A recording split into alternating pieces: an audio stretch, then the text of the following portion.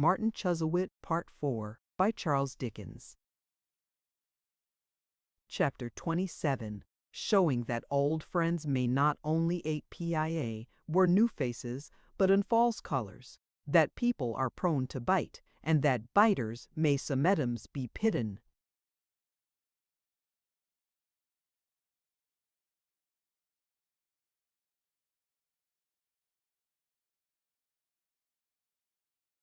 Mr. Bailey, Jr., for the sporting character, whilom of general utility at Todgers's, had now regularly set up in life under that name, without troubling himself to obtain from the legislature a direct license in the form of a private bill, which of all kinds and classes of bills is without exception the most unreasonable in its charges.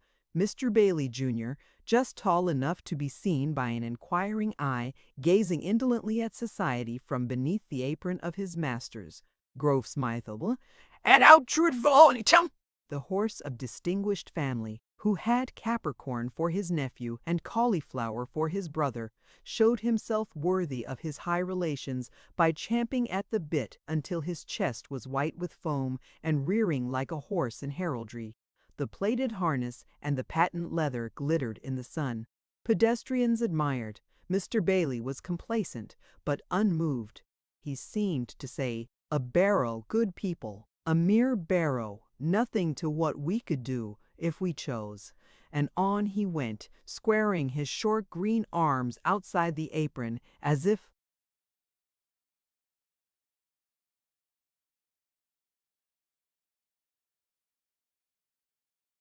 he were hooked onto it by his armpits.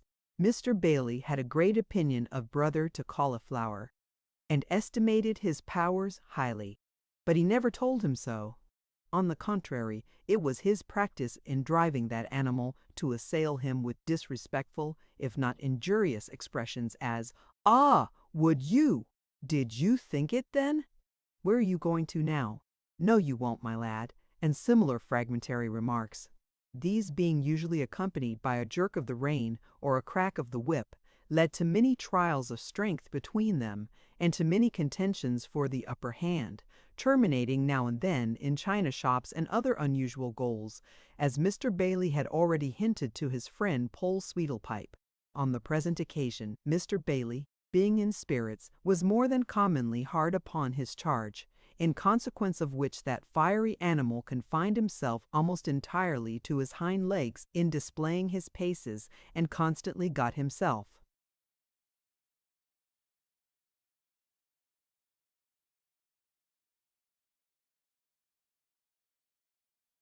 into positions with reference to the cabriolet that very much amazed the passengers in the street.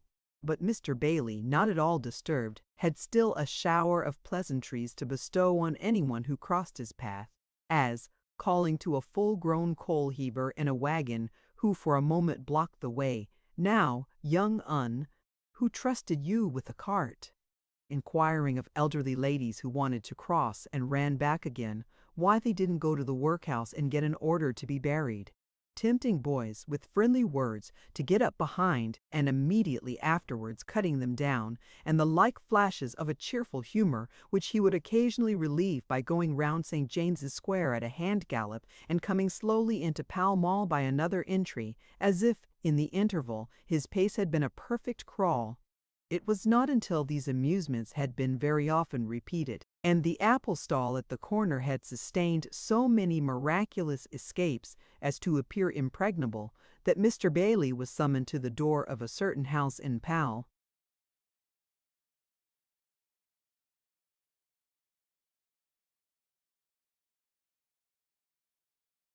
Mall, and turning short, obeyed the call and jumped out.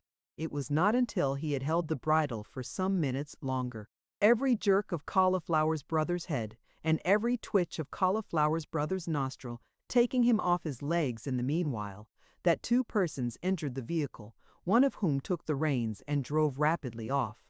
Nor was it until Mr. Bailey had run after it some hundreds of yards in vain that he managed to lift his short leg into the iron step, and finally to get his boots upon the little footboard behind.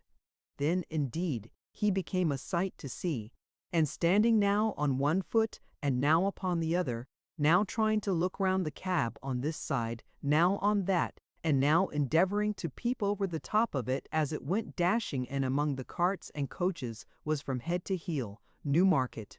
The appearance of Mr. Bailey's governor as he drove along fully justified that enthusiastic youth's description of him to the wondering Pole. He had a world of jet-black shiny hair upon his head, upon his cheeks, upon his chin, upon his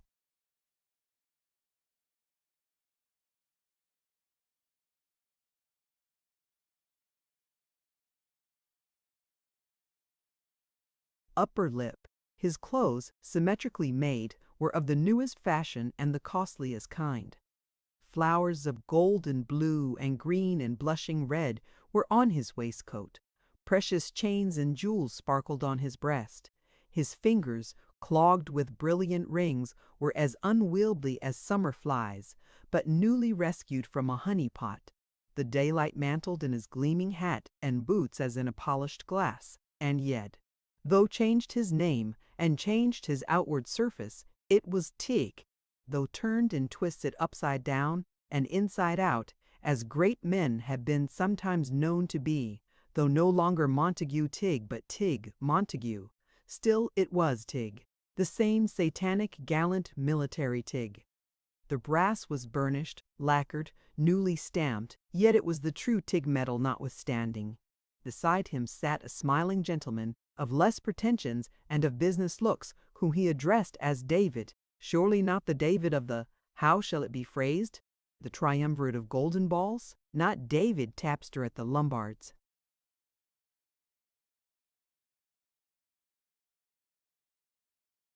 Arns? Yes, the very man. The secretary's salary, David, said Mr. Montague, the office being now established, is £800 per annum, with his house rent, coals, and candles free. His 5 and 20 shares he holds, of course. Is that enough? David smiled and nodded, and coughed behind a little locked portfolio which he carried, with an air that proclaimed him to be the secretary in question. If that's enough, said Montague, I will propose it at the board today, in my capacity as chairman.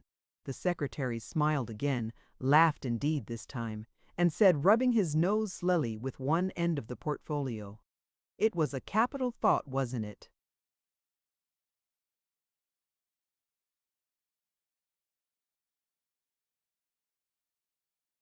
"What was a capital thought, David?" Mr. Montague inquired. "The Anglo-Bengalee," tittered the secretary. "The Anglo-Bengalee Disinterested Loan and Life Assurance Company is rather a capital concern, I hope, David," said Montague. "Capital, indeed," cried the secretary with another laugh. "In one sense." "In the only important one," observed the chairman, "which is number one, David." "What?" asked the secretary, bursting into another laugh. "What will be the paid-up capital, according to the next prospectus?" "A figure, too, and as many oughts after it as the printer can get into the same line," replied his friend. "Ha! ha!" At this they both laughed, the secretary so vehemently that in kicking up his feet he kicked the apron open and nearly started Cauliflower's brother into an oyster shop, not to mention Mr. Bailey's receiving such a sudden swing that he held on for a moment quite a young fame by one strap and no legs.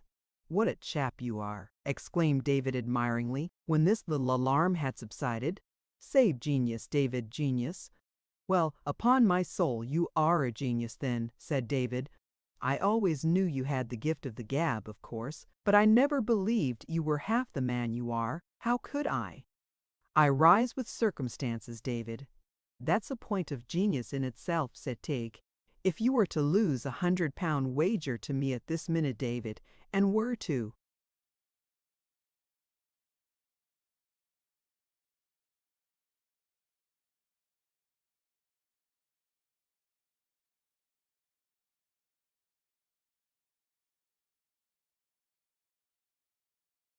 pay it, which is most confoundedly improbable I should rise, in a mental point of view, directly. It is due to Mr. Tig to say that he had really risen with his opportunities, and, peculiating on a grander scale, he had become a grander man altogether." "Ha! ha!" cried the secretary, laying his hand with growing familiarity upon the chairman's arm. "When I look at you and think of your property in Bengal being ha ha ha." The half-expressed idea seemed no less ludicrous to Mr. Tigg than to his friend, for he laughed too heartily. "Being," resumed David, "being amenable your property in Bengal, being amenable to all claims upon the company. When I look at you and think of that, you might tickle me into fits by waving the feather of a pen at me. Upon my soul."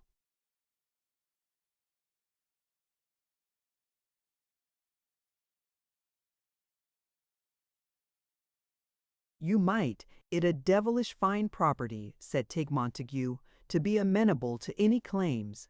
The preserve of tigers alone is worth a mint of money, David." David could only reply in the intervals of his laughter, "Oh, what a chap you are!" and so continued to laugh and hold his sides and wipe his eyes for some time without offering any other observation. "A capital idea," said Tigg, returning after a time to his companion's first remark. "No doubt it was a capital idea. It was my idea." "No, no, it was my idea," said David.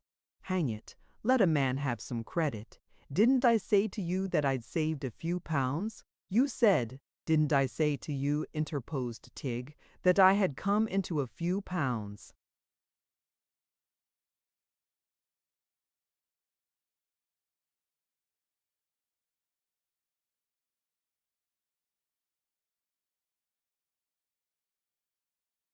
"Certainly you did," returned David, warmly, "but that's not the idea. Who said that if we put the money together we could furnish an office and make a show?" "And who said," retorted Mr. Tigg, "that provided we did it on a sufficiently large scale, we could furnish an office and make a show without any money at all? Be rational, and just, and calm, and tell me whose idea was that. Why there," David was obliged to confess, "you had the advantage of me, I admit. But I don't put myself on a level with you. I only want a little credit in the business." "All the credit you deserve to have," said Tigg. "The plain work of the company," David figures, "books, circulars, advertisements, pen, ink and paper, sealing wax and wafers is admirably done by you. You are a first-rate groveler. I don't dispute it, but the ornamental—"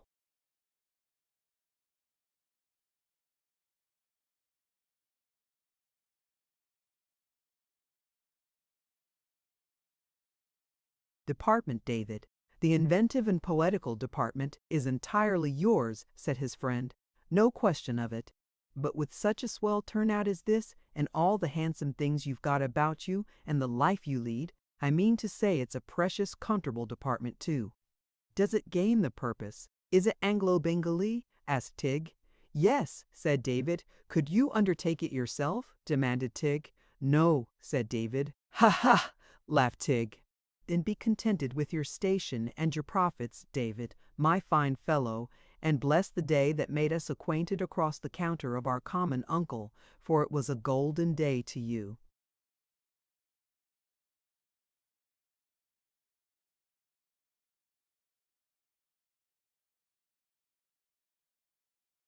It will have been already gathered from the conversation of these worthies that they were embarked in an enterprise of some magnitude, in which they addressed the public in general from the strong position of having everything to gain and nothing at all to lose, and which, based upon this great principle, was thriving pretty comfortably. The Anglo-Bengalee Disinterested Loan and Life Assurance Company started into existence one morning. Not an infant institution, but a grown-up company running alone at a great pace, and doing business right and left, with a branch in a first floor over a tailor's at the west end of the town, and main offices in a new street in the city, comprising the upper part of a spacious house, resplendent in stucco and plate, with wire blinds in all the Bengalee worked into the pattern of every one of them. On the doorpost was painted again in large letters, "Offices of the Anglo-Bengalee Disinterested Loan and Life Assurance Company," and on the door was a large brass plate with the same inscription, always kept very bright as courting inquiry, staring the city out of countenance after office hours on working days and all day long on Sundays, and looking bolder than the bank. Within, the offices were newly plastered, newly painted, newly papered, newly countered, newly floor-clothed, newly tabled, newly chaired, newly fitted up in every way, with goods that were substantial and expensive, and designed like the company to last. Business. Look at the green ledgers with red backs, like strong cricket balls beaten flat, the court guides, directories, day books, almanacs, letterboxes, weighing machines for letters, rows of fire buckets for dashing out a conflagration in its first spark and saving the immense wealth in notes and bonds belonging to the company. Look at the iron safes, the clock, the office seal in its capacious self, security for anything. Solidity. Look at the massive blocks of marble in the chimney pieces and the gorgeous parapet on the top of the house. Publicity. Why Anglo-Bengali Disinterested Loan and Life Assurance Company is painted on the very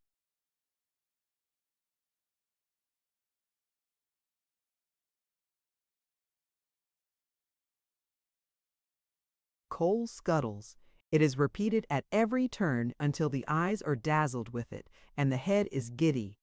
It is engraved upon the top of all the letter paper, and it makes a scroll work round the seal, and it shines out of the porter's buttons, and it is repeated 20 times in every circular and public notice wherein one David Crimple, Esquire, Secretary and Resident Director, takes the liberty of inviting your attention to the accompanying statement of the advantages offered by the Anglo-Bengali Disinterested Loan and Life Assurance Company, and fully proves to you that any connection on your part with that establishment must result in an pre-prescriptive Europe for giraffic thoughts, and and this David Crimple, Esquire, submits to you, and the odds are heavy you believe him, is the best guarantee that can reasonably be suggested by the Board of Management for its permanence and stability.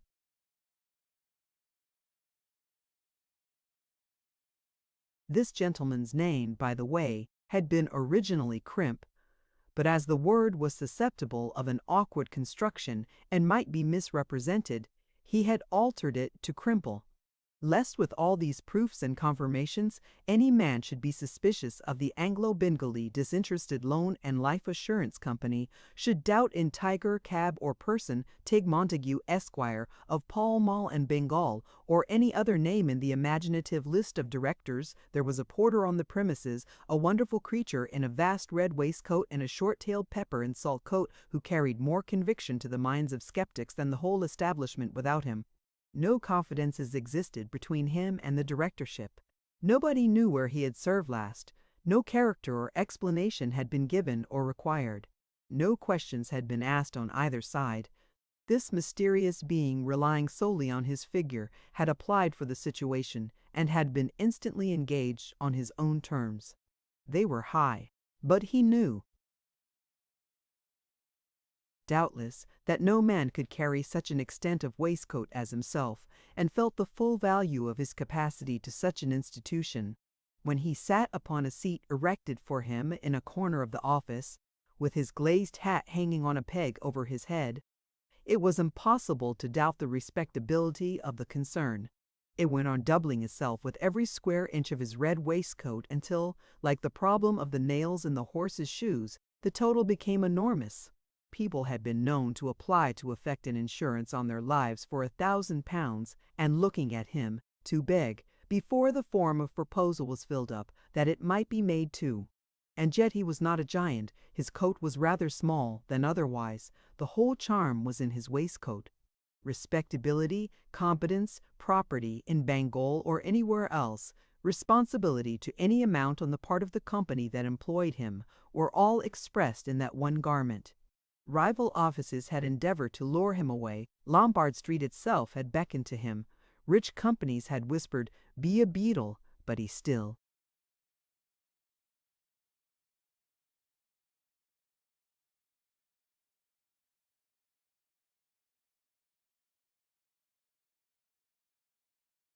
continued faithful to the Anglo-Bengali. Whether he was a deep rogue or a stately simpleton, it was impossible to make out, but he appeared to believe in the Anglo-Bengali. He was grave with imaginary cares of office, and having nothing whatever to do, and something less to take care of, with look as if the pressure of his numerous duties, and a sense of the treasure in the company's strong room, made him a solemn and a thoughtful man. As the cabriolet drove up to the door, this officer appeared bareheaded on the pavement, crying aloud, room for the chairman, if you please," much to the admiration of the bystanders, who, it is needless to say, had their attention directed to the Anglo-Bengali company thenceforth by that means. Mr. Tigg leaped gracefully out, followed by the managing director, who was by this time very distant and respectful, and ascended the stairs, still preceded by the porter, who cried as he went, "By your leave there! By your leave, the chairman of the board, gentle men, in like manner, but in a still more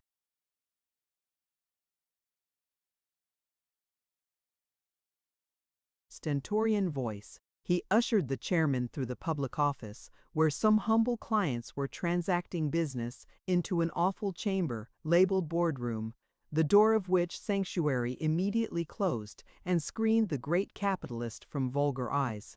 The boardroom had a Turkey carpet in it, a sideboard, a portrait of Tigg Montague, Esquire, as chairman, a very imposing chair of office, garnished with an ivory hammer and a little handbell, and the long table, set out at intervals with sheets of blotting paper, foolscap, clean pens, and inkstands.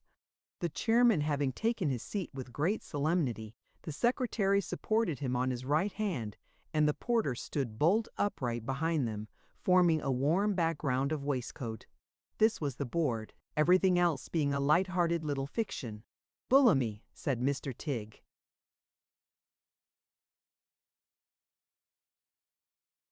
"Sir," replied the porter, "let the medical officer know, with my compliments, that I wish to see him."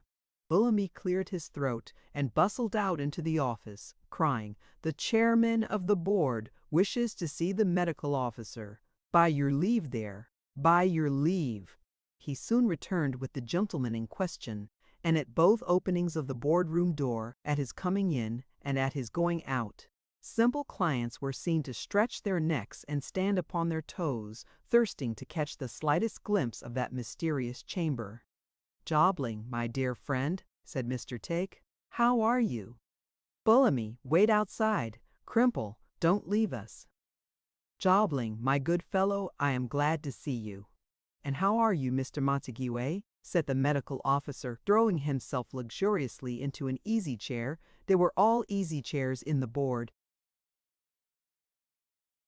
room, and taking a handsome gold snuff-box from the pocket of his black satin waistcoat. "How are you? A little worn with business, eh? If so, rest. A little feverish from wine, hump? If so, water. Nothing at all the matter, and quite comfortable? Then take some lunch. A very wholesome thing at this time of day to strengthen the gastric juices with lunch, Mr. Montague."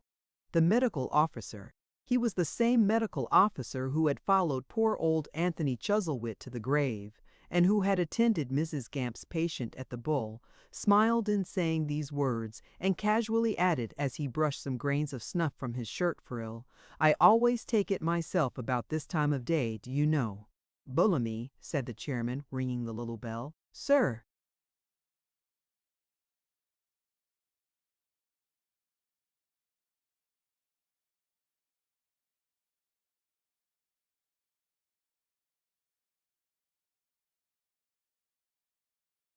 "Lunch. Not on my account, I hope," said the doctor. "You are very good, thank you. I'm quite ashamed. Ha ha! If I had been a sharp practitioner, Mr. Montague, I shouldn't have mentioned it without a fee. For you may depend upon it, my dear sir, that if you don't make a point of taking lunch, you'll very soon come under my hands. Allow me to illustrate this." In Mr. Crimple's leg, the resident director gave an involuntary start, for the doctor, in the heat of his demonstration, caught it up and laid it across his own, as if he were going to take it off then and there. "In Mr. Crimple's leg, you'll observe," pursued the doctor, turning back his cuffs and spanning the limb with both hands, "where Mr. Crimple's knee fits into the socket, here, there is, that is to say, between the bone and the socket, a certain quantity of animal oil.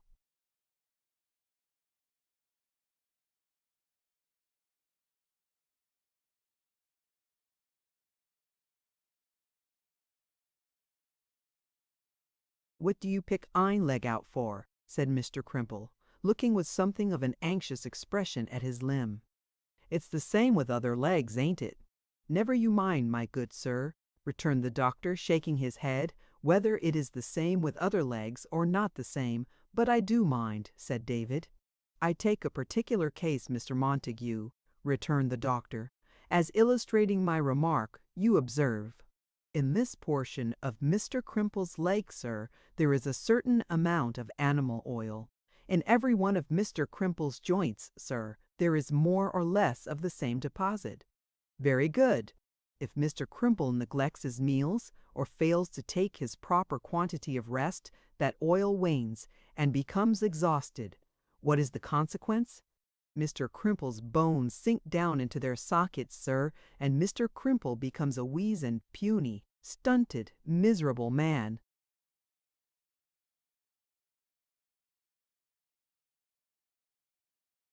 The doctor let Mr. Crimple's leg fall suddenly, as if he were already in that agreeable condition, turned down his wristbands again, and looked triumphantly at the chairman.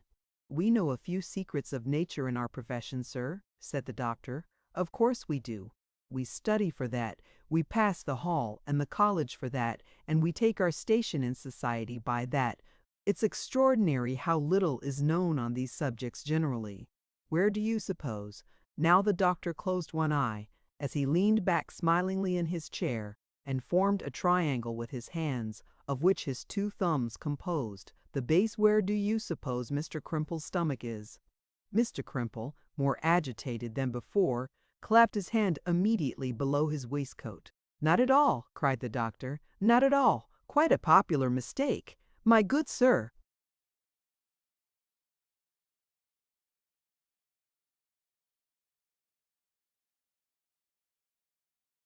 you're altogether deceived. I feel it there when it's out of order. That's all I know," said Crimple. "You think you do," replied the doctor, "but science knows better. There was a patient of mine once, touching one of the many mourning rings upon his fingers, and slightly bowing his head, a gentleman who did me the honor to make a very handsome mention of me in his will, in testimony, as he was pleased to say, of the unremitting zeal, talent, and attention of my friend and medical attendant, John Jobling, Esquire, M.R.C.S.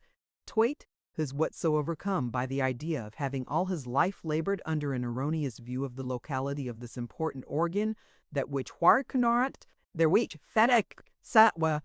Immediately afterwards he became speechless, and was ultimately buried at Brixton.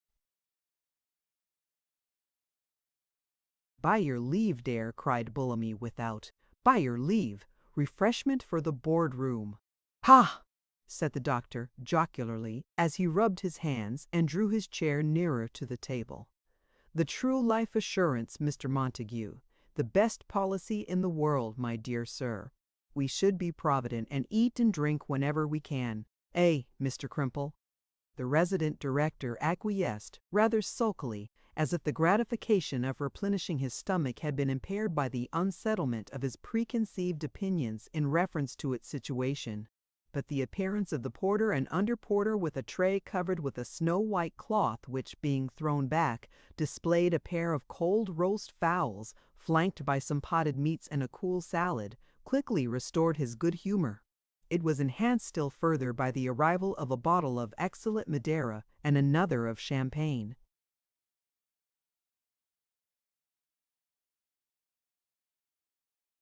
And he soon attacked the repast with an appetite scarcely inferior to that of the medical officer.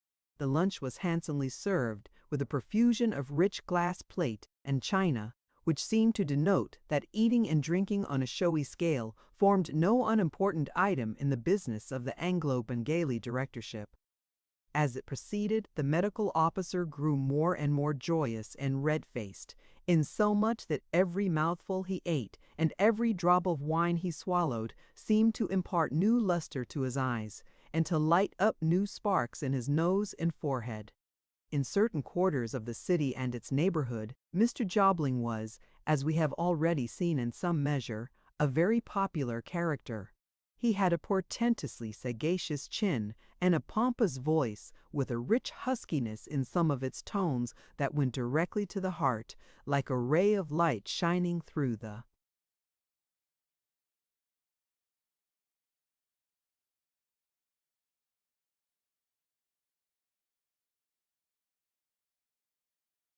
ruddy medium of choice, old burgundy. His neckerchief and shirt frill were ever of the whitest, his clothes of the blackest and sleekest, his gold watch chain of the heaviest, and his seals of the largest. His boots, which were always of the brightest, creaked as he walked. Perhaps he could shake his head, rub his hands, or warm himself before a fire better than any man alive, and he had a peculiar way of smacking his lips and saying, "Ah," at intervals while patients detailed their symptoms, which inspired great confidence. It seemed to express, "I know what you're going to say better than you do, but go on, go on." As he talked on all occasions, whether he had anything to say or not, it was unanimously observed of him that he was full of anecdote, and his experience and profit from it were considered, for the same reason, to be something much too extensive for description. His female patients could never praise him too highly, and the coldest of his male admirers would always say this for him to their friends, that whatever Jobling's professional skill might be, and it could not be denied that he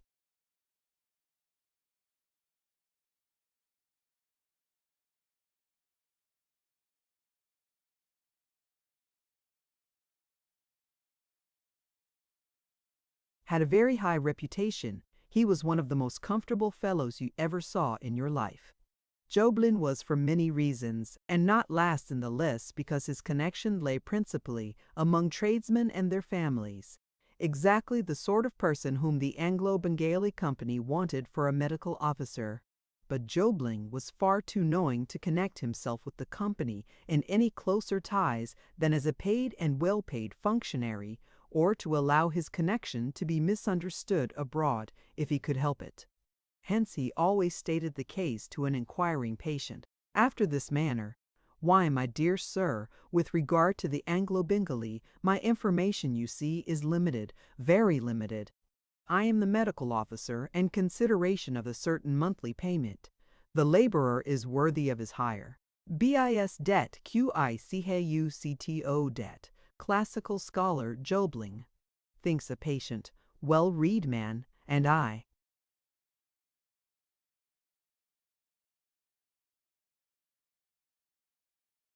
receive it regularly. Therefore I am bound, so far as my own knowledge goes, to speak well of the establishment. Nothing can be fairer than Jobling's conduct, thinks the patient, who has just paid Jobling's bill himself. "If you put any question to me, my dear friend," says the doctor, "touching the responsibility or capital of the company, there I am at fault. For I have no head for figures, and not being a shareholder, am delicate of showing any curiosity whatever on the subject. Delicacy, your amiable lady will agree with me, I am sure should be one of the first characteristics of a medical man. Nothing can be finer or more gentlemanly than Jobling's feeling," thinks the patient. "Very good, my dear sir. So the matter stands. You don't know Mr. Montague. I'm sorry for it. A remarkably handsome man, and quite the gentleman in every respect.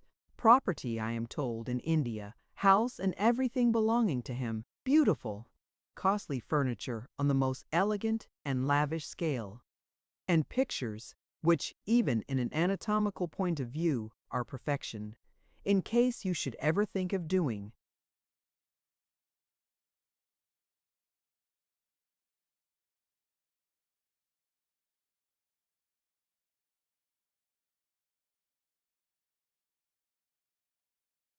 anything with the company, I'll pass you, you may depend upon it. I can conscientiously report you a healthy subject. If I understand any man's constitution, it is yours, and this little indisposition has done him more good, ma'am," says the doctor, turning to the patient's wife, "than if he had swallowed the contents of half the nonsensical bottles in my surgery. For they are nonsense, to tell the honest truth. One half of them are nonsense compared with such a constitution as his. Jobling is the most friendly creature I ever met with in my life, thinks the patient, and upon my word and honor, I'll consider of it. Commission to you, doctor, on 4 new policies, and a loan this morning, eh? Said Crimple, looking, when they had finished lunch, over some papers brought in by the porter. Well done, Jobling, my dear friend, said Tig. Long life to you.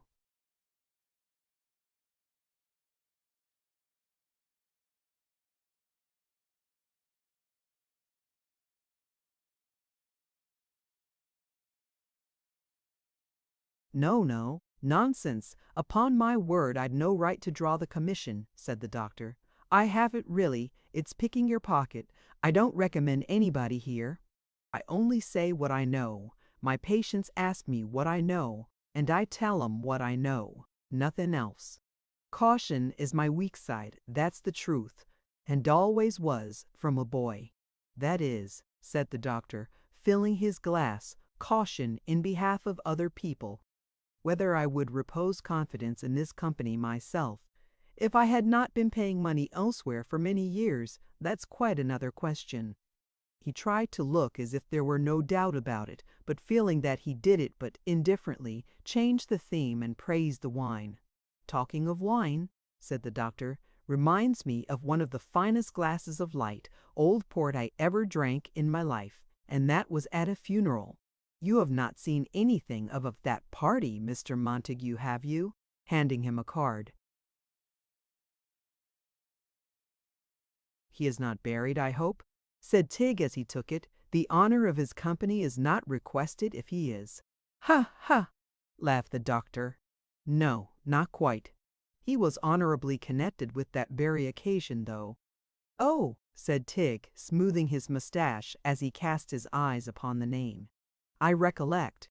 No, he has not been here. The words were on his lips when Bullamy entered and presented a card to the medical officer. Talk of the what's-his-name, observed the doctor, rising.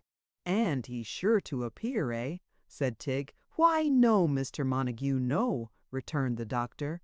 We will not say that in the present case, for this gentleman is very far from it.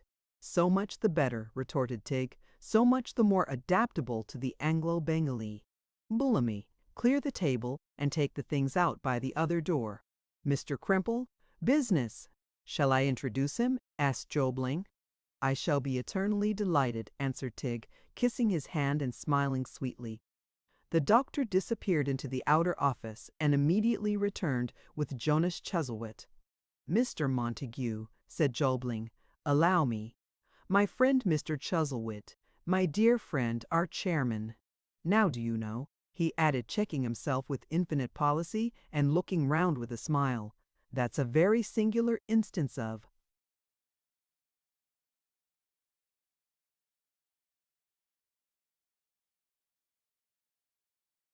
the force of example. It really is a very remarkable instance of the force of example. I say, oh, you are chairman. Why do I say our chairman? Because he is not my chairman, you know. I have no connection with the company, farther than giving them, for a certain fee and reward, my poor opinion as a medical man, precisely as I may give it any day to Jack Noakes or Tom Styles. Then why do I say our chairman? Simply because I hear the phrase constantly repeated about me. Such is the involuntary operation of the mental faculty in the imitative biped man. Mr. Crimple, I believe you never take snuff? Injudicious, you should. Pending these remarks on the part of the doctor, and the lengthened and sonorous pinch with which he followed them up, Jonas took a seat at the board, as ungainly a man as ever he has been within the reader's knowledge. It is too common with all of us, but it is especially in the nature of a mean mind to be overawed by fine clothes and fine furniture. They had a very decided influence on Jonas.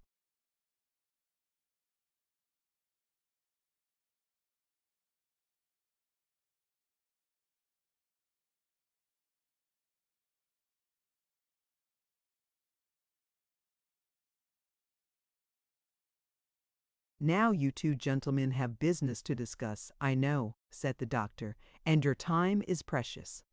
So is mine. for several lives are waiting for me in the next room, and I have a round of visits to make after I have taken 'em.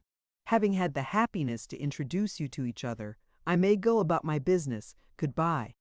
But allow me, Mr. Montague, before I go, to say this of my friend who sits beside you. That gentleman has done more, sir," rapping his snuff-box solemnly, "to reconcile me to human nature than any man alive or dead. Goodbye."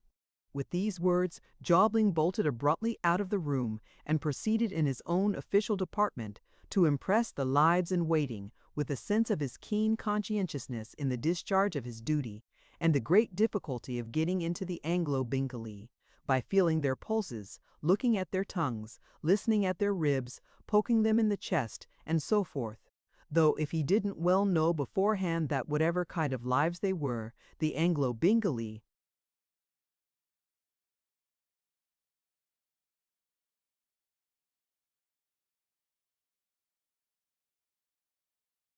would accept them readily, he was far from being the Jobling that his friend considered him, and was not the original Jobling, but a spurious imitation. Mr. Kremple also departed on the business of the morning, and Jonas Chuzzlewit and Tigg were left alone. "I learn from our friend," said Tigg, drawing his chair towards Jonas with a winning ease of manner, "that you have been thinking." "Oh, ecod, then he'd no right to say so," cried Jonas, interrupting. "I didn't tell him my thoughts. If he took it into his head that I was coming here for such or such a purpose, why, that's his lookout. I don't stand committed by that." Jonas said this offensively enough, for over and above the habitual distrust of his character, it was in his nature to seek to revenge himself on the fine clothes and the fine furniture, in exact proportion as he had been unable to withstand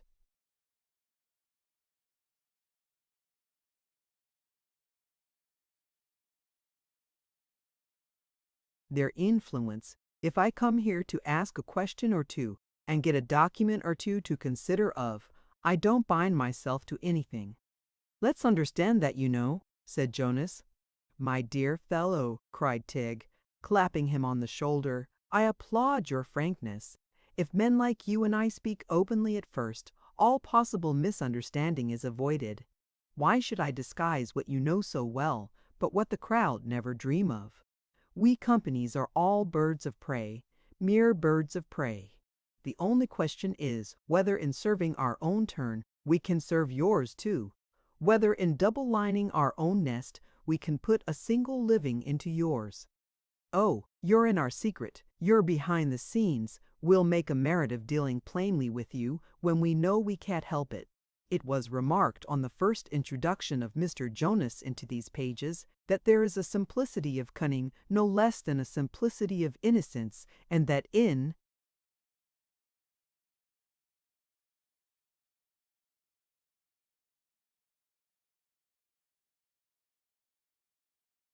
all matters involving a faith in knavery, he was the most credulous of men. If Mr. Tigg had preferred any claim to high and honorable dealing, Jonas would have suspected him, though he had been a very model of probity. But when he gave utterance to Jonas's own thoughts of everything and everybody, Jonas began to feel that he was a pleasant fellow, and one to be talked to freely.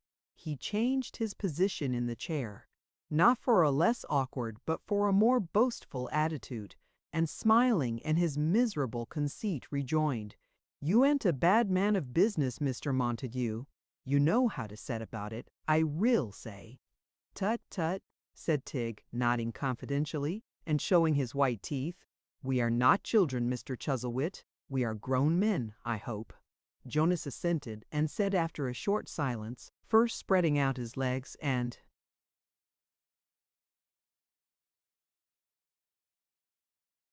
sticking one arm akimbo to show how perfectly at home he was. "The truth is—" "Don't say the truth," interposed Tigg with another grin.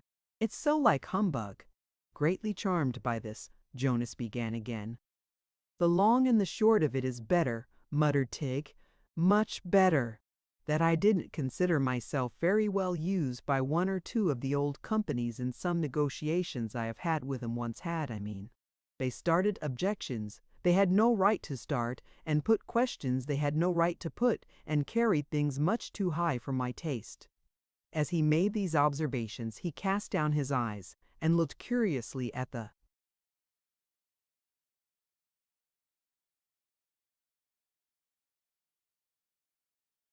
carpet.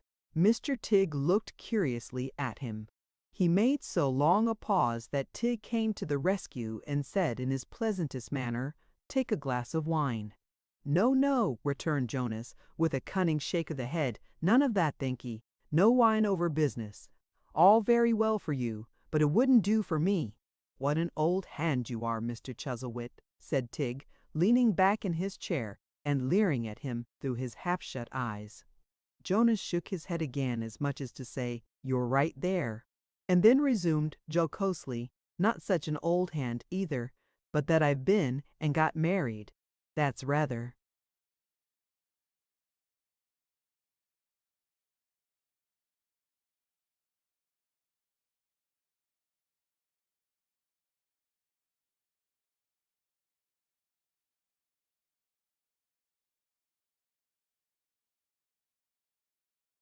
Green, you'll say.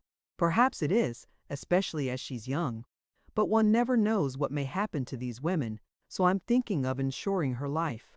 It is but fair, you know, that a man should secure some consolation in case of meeting with such a loss. If anything can console him under such heartbreaking circumstances, murmured Tigg, with his eyes shut up as before. Exactly, returned Jonas, if anything can. Now, supposing I did it here, I should do it cheap, I know, and easy, without bothering her about it, which I'd much rather not do, for it's just in a woman's way to take it into her head, if you talk to her about such things, that she's going to die directly. So it is, cried Tigg, kissing his hand in honor of the sex. You're quite right, sweet, silly, fluttering little simpletons.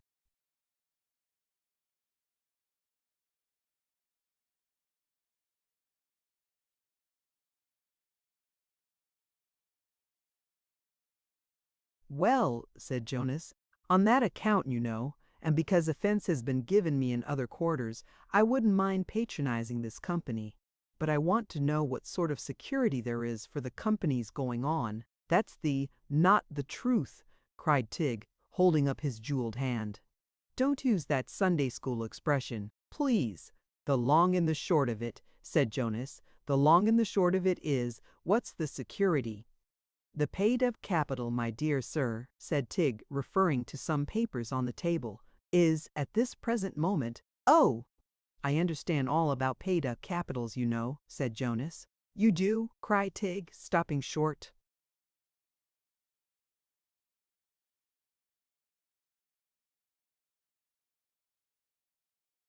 I should hope so. He turned the papers down again, and moving nearer to him, said in his ear, I know you do. I know you do. Look at me. It was not much in Jonas's way to look straight at anybody, but thus requested, he made shift to take a tolerable survey of the chairman's features. The chairman fell back a little to give him the better opportunity. You know me? He inquired, elevating his eyebrows. You recollect? You've seen me before?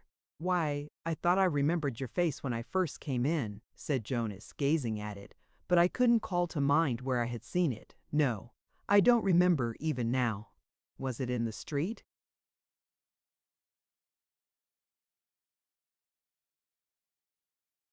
Was it in Pecksniff's parlor? Said Tigg. In Pecksniff's parlor, echoed Jonas, fetching a long breath.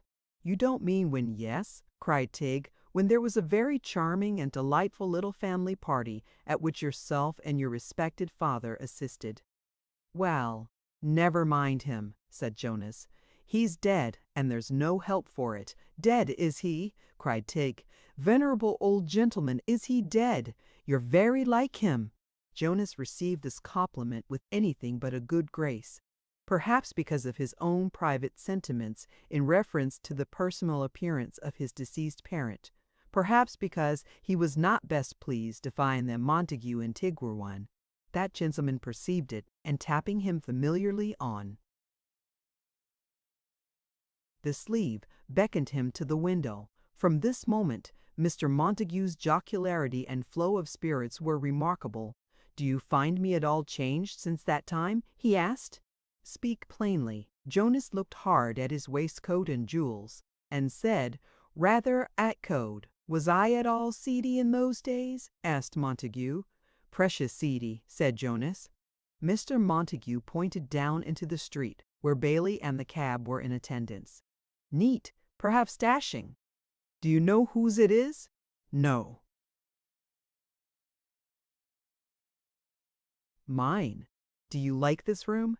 "It must have cost a lot of money," said Jonas. "You're right, mine too. Why don't you—" he whispered this, and nudged him in the side with his elbow. "Why don't you take premiums instead of paying 'em? That's what a man like you should do. Join us." Jonas stared at him in amazement. "Is that a crowded street?" asked Montague, calling his attention to the multitude without. "Very," said Jonas, only glancing at it and immediately afterwards looking at him again. "There are printed calculations," said his companion, "which will tell you pretty."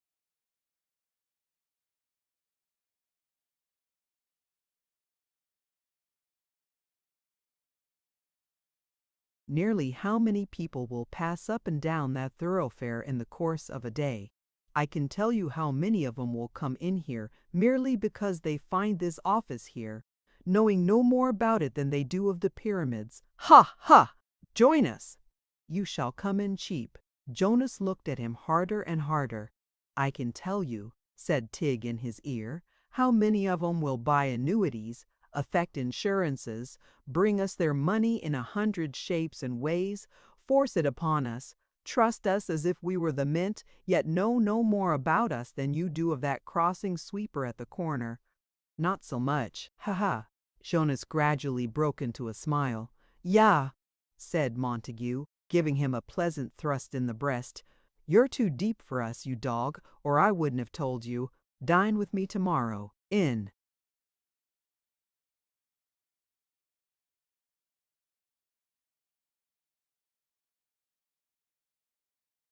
Pall Mall. "I will," said Jonas. "Done," cried Montague. "Wait a bit. Take these papers with you and look 'em over. See," he said, snatching some printed forms from the table. "B is a little tradesman, clerk, parson, artist, author, any common thing you like." "Yes," said Jonas, looking greedily over his shoulder. "Well, B wants a loan. Say 50 or 100 pound, perhaps more. No matter. B proposes self and 2 securities. B is accepted. 2 securities give a bond. B assures his own life for double the amount, and brings 2 friends' lives also just to patronize the office." "Ha ha ha! Is that a good notion?" "Ecod, that's a capital notion," cried Jonas. "But does he really do it?"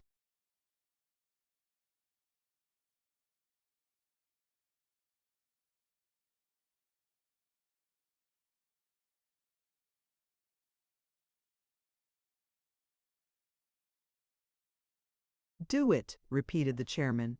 "B's hard up, my good fellow, and will do anything. Don't you see? It's my idea. It does you honor." "I'm blessed if it don't," said Jonas. "I think it does," replied the chairman, "and I'm proud to hear you say so. B pays the highest lawful interest." "That ain't much," interrupted Jonas. "Right, quite right," retorted Tig. "And hard it is upon the part of the law that it should be so confoundedly down upon us unfortunate victims, when it takes such amazing good interest for itself from all its clients. But charity begins at home, and justice begins next door. Well, the law being hard upon us, we're not exactly soft upon B. For besides charging B the regular interest, we get B's premium, and B's friends' premiums, and we charge B for the bond, and—"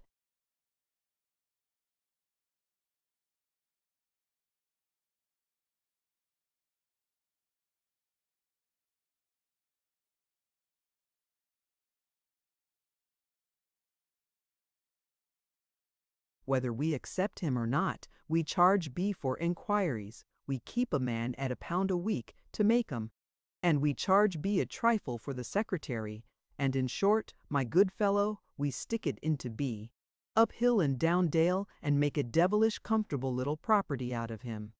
Ha, ha, ha! I drive B in point of fact, said Tig, pointing to the cabriolet, and a thoroughbred horse he is. Ha, ha, ha! Jonas enjoyed this joke very much indeed. It was quite in his peculiar vein of humor. Then, said Tig Montague, we grant annuities on the very lowest and most advantageous terms known in the money market, and the old ladies and gentlemen down in the country buy 'em. Ha, ha, ha! And we pay 'em too, perhaps. Ha, ha, ha! But there's responsibility in that, said Jonas, looking doubtful.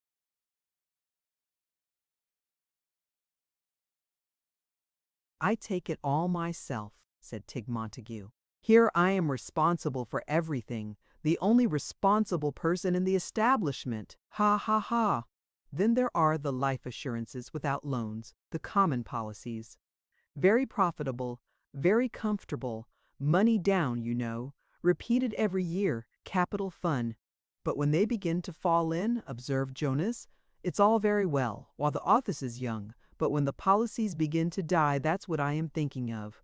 At the first start, my dear fellow, said Montague, to show you how correct your judgment is, we had a couple of unlucky deaths that brought us down to a grand piano. Brought you down where? Cried Jonas.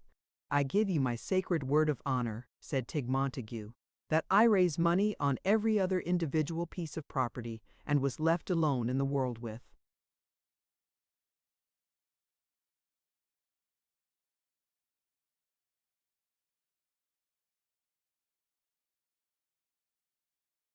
A grand piano. And it was an upright grand, too, so that I couldn't even sit upon it. But, my dear fellow, we got over it. We granted a great many new policies that week, liberal allowance to solicitors, by the by, and got over it in no time, whenever they should chance to fall in heavily, as you very justly observe they may, one of these days. Then he finished the sentence in so low a whisper that only one disconnected word was audible, and that imperfectly. But it sounded like bolt. Why, you're as bold as brass, said Jonas in the utmost admiration. A man can well afford to be as bold as brass, my good fellow, when he gets gold in exchange, cried the chairman with a laugh that shook him from head to foot. You'll dine with me tomorrow. At what time? Asked Jonas.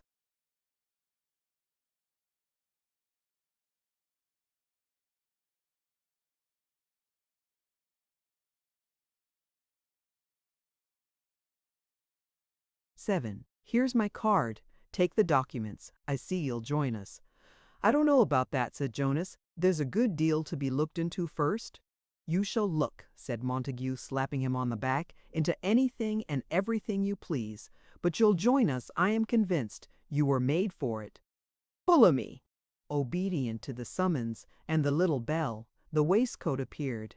Being charged to show Jonas out, it went before, and the voice within it cried as usual, "By your leave there, by your leave. Gentlemen from the board-room, by your leave." Mr. Montague, being left alone, pondered for some moments and then said, raising his voice,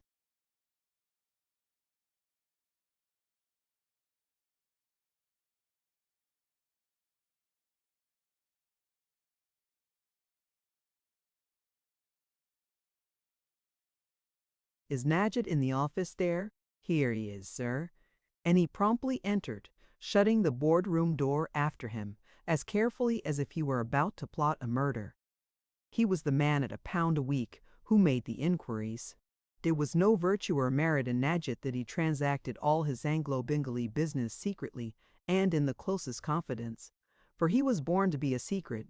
He was a short, dried-up, withered old man who seemed to have secreted his very blood, for nobody would have given him credit for the possession of 6 ounces of it in his whole body. How he lived was a secret, where he lived was a secret, and even what he was a secret.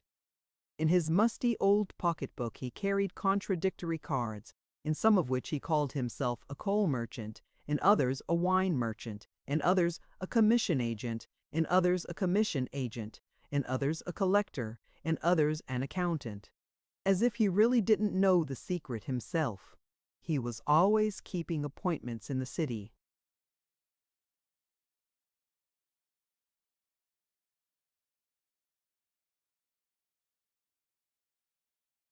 and the other man never seemed to come. He would sit on chains for hours, looking at everybody who walked in and out, and would do the like at Garraway's and in other business coffee rooms, in some of which he would be occasionally seen drying a very damp pocket-handkerchief before the fire and still looking over his shoulder for the man who never appeared. He was mildewed, threadbare, shabby, always had flew upon his legs and back, and kept his linen so secretly buttoning up and wrapping over that he might have had none. Perhaps he hadn't. He carried one stained beaver glove, which he dangled before him by the forefinger as he walked or sat, but even its fellow was a secret. Some people said he had been a bankrupt, others that he had gone an infant into an ancient chancery suit, which was still depending, but it was all a secret. He carried bits of sealing wax and a hieroglyphical old copper seal in his pocket, and often secretly indited letters in corner boxes of the trysting places before mentioned, but they never appeared to go to anybody, for he would put them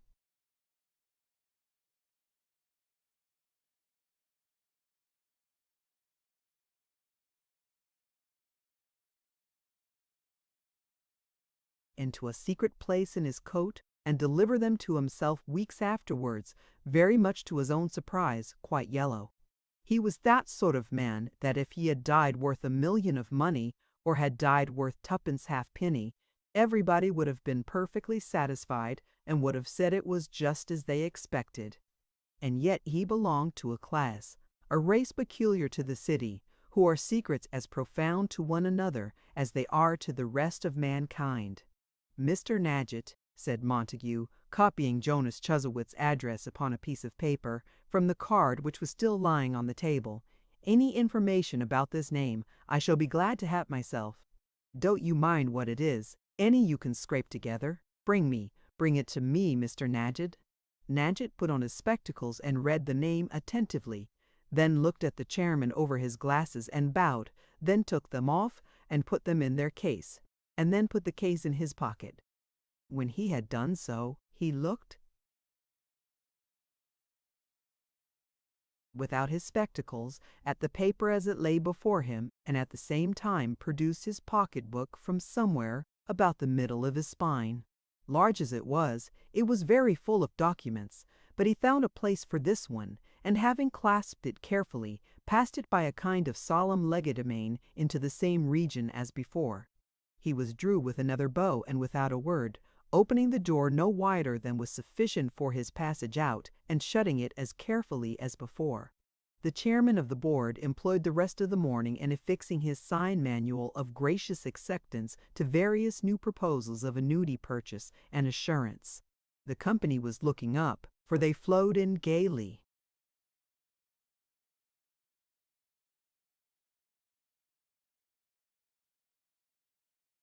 Chapter 28. Imar Montague at home, and Imar Jonas Chuzzlewit at home.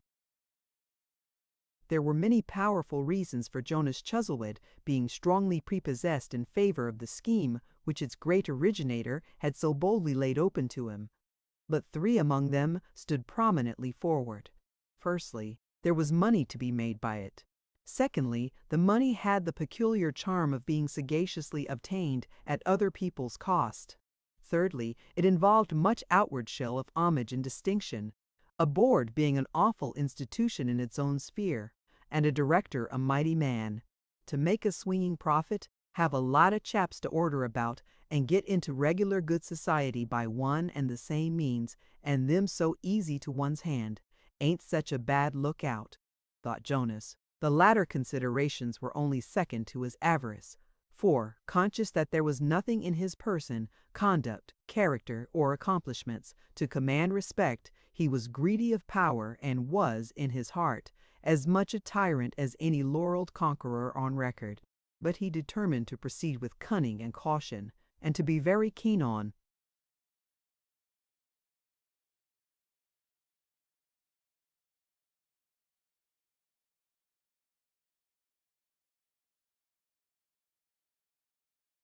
his observation of the gentility of Mr. Montague's private establishment, for it no more occurred to this shallow knave that Montague wanted him to be so, or he wouldn't have invited him while his decision was yet in abeyance, then the possibility of that genius being able to overreach him in any way, pierced through his self-deceit by the inlet of a needle's point.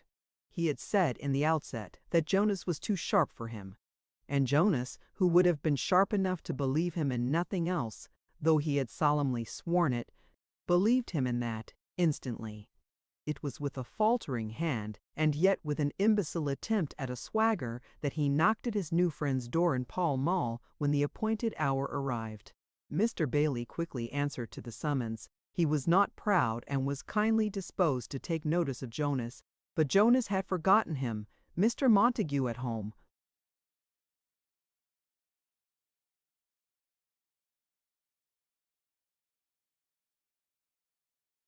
I should hope he was at home, and waiting dinner too, said Bailey, with the ease of an old acquaintance.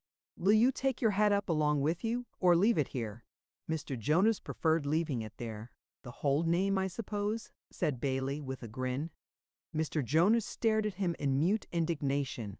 What, don't you remember Hold Mother Todgers's? Said Mr. Bailey, with his favorite action of the knees and boots.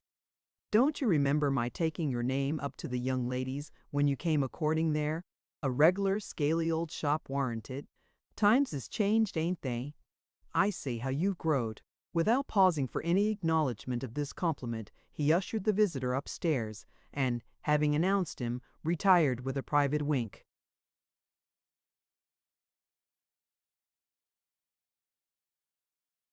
The lower story of the house was occupied by a wealthy tradesman, but Mr. Montague had all the upper portion, and splendid lodging it was. The room in which he received Jonas was a spacious and elegant apartment, furnished with extreme magnificence, decorated with pictures, copies from the antique in alabaster and marble, china vases, lofty mirrors, crimson hangings of the richest silk, gilded carvings, luxurious couches, glistening cabinets inlaid with precious woods, costly toys of every sort in negligent abundance. The only guests besides Jonas were the doctor, the resident director, and two other gentlemen, whom Montague presented in due form. My dear friend, I am delighted to see you. Jobling, you know, I believe? I think so, said the doctor pleasantly, as he stepped out of the circle to shake hands. I trust I have the honor. I hope so. My dear sir, I see you well, quite well, that's well. Mr. Wolfe, said Montague, as soon as the doctor would allow him to introduce the two others. Mr. Chuzzlewit, Mr. Pip, Mr. Chuzzlewit. Both gentlemen were exceedingly happy to have the honor of making Mr. Chuzzlewit's acquaintance. The doctor drew Jonas a little apart, and whispered behind his hand, Men of the world, my dear sir, men of the world. Mr. Wolfe, literary character. You needn't mention it. Remarkably clever weekly paper. Oh, remarkably clever. Mr. Pip, theatrical man, capital man to know. Oh, capital man. Well, said Wolfe, folding his arms and resuming a conversation which the arrival of Jonas had interrupted. And what did Lord Nobley say to that? Why, returned Pip, with an oath, he didn't know what to say. Same, sir, if he wasn't as mute as a poker. But you know what a good fellow Nobley is, the best fellow in the world, cried Wolfe. It as only last week that Nobley said to me, By gad, Wolfe, I've got a living to bestow, and if you had but been brought up at the university, strike me blind if I wouldn't have made a parson of you. Just like him, said Pip with another oath. And he'd have done it, not a doubt of it, said Wolfe. But you were going to tell us. Oh, yes, cried Pip. To be sure, so I was. At first he was dumb-sewn up dead, sir.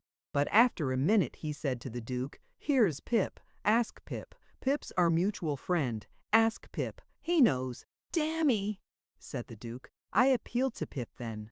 Come, Pip. Bandy or not bandy, speak out. Bandy, your grace, by the Lord Harry, said I. Ha, ha, laughed the Duke. To be sure she is. Bravo, Pip.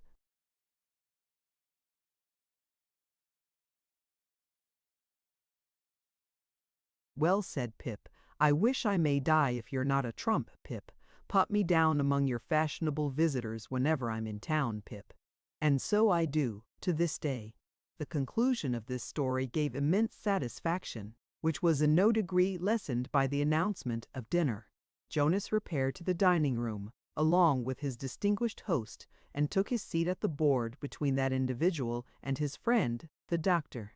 The rest fell into their places like men who were well accustomed to the house, and dinner was done full justice to by all parties. It was a good one as money or credit, no matter which could produce. The dishes, wines, and fruits were of the choicest kind. Everything was elegantly served. The plate was gorgeous. Mr. Jonas was in the midst of a calculation of the value of this item alone when his host disturbed him. A glass of wine.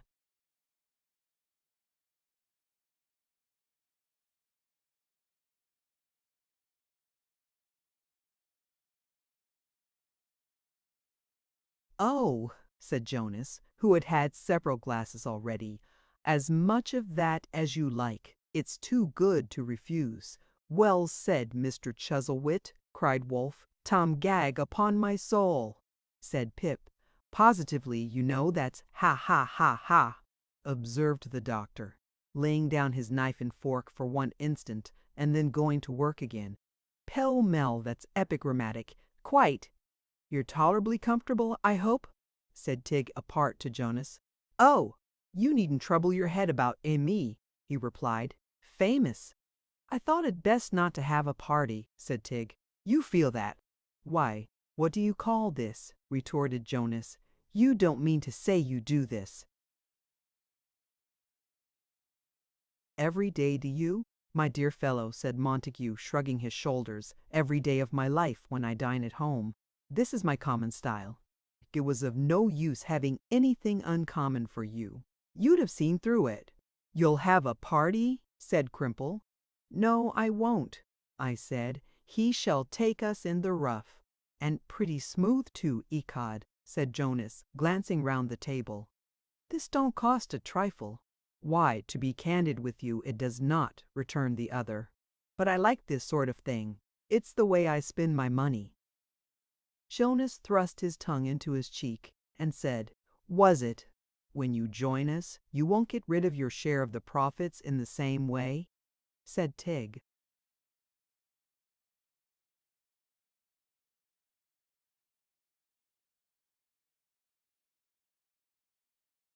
Quite different, retorted Jonas.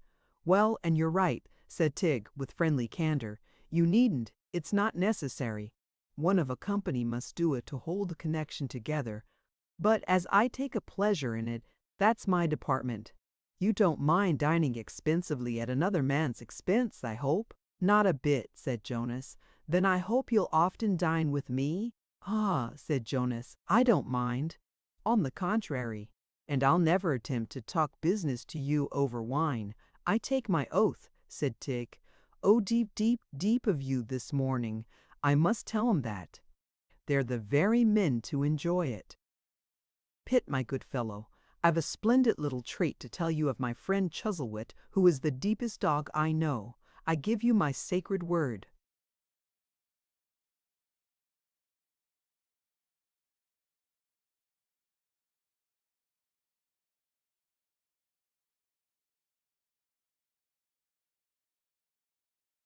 Of honor, he is the deepest dog I know, Pip. Pip swore a frightful oath that he was sure of it already, and the anecdote, being told, was received with loud applause as an incontestable proof of Mr. Jonas's greatness.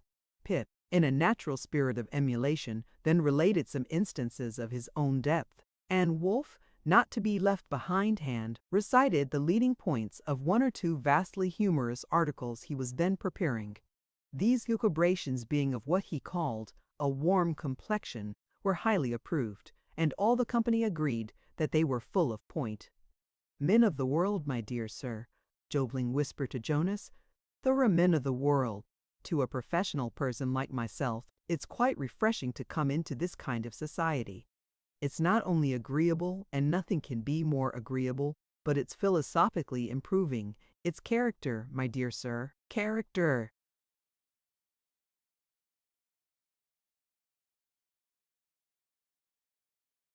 It is so pleasant to find real merit appreciated, whatever its particular walk in life may be, that the general harmony of the company was doubtless much promoted by their knowing that the two men of the world were held in great esteem by the upper classes of society, and by the gallant defenders of their country in the army and navy, but particularly the former.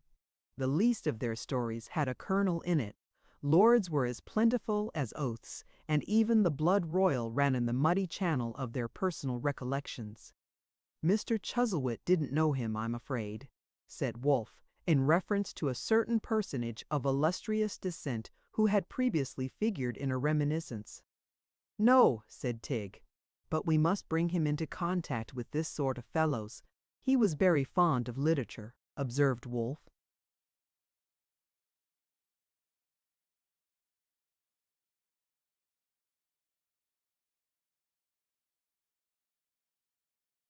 "Was he?" said Tig. "Oh yes, he took my paper regularly for many years.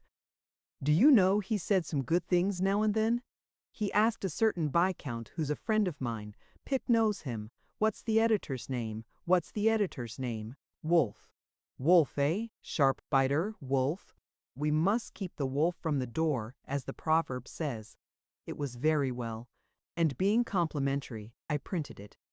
"But the Viscount's the boy," cried Pip, who invented a new oath for the introduction of everything he said. "The Viscount's the boy. He came into our place one night to take her home, rather slewed but not much, and said, 'Where's Pip? I want to see Pip. Produce Pip. What's the row, my lord? Shakespeare's an infernal humbug, Pip. What's the good of Shakespeare, Pip? I never read him. What the devil is it all about, Pip? There's a lot of feet in Shakespeare's verse, but there, and any legs worth mentioning in Shakespeare's plays, are there, Pip? Juliet."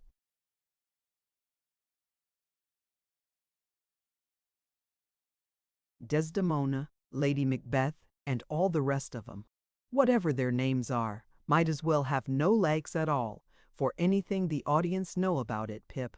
Why, in that respect, they're all Miss Biffins to the audience. Pip, I'll tell you what it is. What the people call dramatic poetry is a collection of sermons. Do I go to the theater to be lectured? No, Pip. If I wanted that, I'd go to church. What's the legitimate object of the drama, Pip? Human nature. What are legs? Human nature. Then let us have plenty of leg pieces, Pip, and I'll stand by you, my buck. And I am proud to say," added Pip, "that he did stand by me handsomely." The conversation now becoming general, Mr. Jonas's opinion was requested on this subject, and as it was in full accordance with the sentiments of Mr. Pip, that gentleman was extremely gratified. Indeed, both himself and Wolfe had so much in common with Jonas that they became very amicable. And between their increasing friendship and the fumes of wine, Jonas grew talkative.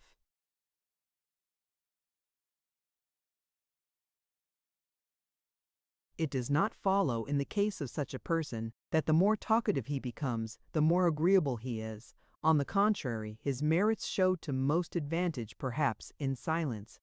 Having no means, as he thought, of putting himself on an equality with the rest, but by the assertion of that depth and sharpness on which he had been complimented, Jonas exhibited that faculty to the utmost, and was so deep and sharp that he lost himself in his own profundity and cut his fingers with his own edge-tools. It was especially in his way and character to exhibit his quality at his entertainer's expense, and while he drank of his sparkling wines and partook of his monstrous profusion, to ridicule the extravagance which had set such costly fare before him, even at such a wanton board, and in such more than doubtful company. This might have proved a disagreeable experiment, but that Tig and Crumple, studying to understand their man thoroughly, gave him what license he chose, knowing that the more he took, the better for their purpose. And thus,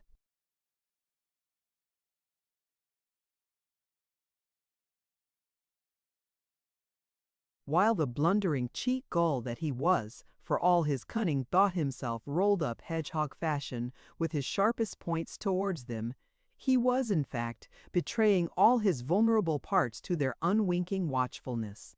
Whether the two gentlemen who contributed so much to the doctor's philosophical knowledge, by the way, the doctor slipped off quietly after swallowing his usual amount of wine, had their cue distinctly from the host, or took it from what they saw and heard, they acted their parts very well.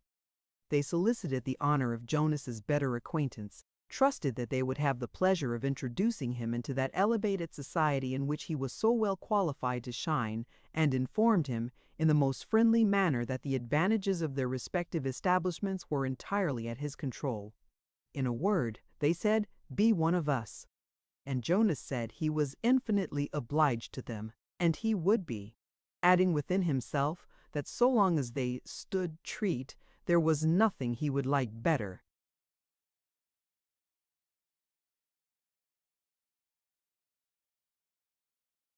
After coffee, which was served in the drawing-room, there was a short interval mainly sustained by Pip and Wolf of conversation, rather highly spiced and strongly seasoned. When it flagged, Jonas took it up and showed considerable humor in appraising the furniture, inquiring whether such an article was paid for, what it had originally cost, and the like. In all of this, he was, as he considered, desperately hard on Montague, and very demonstrative of his own brilliant parts. Some champagne punch gave a new though temporary fillip to the entertainments of the evening, for after leading to some noisy proceedings which were not intelligible, it ended in the unsteady departure of the two gentlemen of the world, and the slumber of Mr. Jonas upon one of the sofas. As he could not be made to understand where he was, Mr. Bailey received orders to call a hackney coach and take him home, which that young gentleman roused.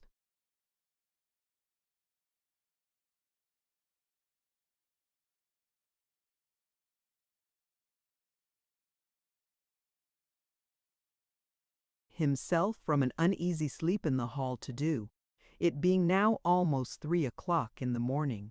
"Is he hooked, do you think?" whispered Crimple, as himself and partner stood in a distant part of the room observing him as he lay. "Aye," said Tigg in the same tone, "with a strong iron, perhaps." "Has Nadgett been here tonight?" "Yes. I went out to him. Hearing you had company, he went away." "Why did he do that?" "He said he would come back early in the morning, before you were out of bed." "Tell them to be sure and send him up to my bedside." "Hush! Here's the boy. Now, Mr. Bailey, take this gentleman home, and see him safely in. Hallo here!"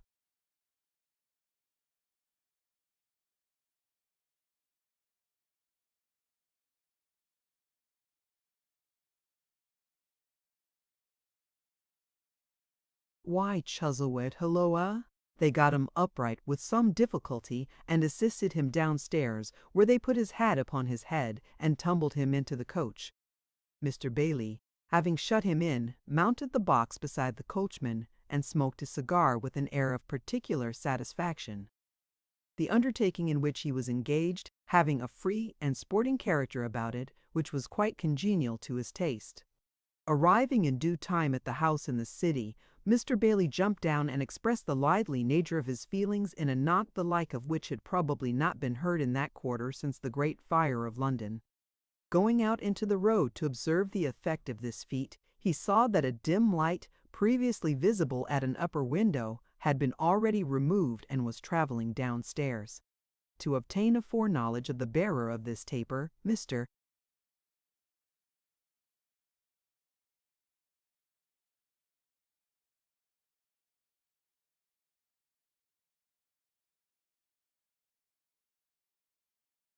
Bailey skipped back to the door again and put his eye to the keyhole. It was the merry one herself, but sadly, strangely altered, so careworn and dejected, so faltering and full of fear, so fallen, humbled, broken, that to have seen her quiet in her coffin would have been a less surprise. She set the light upon a bracket in the hall, and laid her hand upon her heart, upon her eyes, upon her burning head. Then she came on towards the door with such a wild and hurried step that Mr. Bailey lost his self-possession, and still had his eye where the keyhole had been when she opened it. "Aha!" said Mr. Bailey with an effort. "There you are you? What's the matter? Ain't you well, though?" In the midst of her astonishment as she recognized him in his altered dress, so much of her old smile came back to her face that Bailey was glad. But next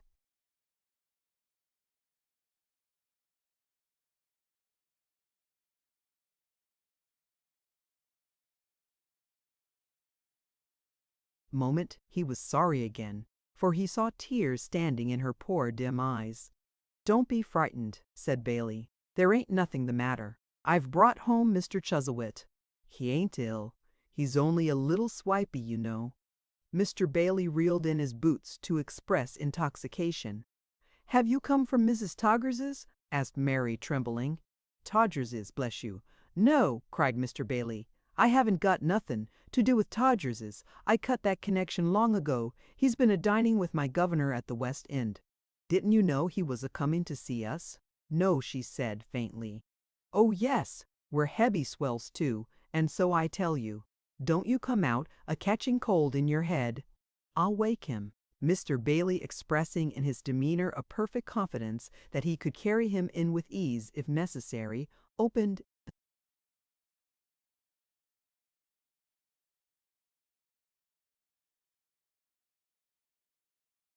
coach door, let down the steps, and giving Jonas a shake, cried, "We've got home, my flower." "Tumble up then." He was so far recovered as to be able to respond to this appeal, and to come stumbling out of the coach in a heap, to the great hazard of Mr. Bailey's person. When he got upon the pavement, Mr. Bailey first butted at him in front, and then dexterously propped him up behind, and having steadied him by these means, he assisted him into the house. "You go up first with the light," said Bailey to Mr. Jonas, "and we'll foller. Don't tremble so. He won't hurt you. When I've had a drop too much, I'm full of good nature myself." She went on before, and her husband and Bailey, by dint of tumbling over each other and knocking themselves about, got at last into the sitting room above stairs, where Jonas staggered into a seat. "There," said Mr. Bailey, "he's all right now. You ain't got nothing to cry for, bless you. He's righter than a trivet." The ill-favored brute, with dress awry and sodden face and rumpled hair, sat blinking and drooping and rolling his idiotic eyes about, until, becoming conscious by degrees, he recognized his wife and shook his fist at her. "Ah!" cried Mr. Bailey, squaring his arms with a sudden emotion. "What your wishes are you? Would you though? You'd better not." "Pray, go away," said Mary. "Bailey, my good boy, go home." "Jonas," she said, timidly laying her hand upon his shoulder and bending her head down over him. "Jonas, look at her," cried Jonas, pushing her off with his extended arm. "Look here, look at her. Here's a bargain for a man."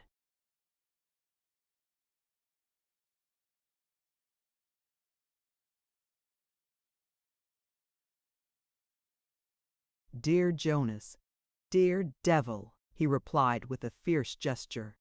"You're a pretty clog to be tied to a man for life, you mewling, white-faced cat. Get out of my sight." "I know you don't mean it, Jonas. You wouldn't say it if you were sober."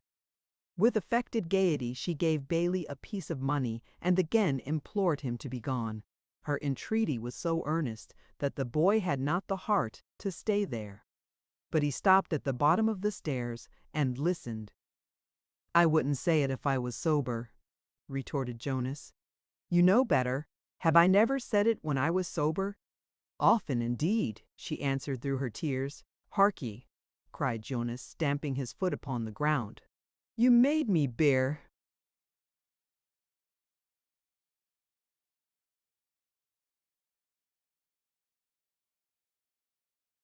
your pretty humors once, and echoed, I'll make you bear mine now. I always promised myself I would. I married you that I might.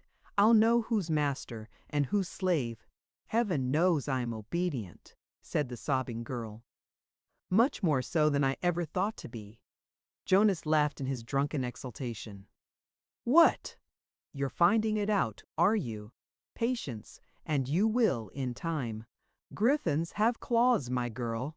There's not a pretty slight you ever put upon me, nor a pretty trick you ever played me, nor a pretty insolence you ever showed me, that I won't pay back 100-fold. What else did I marry you for? You too, he said with coarse contempt. It might have softened him indeed. It might to hear her turn a little fragment of a song he used to say he liked, trying with a heart so full to win him back.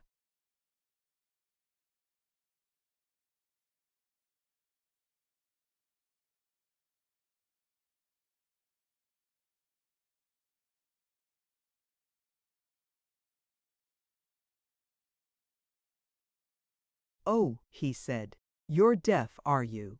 You don't hear me, eh? So much the better for you. I hate you. I hate myself for having been fool enough to strap a pack upon my back for the pleasure of treading on it whenever I choose. Why, things have opened to me now, so that I might marry almost where I liked. But I wouldn't. I keep single. I ought to be single, among the friends I know. Instead of that, here I am, tied like a log to you. Pah! Why do you show your pale face when I come home? Am I never to forget you? How late it is, she said cheerfully, opening the shutter after an interval of silence. Broad day, Jonas. Broad day or black night, what do I care, was the kind rejoinder. The night passed quickly, too. I don't mind sitting up at all. Sit up for me again if you dare, growled Jonas.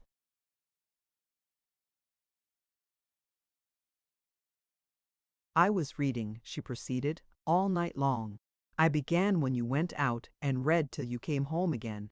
The strangest story, Jonas, and true the book says. I'll tell it you tomorrow. True, was it? Said Jonas doggedly.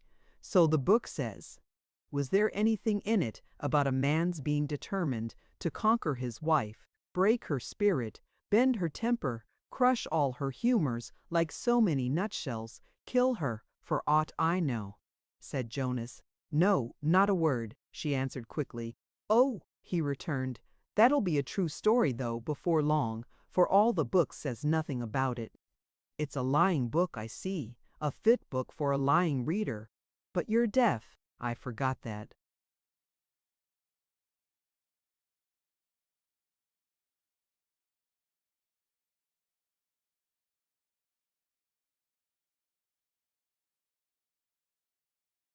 There was another interval of silence, and the boy was stealing away when he heard her footstep on the floor and stopped. She went up to him, as it seemed, and spoke lovingly, saying that she would defer to him in everything and would consult his wishes and obey them, and they might be very happy if he would be gentle with her. He answered with an imprecation, and not with a blow? Yes, stern truth against the base-souled villain, with a blow, no angry cries, no loud reproaches. Even her weeping and her sobs were stifled by her clinging round him. She only said, repeating it in agony of heart, how could he, and lost utterance in tears.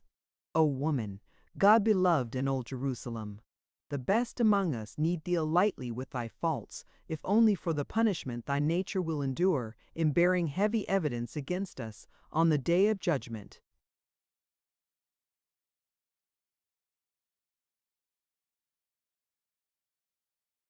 Chapter 29. In 6, some people are precocious, others professional, and others mysterious, all in their severios, all in their several ways.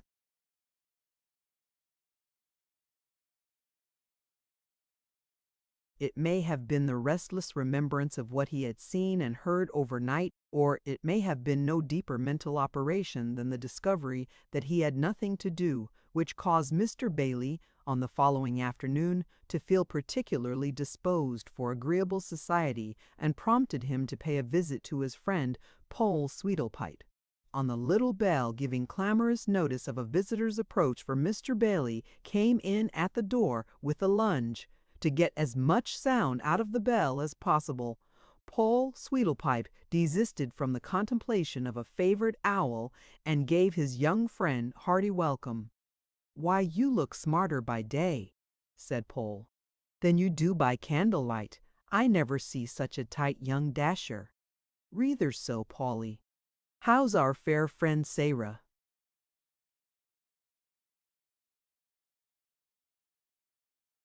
"Oh, she's pretty well," said Pole. "She's at home. There's the remains of a fine woman about Sarah, Pole," observed Mr. Bailey with genteel indifference. "Oh?" thought Pole. "He's old. He must be very old. Too much crumb, you know," said Mr. Bailey. "Too fat, Pole, but there's many worse at her time of life." "The very owl's a-opening his eyes," thought Pole. "I don't wonder at it in a bird of his opinions." He happened to have been sharpening his razors, which were lying open in a row, while a huge strop dangled from the wall. Glancing at these preparations, Mr. Bailey stroked his chin, and a thought appeared to occur to him. "Pole," he said, "I ain't as neat as I could wish about the gills. Being here, I may as well have a shave and get trimmed close." The barber stood aghast, but Mr. Bailey divested himself of his neckcloth and sat down in the easy shaving chair with all the dignity and confidence in life. There was no resisting his manner. The evidence of sight and touch became as nothing. His chin was as smooth as a new-laid egg or a scraped Dutch cheese, but Pole Sweedlepipe wouldn't have ventured to deny, on affidavit, that he had the beard of a Jewish rabbi. "Go with the grain, Pole, all round, please," said Mr. Bailey, screwing up his face for the reception of the lather. "You may do what you like with the bits of whisker. I don't care for 'em." The meek little barber stood gazing at him with the brush and soap dish in his hand, stirring them round and round in a ludicrous uncertainty, as if he were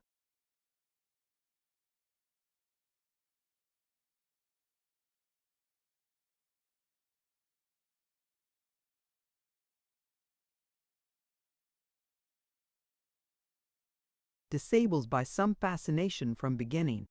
At last he made a dash at Mr. Bailey's cheek. Then he stopped again, as if the ghost of a beard had suddenly receded from his touch, but receiving mild encouragement from Mr. Bailey, in the form of an adjuration to go in and win, he lathered him bountifully. Mr. Bailey smiled through the suds in his satisfaction. "Gently over the stones, Pole. Go a tiptoe over the pimples." Pole Sweedlepipe obeyed and scraped the lather off again with particular care. Mr. Bailey squinted at every successive dab as it was deposited on a cloth on his left shoulder, and seemed, with a microscopic eye, to detect some bristles in it, for he murmured more than once, "Reether redder than I could wish, Pole." The operation being concluded, Pole fell back and stared at him again, while Mr. Bailey, wiping his face on the jack-towel, remarked that "our tear late hours, nothing freshened up a man so much as a easy shave."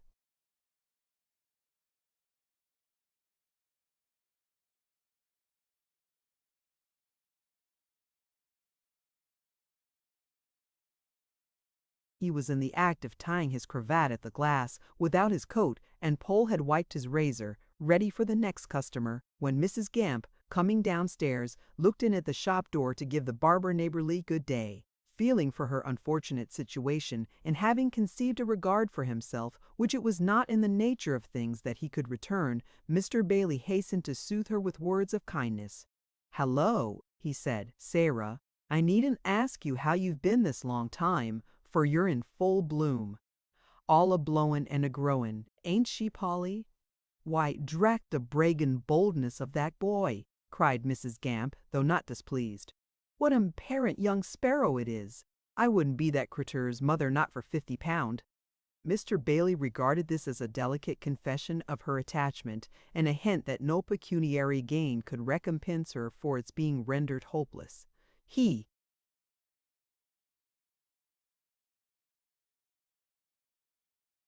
felt flattered. Disinterested affection is always flattering. "Ah, dear!" moaned Mrs. Gamp, sinking into the shaving chair. "That there blessed bull, Mr. Sweedlepipe, has done his wery best to conquer me.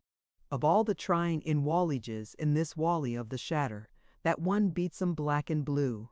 It was the practice of Mrs. Gamp and her friends in the profession to say this of all the easy customers, as having at once the effect of discouraging competitors for office and accounting for the necessity of high living on the part of the nurses.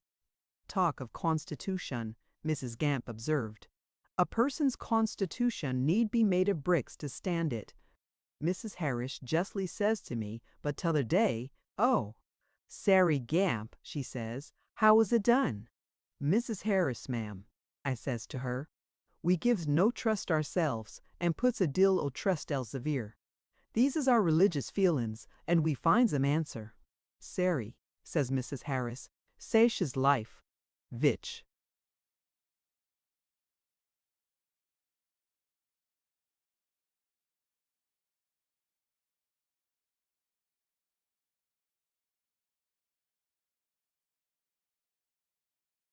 Likewise is the hend of all things."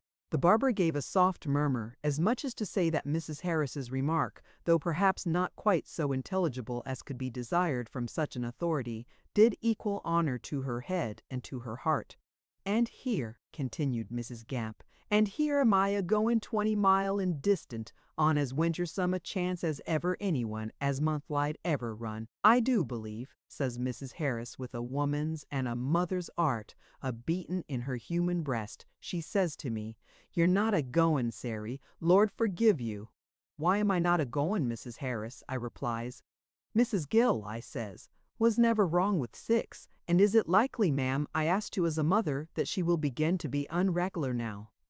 "Often and often have I heerd him say," I says to Mrs. Harris, meaning Mr. Gill, "that he would back his wife Agin Moore's almanac, to name the very day and hour, for 9 pence farden.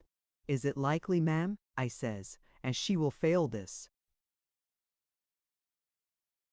"Once," says Mrs. Harris, "no, ma'am, not in the course of nature. But," she says, the tears a-fillin' in her eyes, "you knows much betterer than me, with your experience, how little puts us out. A Punch's show," she says, "a chimbley sweep, a Newfoundland dog, or a drunken man a-comin' round the corner sharp may do it." "So it may, Mr. Sweedlepipes," said Mrs. Gamp, "there's no deniging of it, and though my books is clear for a full week, I takes a anxious art along with me, I do assure you, sir." "You're so full of zeal, you see," said Poll. "You worrit yourself so. Worrit myself," cried Mrs. Gamp, raising her hands and turning up her eyes. "You speak truth in that, sir. If you never speaks no more, 'twixt this and when 2 Sundays jines together. I feels the sufferins of other people more than I feels my own, though no one mayn't suppose it. The families I've had," said Mrs. Gamp, "if all was knowed and credit done where credit's due, would take a week."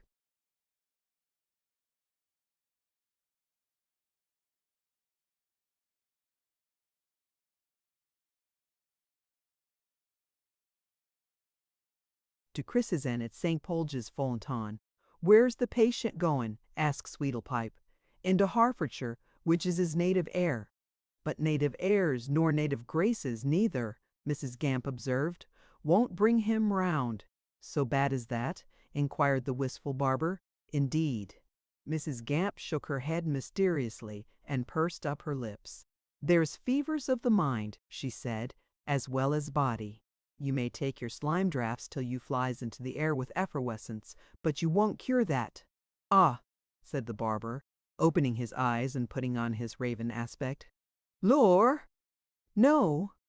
"You may make yourself as light as any gash balloon," said Mrs. Gamp. "But talk, when you're wrong in your head and when you're in your sleep. Of certain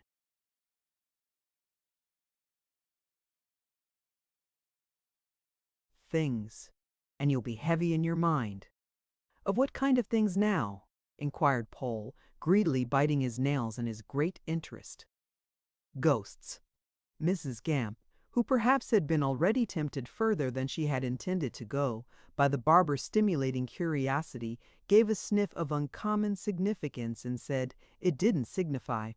"I'm a-going down with my patients in the coach this arternoon," she proceeded. "I'm a-going to stop with him a day or so, till he gets a country nuss drat them country nusses, much the Orchard hussies knows about their bizness. And then I'm a-coming back, and that's my trouble, Mr. Sweedlepipes. But I hope that everything 'll only go on right and comfortable as long as I'm away.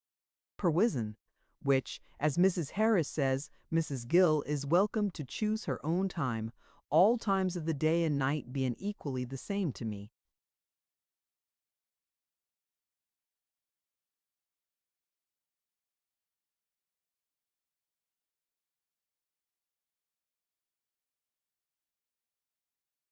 During the progress of the foregoing remarks which Mrs. Gamp had addressed exclusively to the barber, Mr. Bailey had been tying his cravat, getting on his coat, and making hideous faces at himself in the glass.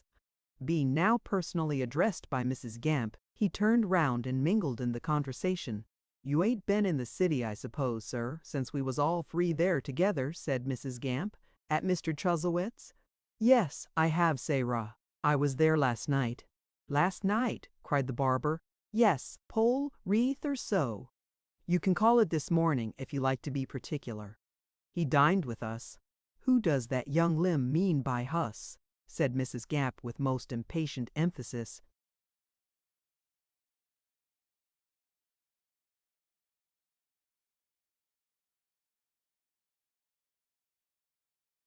"Me and my governor, say raw. He dined at our house. We was very merry, say raw, so much so that I was obliged to see him home in a hackney coach at 3 o'clock in the morning."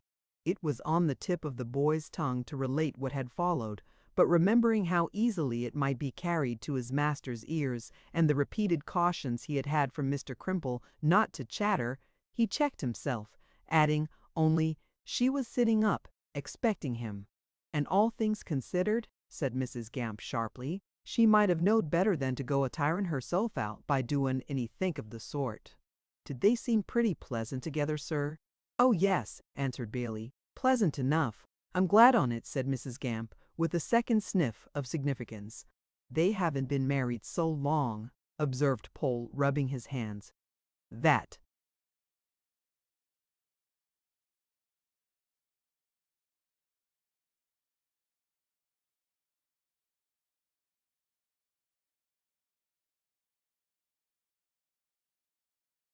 "They need be anything but pleasant yet a while." "No," said Mrs. Gamp, with a third significant signal.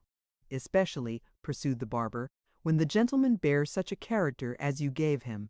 I speak, as I find, Mr. Sweedlepipes," said Mrs. Gamp, "forbid it should be other ways. But we never knows what's hidden in each other's hearts, and if we had glass winders there, we'd need keep the shutters up, some on us, I do assure you." "But you don't mean to say," Pole Sweedlepipe began. "No," said Mrs. Gamp, cutting him very short, "I don't think I do. The torters of the imposition shouldn't make me own I did. All I says is," added the good woman, rising and folding her shawl about her, "that the bull's a-waitin'."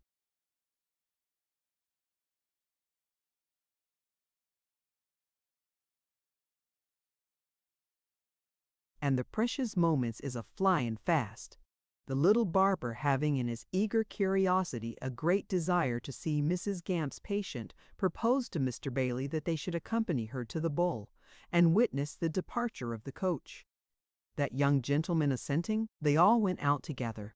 Arriving at the tavern, Mrs. Gamp, who was full dressed for the journey, in her latest suit of mourning, left her friends to entertain themselves in the yard, while she ascended to the sick room, where her fellow laborer, Mrs. Prig, was dressing the invalid. He was so wasted that it seemed as if his bones would rattle when they moved him. His cheeks were sunken, and his eyes unnaturally large. He lay back in the easy chair like one more dead than living, and rolled his languid eyes towards the door, when Mrs. Gamp appeared, as painfully as if their weight alone were.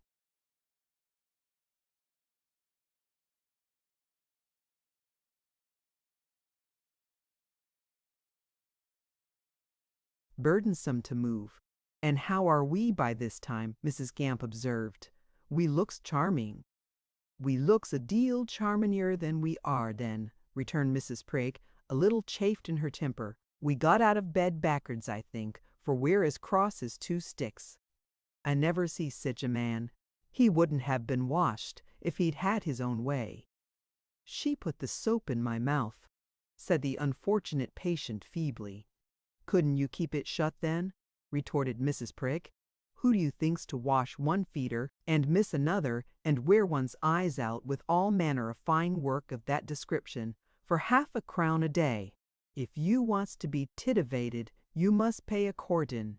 "Oh dear me!" cried the patient. "Oh dear, dear!"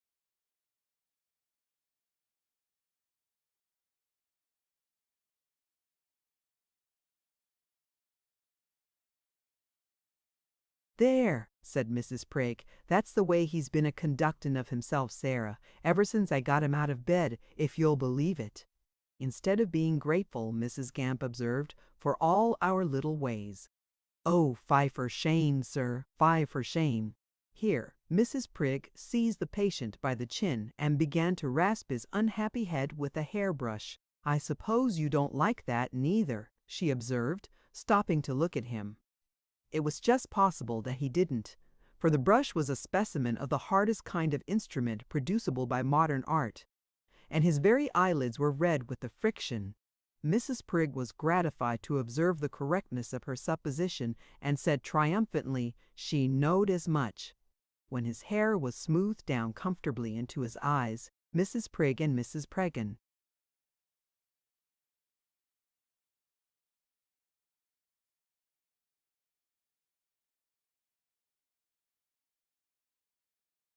Gamp put on his neckerchief, adjusting his shirt collar with great nicety so that the starched points should also invade those organs, and afflict them with an artificial ophthalmia.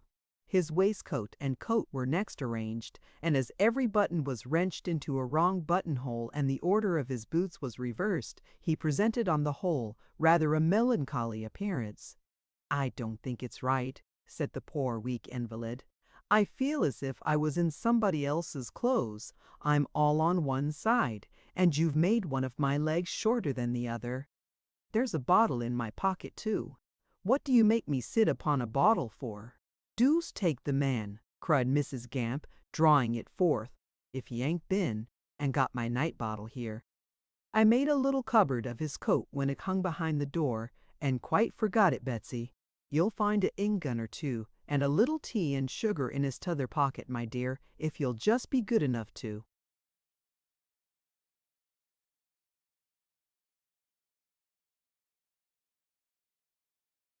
"Take 'em out." Bessie produced the property in question, together with some other articles of general chandlery, and Mrs. Gamp transferred them to her own pocket, which was a species of nankeen pannier. Refreshment then arrived in the form of chops and strong ale for the ladies, and a basin of beef tea for the patient, which refection was barely at an end when John Westlock appeared. "Up and dressed!" cried John, sitting down beside him. "That's brave. How do you feel?" "Much better, but very weak." "No wonder. You have had a hard bout of it." "But country air and change of scene," said John, "will make another man of you. Why, Mrs. Gamp," he added, laughing as he kindly arranged the sick man's garments, "you have odd notions."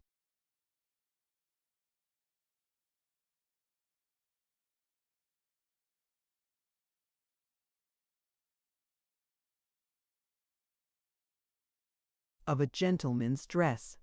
"Mr. Lewsome had a easy gent to get into his clothes, sir," Mrs. Gamp replied with dignity, "as me and Betsy Prig can certify afore the Lord Mayor and uncommon councillors, if needful." John at that moment was standing close in front of the sick man, in the act of releasing him from the torture of the collars before mentioned, when he said in a whisper, "Mr. Westlock, I don't wish to be overheard. I have something very particular and strange to say to you, something that has been a dreadful weight on my mind through this long illness." Quick in all his motions, John was turning round to desire the women to leave the room, when the sick man held him by the sleeve.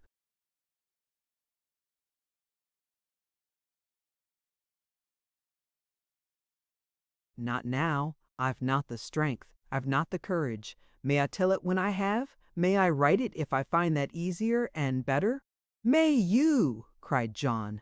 "Why, Lewsome, what is this? Don't ask me what it is. It's unnatural and cruel, frightful to think of, frightful to tell, frightful to tell, frightful to know, frightful to have helped in. Let me kiss your hand for all your goodness to me. Be kinder still. and don't ask me what it is." At first John gazed at him in great surprise, but remembering how very much reduced he was, and how recently his brain had been on fire with fever, believed that he was laboring under some imaginary horror or despondent fancy. For farther information on this point, he took an opportunity of drawing Mrs. Gamp aside while Betsy Prig was wrapping him in cloaks and shawls, and asked her whether he was quite collected in his mind.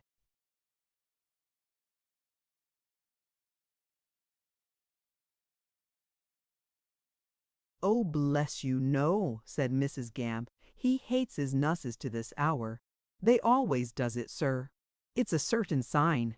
If you could have heard the poor dear soul a finding fault with me and Betsy Prig, not half an hour ago, you would have wondered how it is we don't get fretted to the tomb." This almost confirmed John in his suspicion, so, not taking what had passed into any serious account, he resumed his former cheerful manner, and assisted by Mrs. Gamp and Betsy Prig, conducted Lewsome downstairs to the coach. Just then, upon the point of starting, Poll Sweedlepipe was at the door with his arms tight folded and his eyes wide open, and looked on with absorbing interest while the sick man was slowly moved into the vehicle. His bony hands and haggard face impressed Poll wonderfully, and he informed Mr. Bailey in confidence that he wouldn't have missed seeing him for a pound. Mr. Bailey, who was of a different constitution, remarked that he would have stayed away for 5 shillings.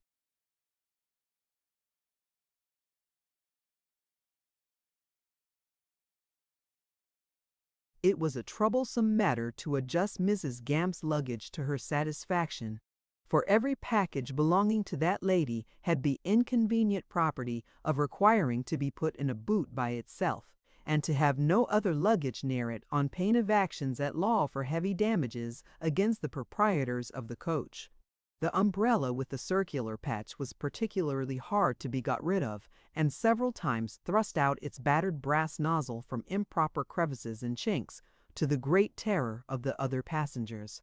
Indeed, in her intense anxiety to find a haven of refuge for this chattel, Mrs. Gamp so often moved it in the course of 5 minutes that it seemed not one umbrella but 50. At length it was lost, or said to be, and for the next 5 minutes she was face to face with the coachman, go wherever he might, protesting that it should be made good, though she took the question to the House of Commons. At last, her bundle and her pattens and her basket and everything else being disposed of, she took a friendly leave of Poll and Mr. Bailey, dropped a curtsy to John Westlock, and parted as from a cherished member of the sisterhood with Betsy Prig. "Wishin' you lots of sickness, my darling creature," Mrs. Gamp observed, "and good places. It won't be long, I hope, afore we works together off and on again, Betsy, and may our next meetin' be at a large family's, where they all takes it reg'lar, one from another, turn and turn about, and has it business-like." "I don't care how soon it is," said Mrs. Prig, "nor how many weeks it lasts." Mrs. Gamp, with a reply in a congenial spirit, was backing to the coach, when she came in contact with a lady and gentleman who were passing along the footway. Take care here," cried the gentleman. "Halloo, my dear! Why, it's Mrs. Gamp." "What, Mr. Mould?" exclaimed the nurse. And Mrs. Mould, who would have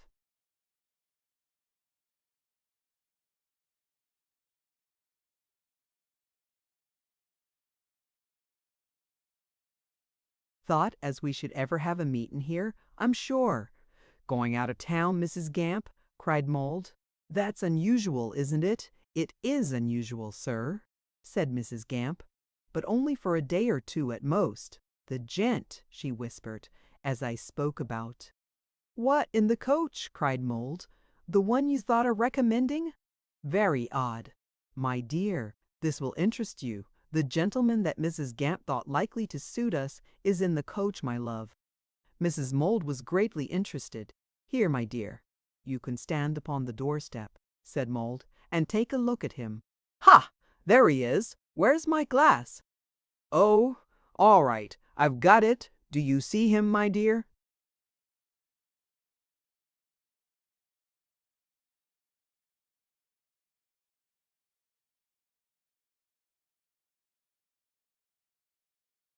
quite plain," said Mrs. Mould. "Upon my life, you know, this is a very singular circumstance," said Mould, quite delighted. "This is the sort of thing, my dear, I wouldn't have missed on any account. It tickles one. It's interesting. It's almost a little play, you know. Ah, there he is. To be sure. Looks poorly, Mrs. M., don't he?" Mrs. Mould assented. "He's coming our way, perhaps, after all," said Mould. "Who knows? I feel as if I ought to show him some little attention, really. He don't seem a stranger to me. I'm very much inclined to move my hat, my dear." "He's looking hard this way," said Mrs. Mould. "Then I will," cried Mould. "How d'ye do, sir? I wish you good day." "Huh, he bows too. Very gentlemanly. Mrs. Gamp has the cards in her pocket, I have no doubt." "This is very singular, my dear, and very pleasant. I am not superstitious, but it really seems as if one was destined to pay him those little melancholy civilities which belong to our peculiar line of business. There can be no kind of objection to your kissing your hand to him, my dear." Mrs. Mould did so. "Ah," said Mould, "he's evidently gratified. Poor fellow. I am quite glad you did it, my love. Bye-bye, Mrs. Gamp," waving his hand. "There he goes, there he goes." So he did, for the coach rolled off as the words were spoken. Mr. and Mrs. Mould, in high good humour, went their merry way. Mr. Bailey retired with Poll Sweedlepipe as soon as possible, but some little time elapsed before he could remove his friend from the ground, owing to the impression wrought upon the barber's nerves by Mrs. Prigg, whom he pronounced, in admiration of her beard, to be a woman of transcendent charms.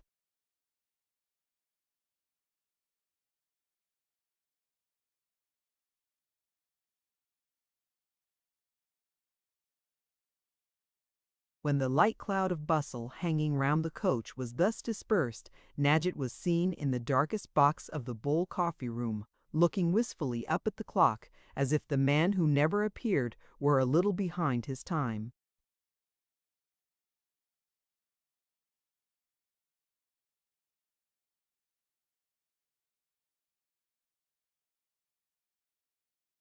Chapters 30. Prods that changes may be rung in the best regulated families, and that mere Picknefisa was a special hand at a triple boba merjor. As the surgeon's first care after amputating a limb is to take up the arteries the cruel knife has severed, so it is the duty of this history, which in its remorseless course has cut from the Pecksniffian trunk its right arm, Mercy, to look to the parent stem, and see how in all its various ramifications it got on without her. And first of Mr. Pecksniff, it may be observed, that having provided for his youngest daughter that choicest of blessings, a tender and indulgent husband, and having gratified the dearest wish of his parental heart by establishing her in life so happily, he renewed his youth, and spreading the plumage of his own bright conscience, felt himself equal to all kinds of flights. It is customary with fathers in stage plays, after giving their daughters to the men of their hearts, to congratulate themselves on having no other business on their hands but to die immediately, though it is rarely found that they are in a hurry to do it. Mr. Pecksniff, being a father of a more sage and practical class, appeared to think that his immediate business was to live, and having deprived himself of one comfort,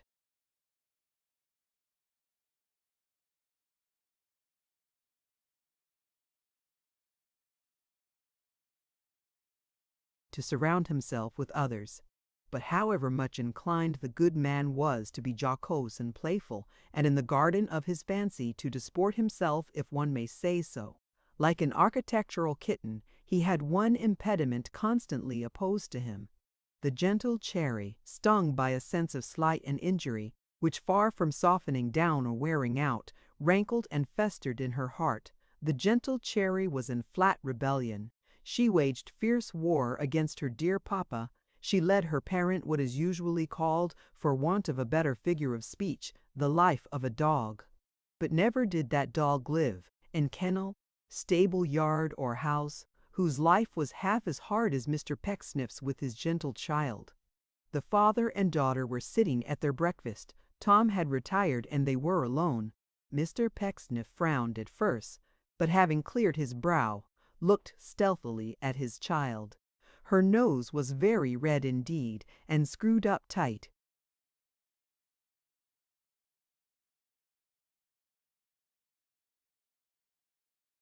With hostile preparation. "Sherry," cried Mr. Pecksniff, "what is amiss between us? My child, why are we disunited?" Miss Pecksniff's answer was scarcely a response to this gush of affection, for it was simply, "Bother, Pa!" "Bother," repeated Mr. Pecksniff in a tone of anguish. "Oh, 'tis too late, Pa," said his daughter, calmly, "to talk to me like this. I know what it means, and what its value is." "This is hard," cried Mr. Pecksniff, addressing his breakfast cup. "This is very hard.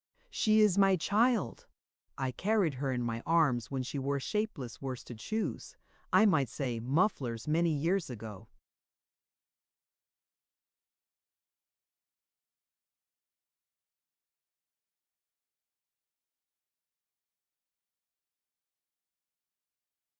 "You needn't taunt me with that, Pa," retorted Cherry with a spiteful look. "I am not so many years older than my sister either, though she is married to your friend." "Ah, human nature, poor human nature," said Mr. Pecksniff, shaking his head at human nature as if he didn't belong to it. "To think that this discord should arise from such a cause. Oh dear, oh dear. From such a cause indeed," cried Cherry. "State the real cause, Pa, or I'll state it myself. Mind." "I will." Perhaps the energy with which she said this was infectious. However that may be, Mr. Pecksniff changed his tone and the expression of his face for one of anger, if not downright violence, when he said, "You will, you have, you did yesterday. You do always. You have no decency."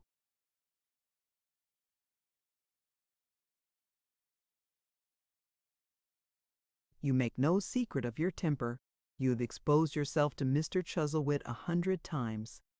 "Myself!" cried Cherry with a bitter smile. "Oh, indeed, I don't mind that." "Me too, then," said Mr. Pecksniff. His daughter answered with a scornful laugh. "And since we have come to an explanation, Charity," said Mr. Pecksniff, rolling his head portentously, "let me tell you that I won't allow it. None of your nonsense, miss. I won't permit it to be done." "I shall do," said Charity, rocking her chair backwards and forwards and raising her voice to a high pitch. "I shall do, Pa, what I please and what I have done.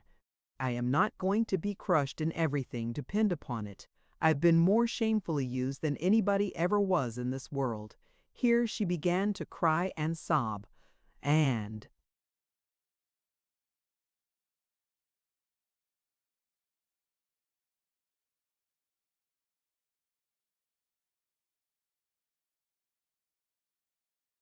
may expect the worst treatment from you, I know. But I don't care for that. No, I don't." Mr. Pecksniff was made so desperate by the loud tone in which she spoke that, after looking about him in frantic uncertainty for some means of softening it, he rose and shook her until the ornamental bow of hair upon her head nodded like a plume. She was so very much astonished by this assault that it really had the desired effect. "I'll do it again," cried Mr. Pecksniff as he resumed his seat and fetched his breath. "If you dare to talk in that loud manner, how do you mean about being shamefully used? If Mr. Jonas chose your sister in preference to you, who could help it? I should wish to know. What have I to do with it? Wasn't I made a convenience of? Weren't my feelings trifled with? Didn't he address himself to me first?" sobbed Cherry, clasping her hands. "And oh, good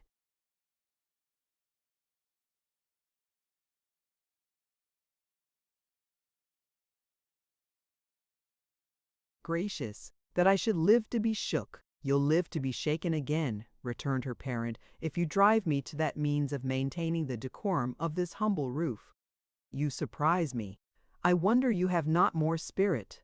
If Mr. Jonas didn't care for you, how could you wish to have him?" "I wish to have him," exclaimed Cherry. "I wish to have him, Pa." "Then what are you making all this piece of work for?" retorted her father, "if you didn't wish to have him." because I was treated with duplicity," said Cherry, "and because my own sister and my own father conspired against me." "I am not angry with her," said Cherry, looking much more angry than ever. "I pity her. I'm sorry for her. I know the fate that's in store for her with that wretch." "Mr. Jonas will survive your calling him a wretch, my child, I dare say," said Mr. Pecksniff with returning resignation. "But call him what you like and make an end of it." "Not an end, Pa," said Charity. "No, not an end. That's not the only point on which we're not agreed. I won't submit to it. It's better you should know that at once." "No, I won't submit to it indeed, Pa. I am not quite a fool, and I am not blind. All I have got to say is, I won't submit to it." Whatever she meant, she shook Mr. Pecksniff now, for his lame attempt to seem composed was melancholy in the last degree. His anger changed to meekness, and his words were mild and fawning. "My dear," he said, "if in the short excitement of an angry moment I resorted to an unjustifiable means of suppressing a little outbreak calculated to injure you as well as myself, it's possible I may have done so. Perhaps I did. I ask your pardon."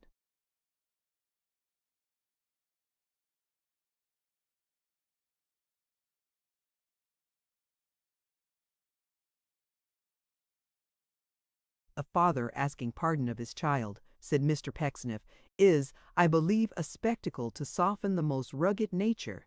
But it didn't at all soften Miss Pecksniff, perhaps because her nature was not rugged enough.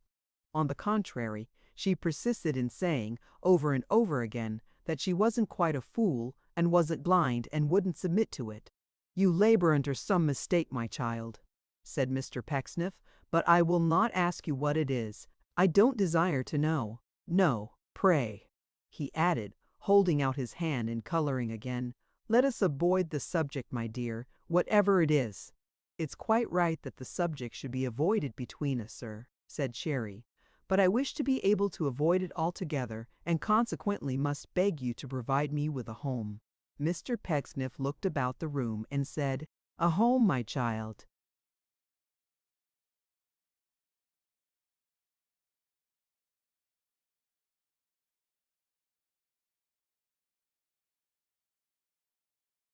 "Another home, Papa," said Cherry with increasing stateliness. "Place me at Mrs. Todgers's or somewhere, on an independent footing. But I will not live here, if such is to be the case." It is possible that Miss Pecksniff saw in Mrs. Todgers's a vision of enthusiastic men pining to fall in adoration at her feet. It is possible that Mr. Pecksniff, in his newborn juvenility, saw, in the suggestion of that same establishment, an easy means of relieving himself from an irksome charge in the way of temper and watchfulness. It is undoubtedly a fact that in the attentive ears of Mr. Pecksniff, the proposition did not sound quite like the dismal knell of all his hopes. But he was a man of great feeling and acute sensibility, and he squeezed his pocket handkerchief against his eyes with both hands, as such men always do, especially when they are observed. "One of my birds," Mr. Pecksniff said, "has left me for the stranger's breast. The other would take wing to Todgers's. Well, well."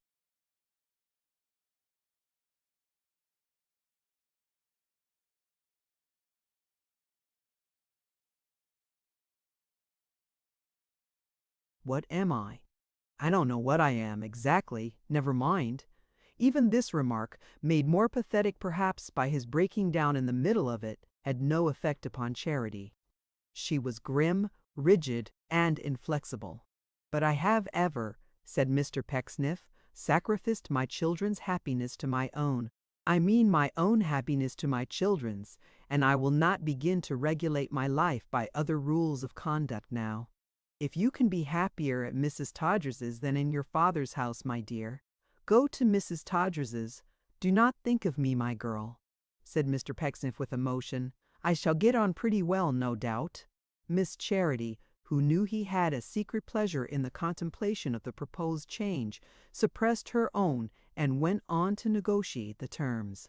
His views upon this subject were at first so very limited that another difference, involving possibly another shaking, threatened to ensue. but by degrees they came to something like an understanding, and the storm blew over. Indeed, miss.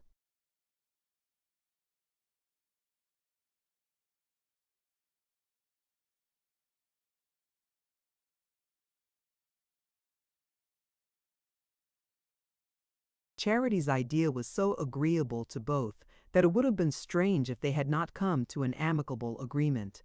It was soon arranged between them that the project should be tried, and that immediately, and that Cherry's not being well and needing change of scene, and wishing to be near her sister, should form the excuse for her departure to Mr. Chuzzlewit and Mary, to both of whom she had pleaded indisposition for some time past. These premises agreed on. Mr. Pecksniff gave her his blessing, with all the dignity of a self-denying man who had made a hard sacrifice, but comforted himself with the reflection that virtue is its own reward. Thus they were reconciled for the first time since that not easily forgiven night, when Mr. Jonas, repudiating the elder, had confessed his passion for the younger sister, and Mr. Pecksniff had abetted him on moral grounds. But how happened it in the name of an unexpected addition to that small family, the 7 wonders of the world, whatever and wherever they may be?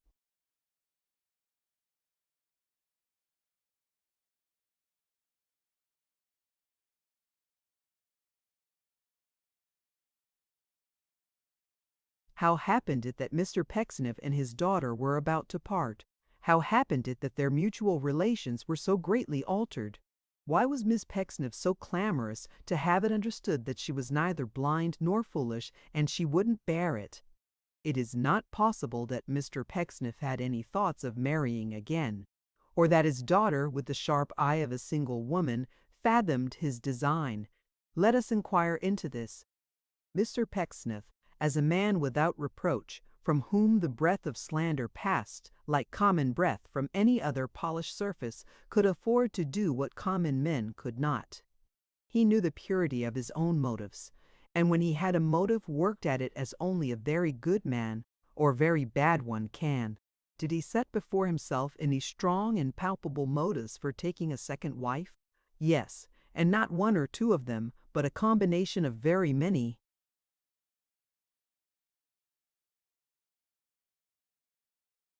Old Martin Chuzzlewit had gradually undergone an important change. Even upon the night when he made such an ill-timed arrival at Mr. Pecksniff's house, he was comparatively subdued and easy to deal with. This Mr. Pecksniff attributed at the time to the effect his brother's death had had upon him, but from that hour his character seemed to have modified by regular degrees, and to have softened down into a dull indifference for almost everyone but Mr. Pecksniff. His looks were much the same as ever, but his mind was singularly altered. It was not that this or that passion stood out in brighter or in dimmer hues, but that the color of the whole man was faded. As one trait disappeared, no other trait sprung up to take its place. His senses dwindled too. He was less keen of sight, was deaf sometimes, took little notice of what passed before him, and would be profoundly taciturn for days together. The process of this alteration was so easy that almost as soon as it began to be observed it was complete. But Mr. Pecksniff saw it first, and having Anthony Chuzzlewit fresh in,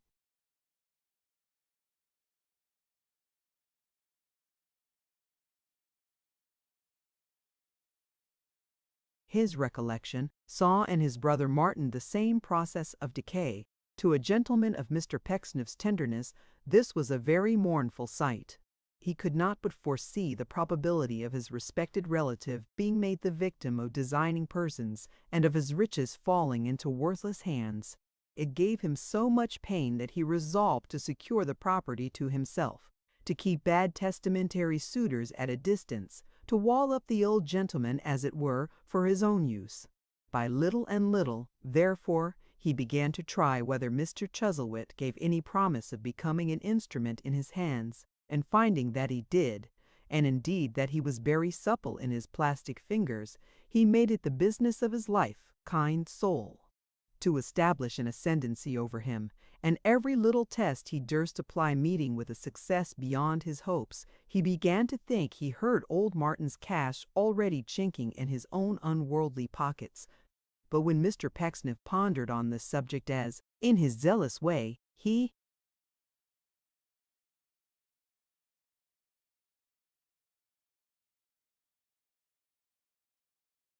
often did, and thought with an uplifted heart of the train of circumstances which had delivered the old gentleman into his hands for the confusion of evildoers and the triumph of a righteous nature, he always felt that Mary Graham was his stumbling block.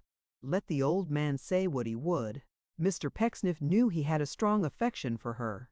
He knew that he showed it in 1,000 little ways, that he liked to have her near him, and was never quite at ease when she was absent long. That he had ever really sworn to leave her nothing in his will, Mr. Pecksniff greatly doubted. That even if he had, there were many ways by which he could evade the oath and satisfy his conscience, Mr. Pecksniff knew. That her unprotected state was no light burden on the old man's mind, he also knew, for Mr. Chuzzlewit had plainly told him so. "Then," said Mr. Pecksniff, "what if I married her?" "What?" repeated Mr. Pecksniff, sticking up his hair and glancing at his bust by Spoker. "What if, making sure of his approval, first he is nearly imbecile, poor gentleman, I married her?"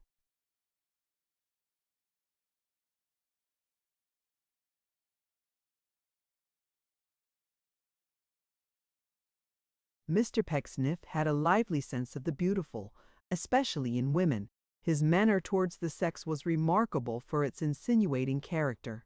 It is recorded of him in another part of these pages that he embraced Mrs. Todgers on the smallest provocation, and it was a way he had, it was a part of the gentle placidity of his disposition.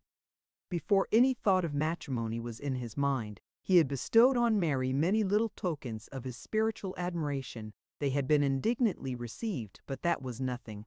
True, as the idea expanded within him, these had become too ardent to escape the piercing eye of Cherry, who read his scheme at once.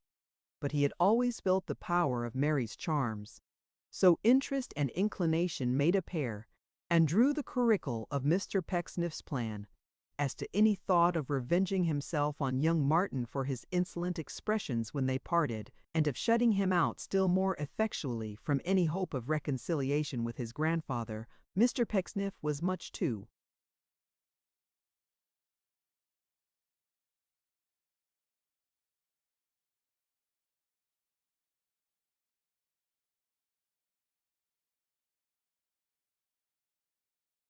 meek and forgiving to be suspected of harboring it. As to being refused by Mary, Mr. Pecksniff was quite satisfied that in her position she could never hold out if he and Mr. Chuzzlewit were both against her. As to consulting the wishes of her heart in such a case, it formed no part of Mr. Pecksniff's moral code, for he knew what a good man he was, and what a blessing he must be to anybody. His daughter having broken the ice, and the murder being out between them, Mr. Pecksniff had now only to pursue his design as cleverly as he could, and by the craftiest approaches.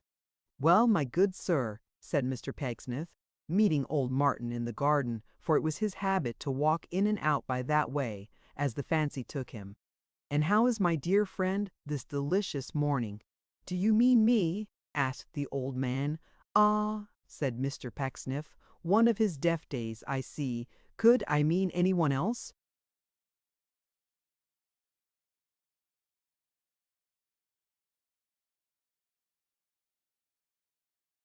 "My dear sir, you might have meant Mary," said the old man.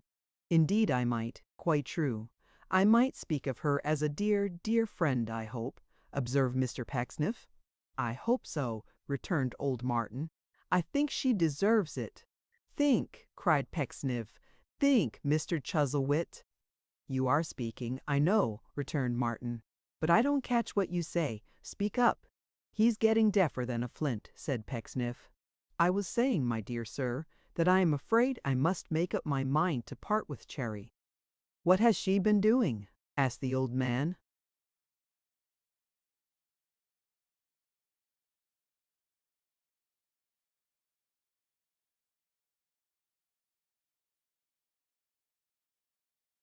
"He puts the most ridiculous questions I ever heard," muttered Mr. Pecksniff. "He's a child today." After which he added, In a mild war, she hasn't been doing anything, my dear friend. What are you going to part with her for? Demanded Martin. She hasn't her health by any means, said Mr. Pecksniff. She misses her sister, my dear sir. They doted on each other from the cradle. And I think of giving her a run in London for a change. A good long run, sir, if I find she likes it. Quite right, cried Martin. It's judicious. I am glad to hear you say so. I hope you mean to bear me company in this dull part while she's away, said Mr. Pecksniff. I have no intention of removing from it, was Martin's answer.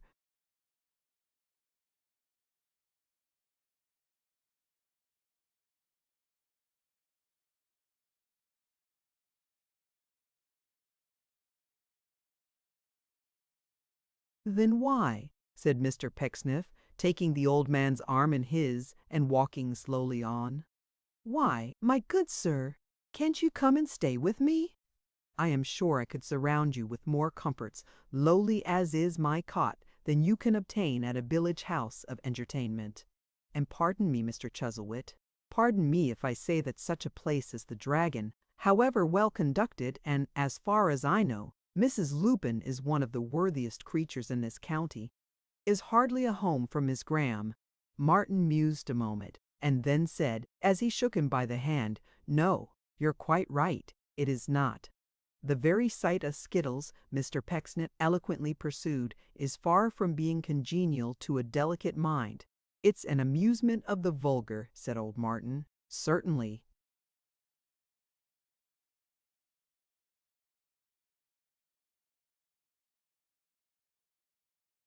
Of the very vulgar, Mr. Pecksniff answered.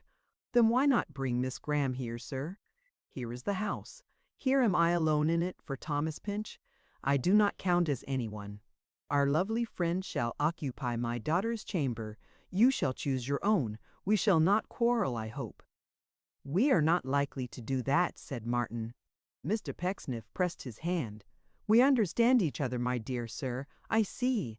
I can wind him, he thought with exultation, round my little finger. You leave the recompense to me, said the old man after a minute's silence. Oh, do not speak of recompense, cried Pecksniff. I say, repeated Martin, with a glimmer of his old obstinacy, you leave the recompense to me. Do you?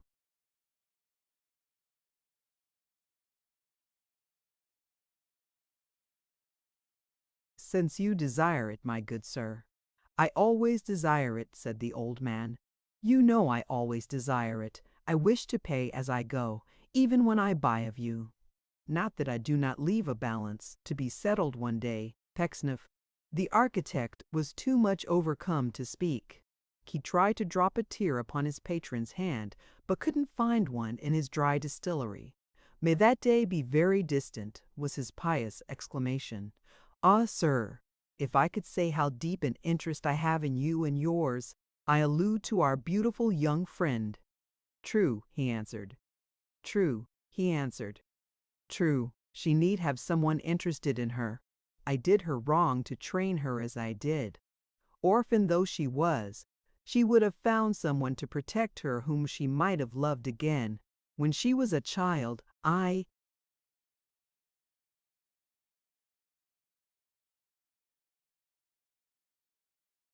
pleased myself with the thought that in gratifying my whim of placing her between me and false-hearted knaves, I had done her a kindness. Now she is a woman, I have no such comfort. She has no protector but herself. I have put her at such odds with the world that any dog may bark or fawn upon her at his pleasure. Indeed, she stands in need of delicate consideration. Yes, indeed she does. If her position could be altered and defined, sir, Mr. Pecksniff hinted. How can that be done? Should I make a seamstress of her or a governess? Heaven forbid, said Mr. Pecksniff. My dear sir, there are other ways, there are indeed.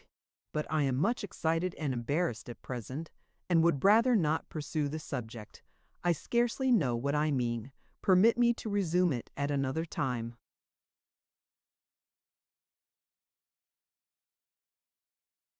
You are not unwell? Asked Martin anxiously. No, no, cried Pecksniff. No, Permit me to resume it at another time. I'll walk a little. Bless you." Old Martin blessed him in return and squeezed his hand. As he turned away and slowly walked towards the house, Mr. Pecksniff stood gazing after him. Being pretty well recovered from his late emotion, which in any other man one might have thought had been assumed as a machinery for feeling Martin's pulse, the change in the old man found such a slight expression in his figure that Mr. Pecksniff, looking after him, could not help saying to himself, "And I can wind him round my little finger." Only think, old Martin, happening to turn his head, saluted him affectionately. Mr. Pecksniff returned the gesture.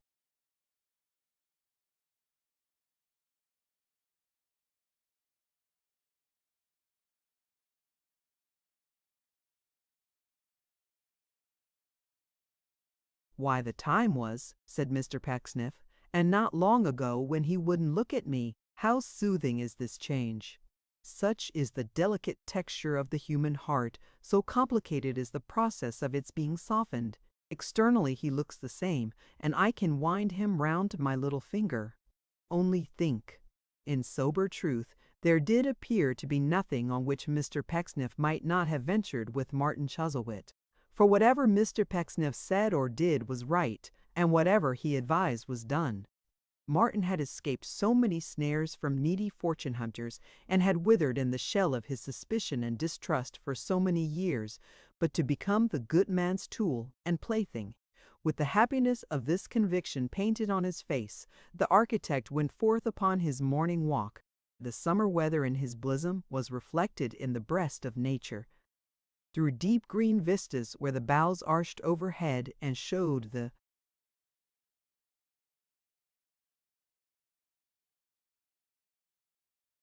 sunlight flashing in the beautiful perspective, through dewy fern from which the startled hares leaped up and fled at his approach, by mantled pools and fallen trees, and down in hollow places, rustling among last year's leaves whose scent woke memory of the past, the placid Pecksniff strolled.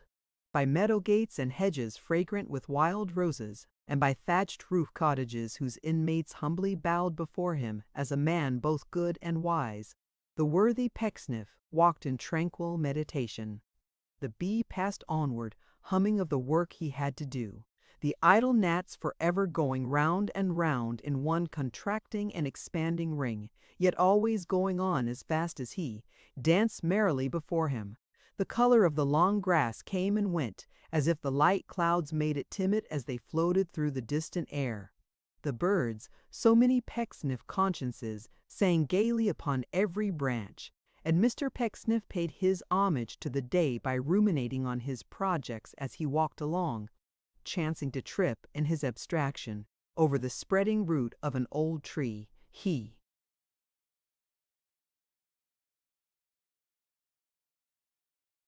raised his pious eyes to take a survey of the ground before him. It startled him to see the embodied image of his thoughts not far ahead, Mary herself, and alone. At first, Mr. Pecksniff stopped as if with the intention of avoiding her, but his next impulse was to advance, which he did at a brisk pace, caroling as he went so sweetly and with so much innocence that he only wanted feathers and wings to be a bird. Hearing notes behind her, not belonging to the songsters of the grove, she looked round. Mr. Pecksniff kissed his hand and was at her side immediately. "Communing with nature," said Mr. Pecksniff. "So am I." She said the morning was so beautiful that she had walked further than she intended and would return. Mr. Pecksniff said it was exactly his case, and he would return with her.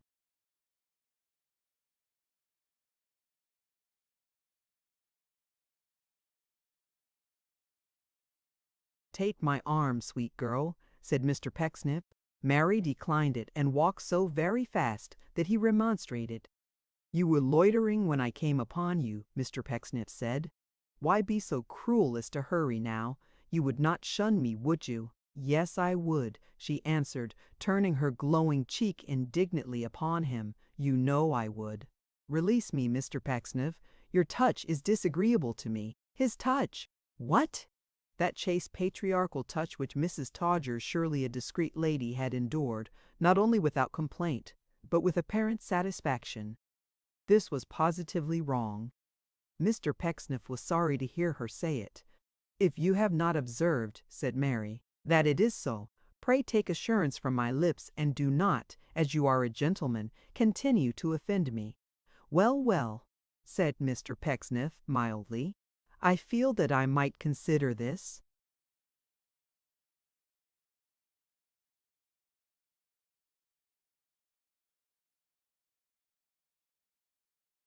"Becoming in a daughter of my own, and why should I object to it in one so beautiful?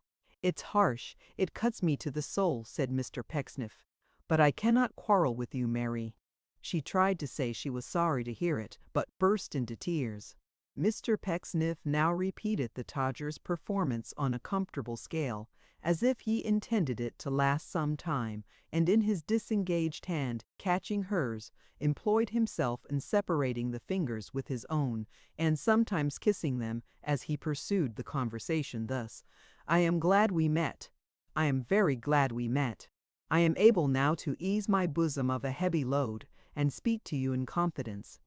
"Mary," said Mr. Pecksniff in his tenderest tones, indeed they were so very tender that he almost squeaked, "My soul, I love you!"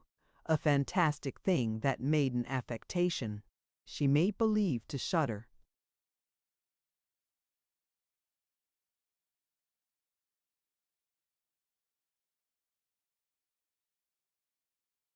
"I love you," said Mr. Pecksniff, "my gentle life, with a devotion which is quite surprising, even to myself. I did suppose that the sensation was buried in the silent tomb of a lady, only second to you in qualities of the mind and form. But I find I am mistaken." She tried to disengage her hand, but might as well have tried to free herself from the embrace of an affectionate boa constrictor, if anything so wily may be brought into comparison with Pecksniff. "Although I am a widower," said Mr. Pecksniff, examining the rings upon her fingers and tracing the course of one delicate blue vein with his fat thumb, "a widower with 2 daughters, still I am not encumbered, my love. One of them, as you know, is married. The other, by her own desire, but with a view, I will confess why not, to my altering my condition, is about to leave her father's house. I have a character, I hope. People are pleased to speak well of me, I think."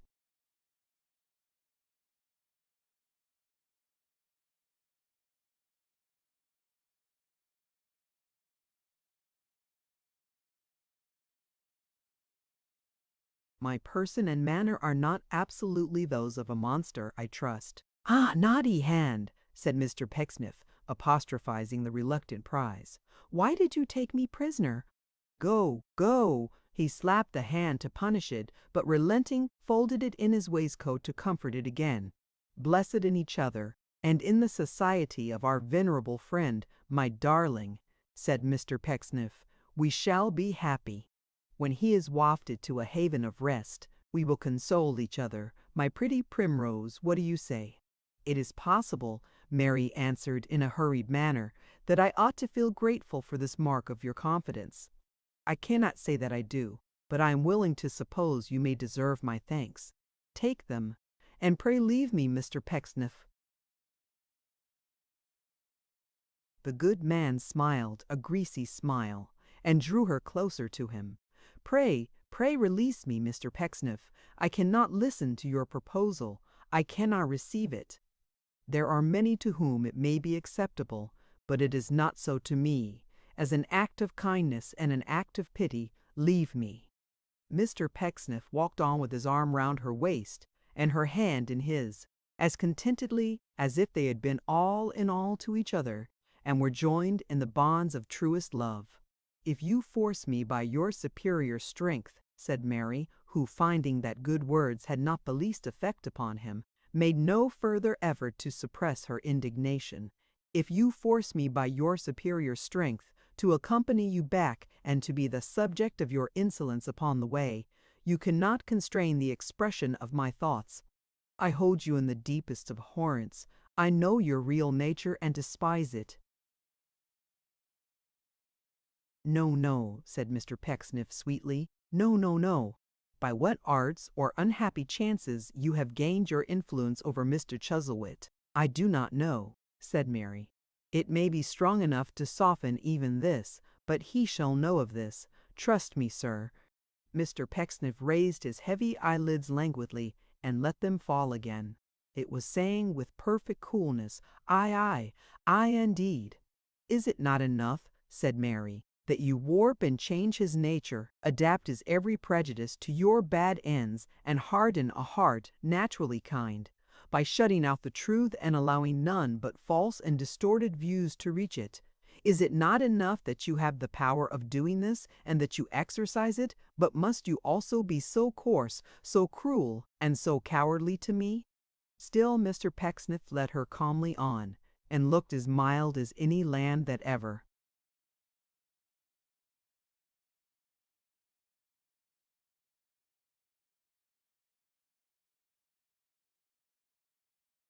pastured in the fields. "Will nothing move you, sir?" cried Mary. "My dear," observed Mr. Pecksniff, with a placid leer, "a habit of self-examination, and the practice of, shall I say of, virtue—" "Of hypocrisy," said Mary. "No, no," resumed Mr. Pecksniff, chafing the captive hand reproachfully, "of virtue have enabled me to set such guards upon myself that it is really difficult to ruffle me. It is a curious fact, but it is difficult, do you know, for anyone to ruffle me." "And did she think," said Mr. Pecksniff, with a playful tightening of his grasp, "that she could?" How little did she know his heart! Little indeed. Her mind was so strangely constituted that she would have preferred the caresses of a toad, an adder, or a serpent, nay, the hug of a bear too.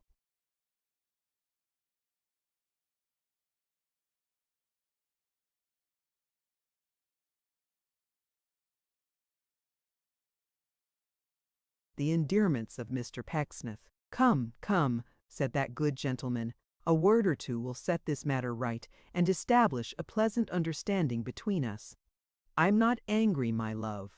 "You angry? No," said Mr. Pecksniff. "I am not. I say so. Neither are you." There was a beating heart beneath his hand that told another story, though. "I am sure you are not," said Mr. Pecksniff, "and I will tell you why. There are two Martin Chuzzlewits, my dear, and your carrying your anger to one might have a serious effect, who knows, upon the other. You wouldn't wish to hurt him, would you?"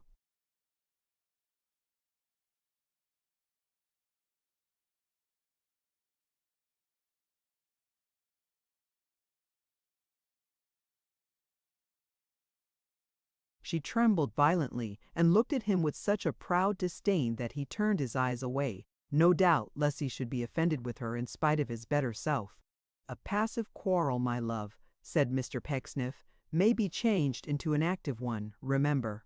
It would be sad to blight even a disinherited young man in his already blighted prospects, but how easy to do it! Ah, how easy! Have a high influence with our venerable friend, do you think? Well, perhaps I have, perhaps I have." He raised his eyes to hers and nodded with an air of banter that was charming. "No," he continued thoughtfully. "Upon the whole, my sweet, if I were you, I'd keep my secret to myself.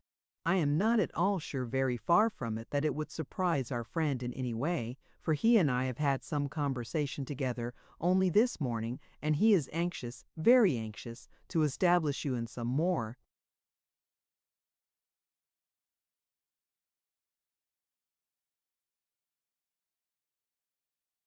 settled manner.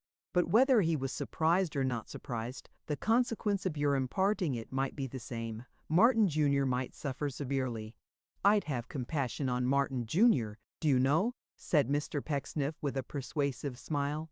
"Yes, he don't deserve it, but I would." She wept so bitterly now, and was so much distressed, that he thought it prudent to unclasp her waist and hold her only by the hand. "As to our own share in the precious little mystery," said Mr. Pecksniff, "we will keep it to ourselves, and talk of it between ourselves, and you shall think it over. You will consent, my love? You will consent, my Nov? Whatever you may think, you will."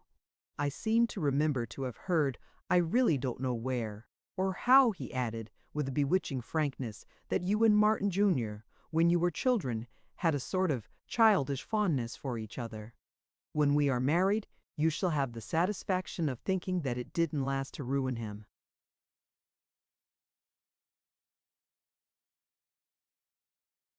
But passed away to do him good, for we'll see then what we can do to put some trifling help in Martin Jr.'s way. Have I any influence with our venerable friend? Well, perhaps I have, perhaps I have. The outlet from the wood in which these tender passages occurred was close to Mr. Pecksniff's house. They were now so near it that he stopped, and holding up her little finger, said in playful accents, as a parting fancy, "Shall I bite it?" Receiving no reply, he kissed it instead, and then stooping down, inclined his flabby face to hers. He had a flabby face, although he was a good man and with a blessing, which from such a source was quite enough to set her up in life and prosper her from that time forth permitted her to leave him. Gallantry in its true sense is supposed to ennoble and dignify a man, and love has shed refinements on innumerable caiments. But Mr. Pecksniff, perhaps because to one of his exalted nature these were mere grossness certainly, did not appear to any unusual advantage now that he was left alone. On the contrary, he seemed to be shrunk and reduced, to be trying to hide himself within himself, and to be wretched at not having the power to do it.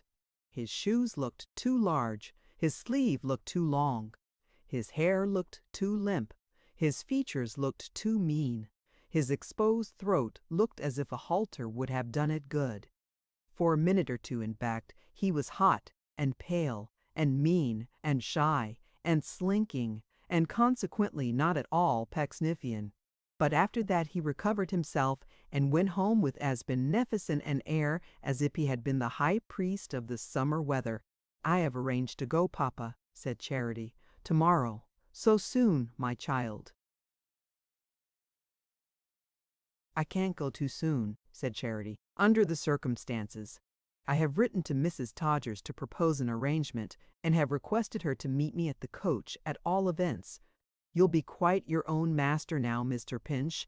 Mr. Pecksniff had just gone out of the room, and Tom had just come into it. "My own master," repeated Tom.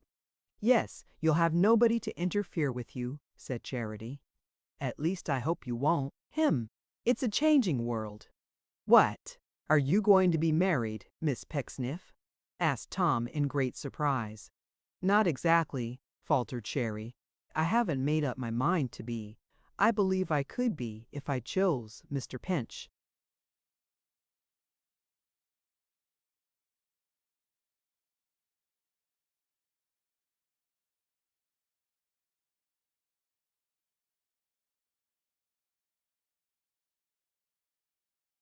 "Of course you could," said Tom, and he said it in perfect good faith. He believed it from the bottom of his heart. "No," said Cherry, "I am not going to be married. Nobody is, that I know of him. But I am not going to live with Papa. I have my reasons, but it's all a secret. I shall always feel very kindly towards you, I assure you, for the boldness you showed that night. As to you and me, Mr. Pinch, W.E. part the best friends possible." Tom thanked her for her confidence and for her friendship, but there was a mystery in the former which perfectly bewildered him. In his extravagant devotion to the family, he had felt the loss of Mary more than anyone but those who knew that for all the slights he underwent, he thought his own demerits were to blame, could possibly have understood. He had scarcely reconciled himself to that, when here was Charity about to leave them. She had grown up as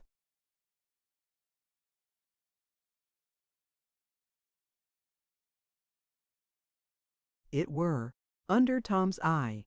The sisters were a part of Pecksniff and a part of Tom, items in Pecksniff's goodness and in Tom's service. He couldn't bear it. Not 2 hours' sleep had Tom that night through dwelling in his bed upon these dreadful changes. When morning dawned he thought he must have dreamed this piece of ambiguity, but no, On going downstairs, he found them packing trunks and cording boxes and making other preparations for Miss Charity's departure, which lasted all day long. In good time for the evening coach, Miss Charity deposited her housekeeping keys with much ceremony upon the parlor table, took a gracious leave of all the house, and quitted her paternal roof, a blessing for which the Pecksniffian servant was observed by some profane persons to be particularly active in the thanksgiving at church next Sunday.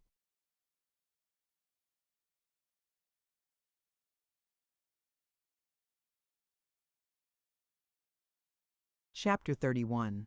M.R. Pince is discharged of a doot hiss, hedge hever wold pot. In body, and mere Pecksniff discharges a doot hish, which has twetch his oses at he.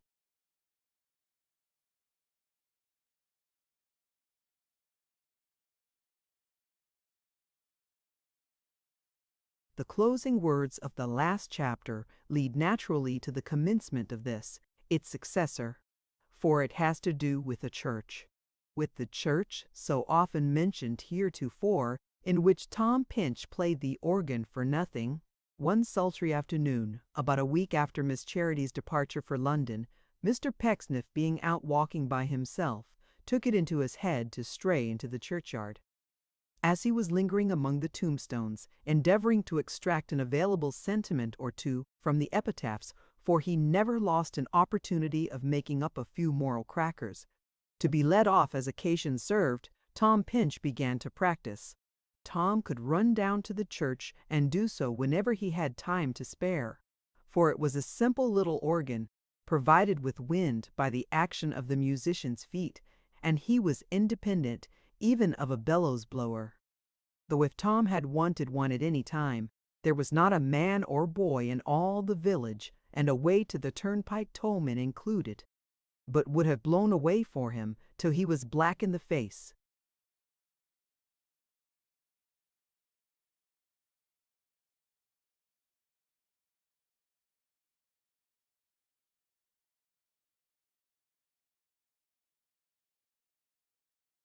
Mr. Pecksniff had no objection to music, not the least. He was tolerant of everything. He often said so. He considered it a vagabond kind of trifling in general, just suited to Tom's capacity.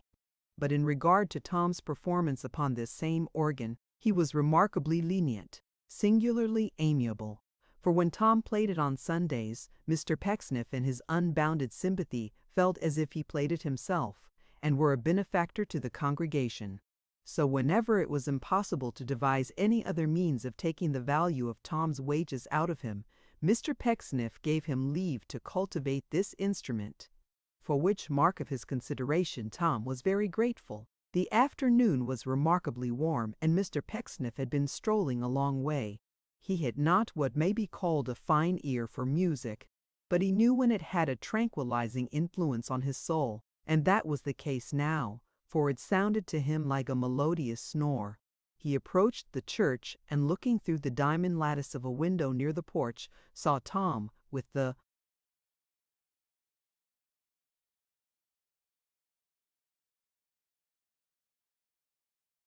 curtains in the loft drawn back, playing away with great expression and tenderness. The church had an inviting air of coolness. The old oak roof, supported by cross beams, the hoary walls, the marble tablets, and the cracked stone pavement were refreshing to look at. There were leaves of ivy tapping gently at the opposite windows, and the sun poured in through only one, leaving the body of the church in tempting shade. But the most tempting spot of all was one red-curtained and soft-cushioned pew, wherein the official dignitaries of the place, of whom Mr. Pecksniff was the head and chief, enshrined themselves on Sundays. Mr. Pecksniff's seat was in the corner, a remarkably comfortable corner, where his very large prayer book was at that minute making the most of its quarto self upon the desk. He determined to go in and rest. He entered very softly, in part because it was a church, in part because his tread was always soft, in part because Tom played a solemn tune, in part because he thought he would surprise him when he stopped.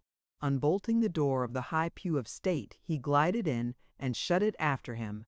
Then, sitting in his usual place and stretching out his legs upon the hassocks, he composed himself to listen to the music. It is an unaccountable circumstance that he should have felt drowsy there, where the force of association might surely have been enough to keep him wide awake. But he did. He had not been in the snug little corner 5 minutes before he began to nod. He had not recovered himself 1 minute before he began to nod again. In the very act of opening his eyes indolently, he nodded again. In the very act of shutting them, he nodded again. So he fell out of one nod into another, until at last he ceased to nod at all, and was as fast as the church itself. He had a consciousness of the organ long after he fell asleep, though as to its being an organ, he had no more idea of that than he had of its being a bowl. After a while, he began to have at intervals the same dreamy impressions of voices, and awakening to an indolent curiosity upon the subject, opened his eyes. He was so indolent that after glancing at the hassocks and the pew, he was already halfway off to sleep again, when it occurred to him that there really were voices in the church, low voices, talking earnestly hard by, while the echoes seemed to mutter responses. He roused himself and listened. Before he had listened half a dozen seconds, he became as broad awake as ever he had been in all his life. With eyes and ears and mouth wide open, he moved himself a very little with the utmost caution, and gathering the curtain in his hand, peeped out. Tom Pinch and Mary. Of course, he had recognized their voices and already knew the topic they discussed. Looking like the small end of a guillotined man,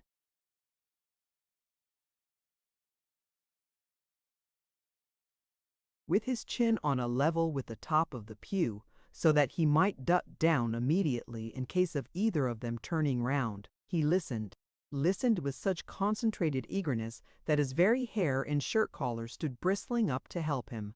"No," cried Tom, "no letters have ever reached me except that one from New York. But don't be uneasy on that account, for it's very likely they have gone away to some far-off place where the posts are neither regular nor frequent."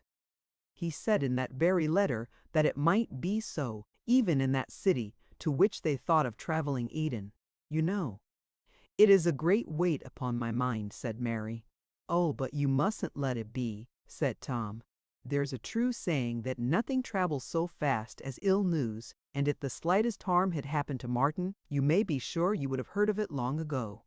I have often wished to say this."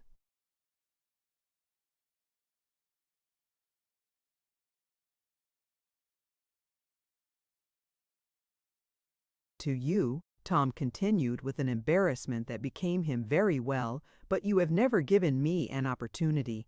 "I have sometimes been almost afraid," said Mary, "that you might suppose I hesitated to confide in you, Mr. Pinch." "No," Tom stammered, I am not aware that I ever supposed that. I am sure that if I have checked the thought directly as an injustice to you.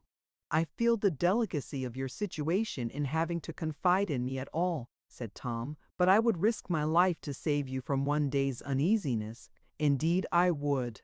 "Poor Tom!" "I have dreaded sometimes," Tom continued, "that I might have displeased you by having the boldness to try and anticipate your wishes now and then. At other times I have fancied that your kindness prompted you to keep aloof from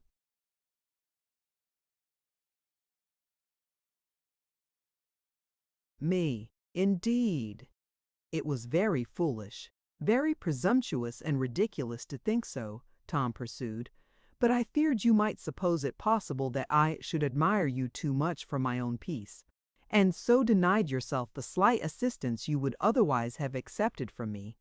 "If such an idea has ever presented itself to you," faltered Tom, "pray dismiss it. I am easily made happy, and I shall live contented here long after you and Martin have forgotten me. I am a poor, shy, awkward creature, not at all a man of the world, and you should think no more of me, bless you, than if I were an old friar. If friars bear such hearts as thine, Tom, let friars multiply, though they have no such rule in all their stern arithmetic." dear Mr. Pinch," said Mary, giving him her hand, "I cannot tell you how your kindness moves me. I have never wronged you by the lightest doubt, and have never for an instant ceased to feel that you were all much more than all that Martin found you. Without the silent care and friendship I have experienced from you, my life here would have been unhappy. But you have been a good angel to me, filling me with gratitude of heart, hope, and courage." "I am as little like an angel, I am afraid," replied Tom, shaking his head, "as any stone cherubim among the gravestones, and I don't think there are many real angels of that pattern. But I should like to know if you will tell me why you have been so very silent about Martin." "Because I have been afraid," said Mary, "of injuring you." "Of injuring me?" cried Tom.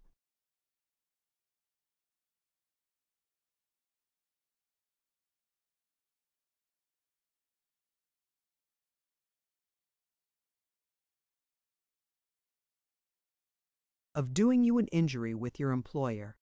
The gentleman in question dived. "With Pecksniff," rejoined Tom with cheerful confidence. "Oh dear, he'd never think of us. He's the best of men. The more at ease you were, the happier he would be." "Oh dear, you needn't be afraid of Pecksniff. He is not a spy." Many a man in Mr. Pecksniff's place, if he could have dived through the floor of the pew of state and come out at Calcutta or any inhabited region on the other side of the earth, would have done it instantly. Mr. Pecksniff sat down upon a hassock and, listening more attentively than ever, smiled. Mary seemed to have expressed some dissent in the meanwhile, for Tom went on to say with honest energy, "Well, I don't know how it is, but it always happens whenever I express myself."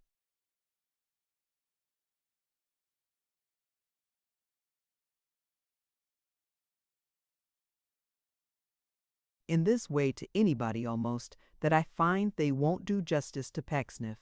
It is one of the most extraordinary circumstances that ever came within my knowledge.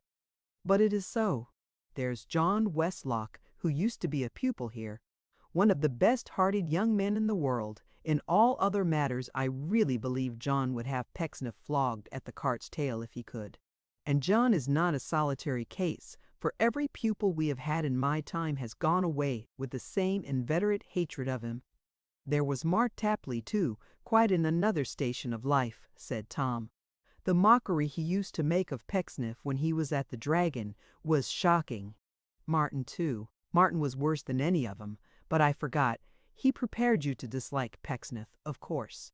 So you came with a prejudice, you know, Miss Graham, and are not a fair witness.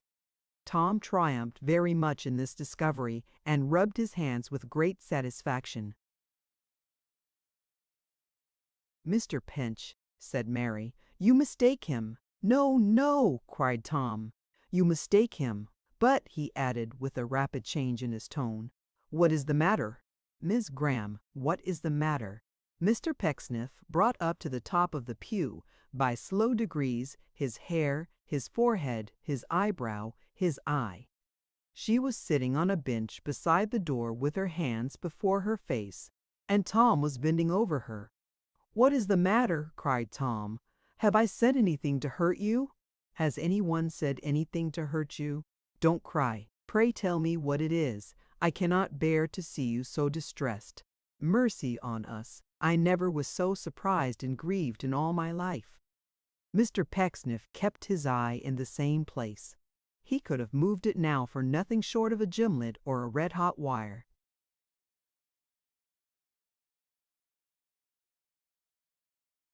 "I wouldn't have told you, Mr. Pinch," said Mary, "if I could have helped it. But your delusion is so absorbing, and it is so necessary that we should be upon our guard, that you should not be compromised, and to that end, that you should know by whom I am beset, that no alternative is left me. I came here purposely to tell you, but I think I should have wanted courage if you had not chanced to lead me so directly to the object of my coming." Tom gazed at her steadfastly and seemed to say, "What else?"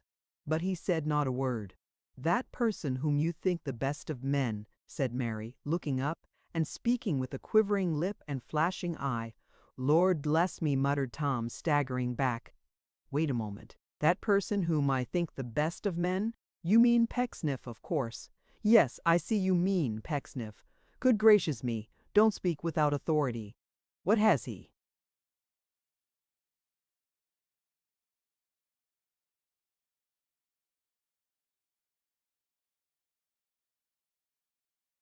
done? If he is not the best of men, what is he? The worst. The falsest, craftiest, meanest, cruelest, most sordid, most shameless, said the trembling girl, trembling with her indignation. Tom sat down on a seat and clasped his hands. What is he, said Mary, who, receiving me in his house as his guest, his unwilling guest, knowing my history and how defenseless and alone I am, presumes before his daughters to affront me so, that if I had a brother but a child who saw it, he would instinctively have helped me. He is a scoundrel, exclaimed Tom. Whoever he may be, he is a scoundrel. Mr. Pecksniff dived again. What is he? Said Mary. Who, when my only friend, a dear and kind one,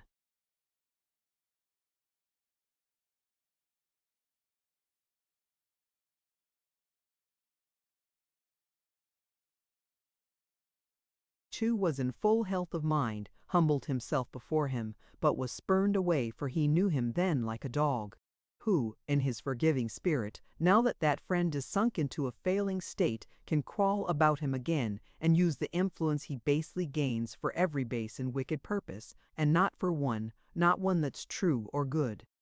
I say he is a scoundrel, answered Tom. But what is he?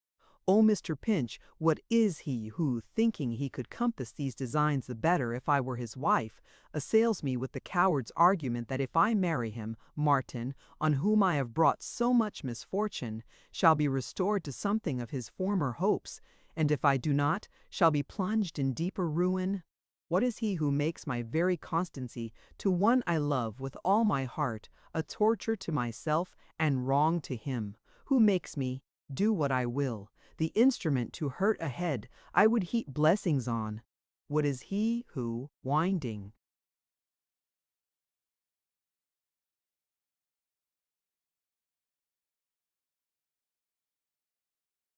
all these cruel snares about me, explains their purpose to me with a smooth tongue and a smiling face in the broad light of day, dragging me on the while in his embrace, and holding to his lips a hand, pursued the agitated girl, extending it, which I would have struck off, if with it I could lose the shame and degradation of his touch. I say, cried Tom in great excitement, he is a scoundrel and a villain. I don't care who he is. I say he is a double-dyed and most intolerable villain. Covering her face with her hands again, as if the passion which had sustained her through these disclosures lost itself in an overwhelming sense of shame and grief, she abandoned herself to tears. Any sight of distress was sure to move the tenderness of Tom, but this especially. Tears and sobs from her were arrows in his heart. He tried to comfort her, sat down beside her, expended all his store of homely eloquence, and spoke in words of praise and hope of Martin. Aye, though he loved her from his soul with such a self-denying love as woman seldom wins, he spoke from first to last of Martin. Not the wealth of the rich Indies would have tempted Tom to shirk one mention of her lover's name. When she was more composed, she impressed upon Tom that this man she had described was Pecksniff in his real colors, and word by word and phrase by phrase, as well as she remembered it, related what had passed between them in the wood, which was no doubt a source of high gratification to that gentleman himself, who in his desire to see and his dread of being seen, was constantly diving down into the state pew and coming up again, intelligent householder in Punch's show, who avoids being knocked on the head with a cudgel. When she had concluded her account, and had besought Tom to be very distant and unconscious in his manner towards her after this explanation, and had thanked him very much, they parted on the alarm of footsteps in the burial.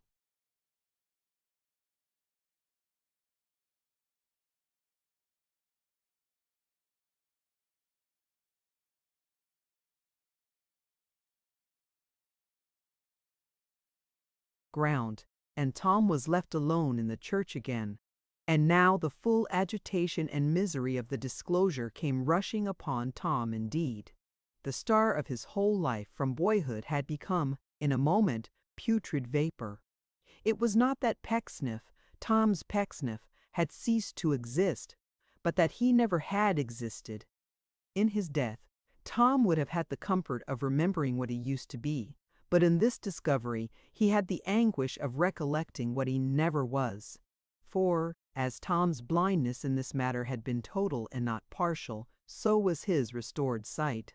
H.I.S. Pecksniff could never have worked the wickedness of which he had just now heard, but any other Pecksniff could, and the Pecksniff who could do that could do anything, and no doubt had been doing anything and everything except the right thing all through his career. From the lofty height on which poor Tom had placed his idol, it was tumbled down headlong, and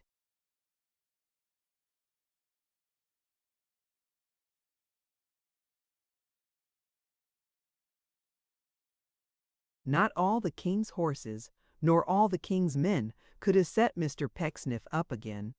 Legions of Titans couldn't have got him out of the mud, and serve him right. But it was not he who suffered, it was Tom. His compass was broken, his chart destroyed, his chronometer had stopped, his masts were gone by the board, his anchor was adrift 10,000 leagues away. Mr. Pecksniff watched him with a lively interest, for he divined the purpose of Tom's ruminations, and was curious to see how he conducted himself. For some time Tom wandered up and down the aisle like a man demented, stopping occasionally to lean against the pew and think it over. Then he stood staring at a blank old monument bordered tastefully with skulls and crossbones, as if it were the finest work of art he had ever seen, although at other times he held it in unspeakable contempt. Then he sat down, then walked to and fro again, then went wandering up into the organ loft and touched the keys. But their minstrelsy was changed, their music gone, and sounding one long melancholy chord, Tom drooped his head upon his hands and gave it up as hopeless. "I wouldn't have cared," said Tom Pinch, rising from his stool and looking down into the church as if he had been the clergyman. "I wouldn't have cared for anything he might have done to me, for I have tried his patience often, and have lived upon his sufferance, and have lived upon his sufferance, and have never been the help to him that others could have been. I wouldn't have minded, Pecksniff," Tom continued, little thinking who heard him. "If you had done me any wrong, I could have found plenty of excuses for that, and though you might have hurt me, could have still gone on respecting you. But why did you ever fall so low as this in my esteem? Oh, Pecksniff, Pecksniff, there is nothing I would not have given to have had you deserve my old opinion of you. Nothing."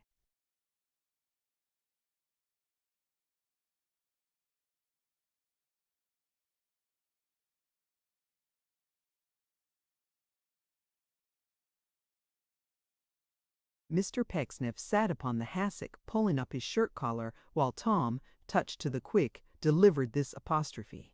After a pause, he heard Tom coming down the stairs, jingling the church keys, and bringing his eye to the top of the pew again, saw him go slowly out and lock the door. Mr. Pecksniff durst not issue from his place of concealment, for through the windows of the church he saw Tom passing on among the graves, and sometimes stopping at a stone, and leaning there as if he were a mourner who had lost a friend. Even when he had left the churchyard, Mr. Pecksniff still remained shut up, not being at all secure but that in his restless state of mind Tom might come wandering back. At length he issued forth and walked with a pleasant countenance into the vestry, where he knew there was a window near the ground, by which he could release himself by merely stepping out. He was in a curious frame of mind, Mr. Pecksniff, being in no hurry to go, but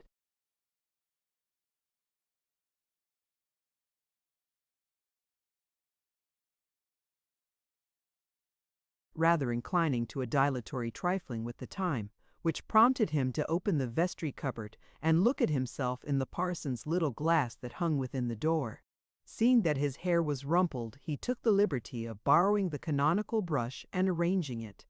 He also took the liberty of opening another cupboard, but he shut it up again quickly, being rather startled by the sight of a black and a white surplice dangling against the wall, which had very much the appearance of two curates who had committed suicide by hanging themselves. Remembering that he had seen in the first cupboard a port wine bottle and some biscuits, he peeped into it again and helped himself with much deliberation, cogitating all the time, though, in a very deep and weighty manner, as if his thoughts were otherwise employed. He soon made up his mind, if it had ever been in doubt, and putting back the bottle and biscuits, opened the casement. He got out into the churchyard without any difficulty, shut the window after him, and walked straight home.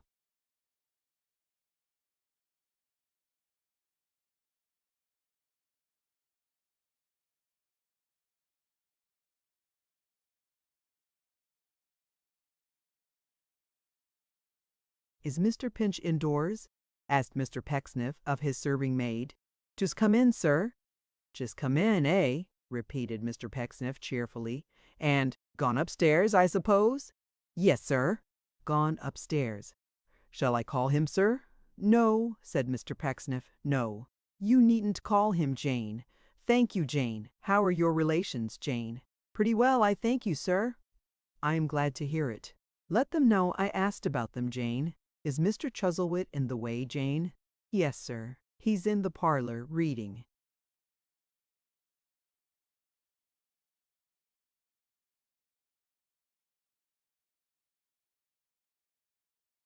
"He's in the parlor, reading, is he, Jane?" said Mr. Pecksniff. "Very well. Then I think I'll go and see him, Jane." Never had Mr. Pecksniff been beheld in a more pleasant humor, but when he walked into the parlor where the old man was engaged, as Jane had said, with pen and ink and paper on a table close at hand, for Mr. Pecksniff was always very particular to have him well supplied with writing materials, he became less cheerful. He was not angry, he was not vindictive, he was not cross, he was not moody, but he was grieved, he was sorely grieved. As he sat down by the old man's side, two tears, not tears like those with which recording angels block their entries out, but drops so precious that they use them for their ink stole down his meritorious cheeks. "What is the matter?" asked old Martin. "Pecksniff, what ails you, man?"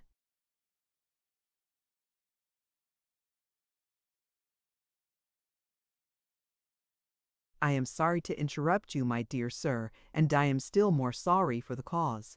My good, my worthy friend, I am deceived. You are deceived." "Ah!" cried Mr. Pecksniff, in an agony, "deceived in the tenderest point." "Cruelly deceived in that quarter, sir, in which I place the most unbounded confidence. Deceived, Mr. Chuzzlewit, by Thomas Pinch." "Oh, bad, bad, bad," said Martin, laying down his book. "Very bad. I hope not." "Are you certain?" "Certain, my good sir. My eyes and ears are witnesses. I wouldn't have believed it otherwise. I wouldn't have believed it, Mr. Chuzzlewit, if a fiery serpent had proclaimed it from the top of Salisbury Cathedral. I would have said," cried Mr. Pecksniff, "that the serpent lied. Such was my faith in Thomas Pinch, that I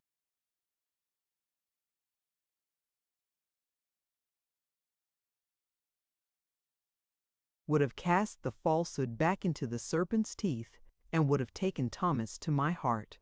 But I am not a serpent, sir, myself, I grieve to say, and no excuse or hope is left me." Martin was greatly disturbed to see him so much agitated, and to hear such unexpected news. He begged him to compose himself, and asked upon what subject Mr. Pinch's treachery had been developed. "That is almost the worst of all, sir," Mr. Pecksniff answered, "on a subject nearly concerning you." "Oh, is it not enough," said Mr. Pecksniff, looking upward, "that these blows must fall on me, but must they also hit my friends?" "You alarm me," cried the old man, changing color. "I am not so strong as I was." "You terrify me, Pecksniff." "Cheer up, my noble sir," said Mr. Pecksniff, taking courage, "and we will do."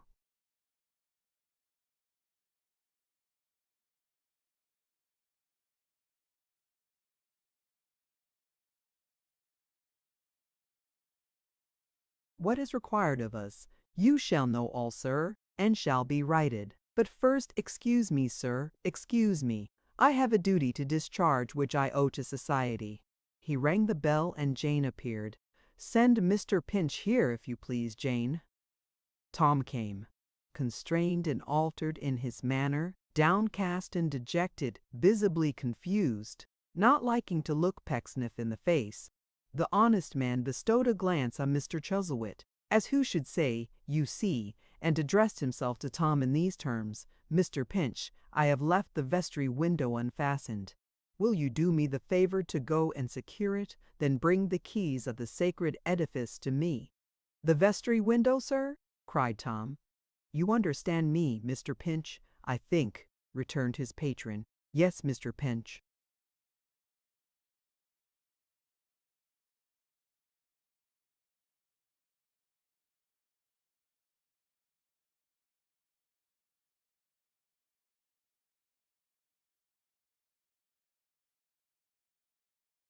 The vestry window. I grieve to say that sleeping in the church after a fatiguing ramble, I overheard just now some fragments, he emphasized that word, of a dialogue between two parties, and one of them locking the church when he went out. I was obliged to leave it myself by the vestry window. Do me the favor to secure that vestry window, Mr. Pinch, and then come back to me. No physiognomist that ever dwelt on earth could have construed Tom's face when he heard these words. Wonder was in it, and a mild look of reproach, but certainly no fear or guilt, although a host of strong emotions struggled to display themselves. He bowed, and without saying one word, good or bad, withdrew. "Pecksniff," cried Martin in a tremble, "what does all this mean? You are not going to do anything in haste you may regret." "No, my good sir," said Mr. Pecksniff firmly, "no. But I have a duty to discharge which I owe to society, and it shall be discharged, my friend, at any cost."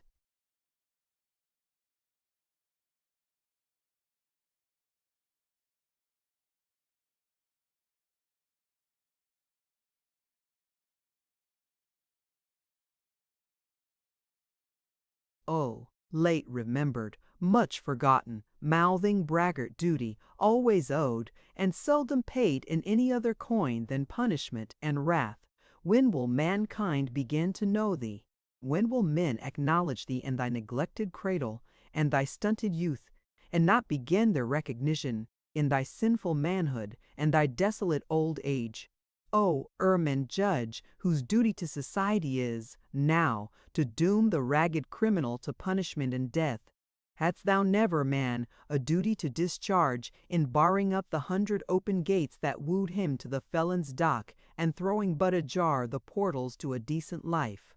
O prelate, prelate, whose duty to society it is to mourn in melancholy phrase the sad degeneracy of these bad times, in which thy lot of honors has been cast, did nothing go before thy elevation to the lofty seat, from which thou dealest out thy homilies to other tarriers for dead men's shoes, whose duty to society has not begun. O magistrate, so rare a country gentleman and brave a squire, had you no duty to society before the ricks were blazing and the mob were mad, or did it?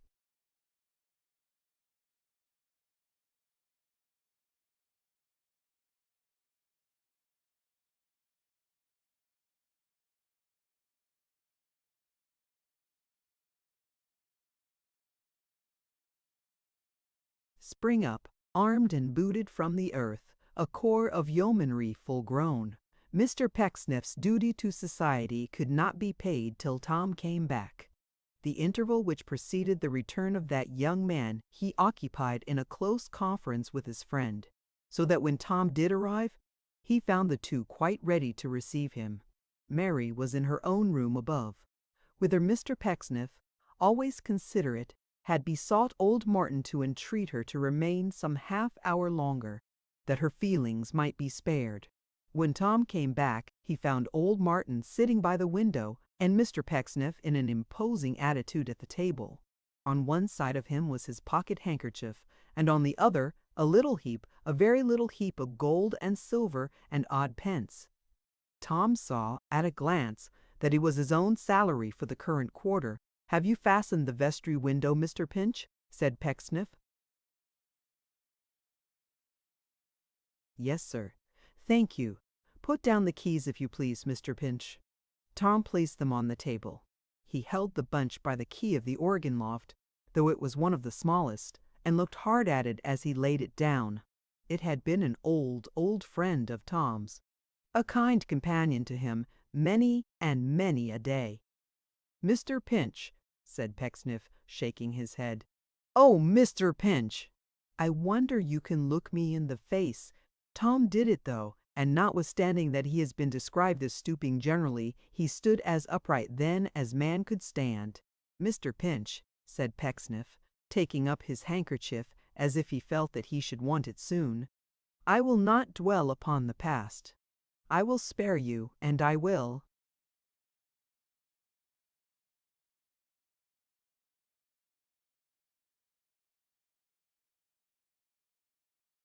spare myself that pain at least."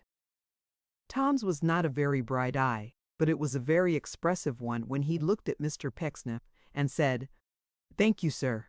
I am very glad you will not refer to the past. The present is enough," said Mr. Pecksniff, dropping a penny, "and the sooner that is past, the better. Mr. Pinch, I will not dismiss you without a word of explanation. Even such a course would be quite justifiable under the circumstances, but it might wear an appearance of hurry, and I will not do it, for I am," said Mr. Pecksniff, knocking down another penny, "perfectly self-possessed. Therefore I will say to you what I have already said to Mr. Chuzzlewit." Tom glanced at the old gentleman, who nodded now and then as approving of Mr. Pecksniff's sentences and sentiments, but interposed between them in no other way. "From fragments of a conversation which I overheard in the church just now, Mr. Pinch," said Pecksniff, "between yourself and Miss Graham. I say fragments because I was slumbering at a considerable distance from you when I was roused by your voices, and from what I saw, I ascertained I would have given a great deal not to have ascertained, Mr. Pinch, that you, forgetful of all ties of duty and of honor, sir, regardless of the sacred laws of testability, to which you were pledged as an inmate of this house, have presumed a distress brat of grandeur prevalina of quibon brack." Tom looked at him steadily. "Do you deny it, sir?" asked Mr. Pecksniff, dropping £1 2 and 4 and making a great business of picking it up again.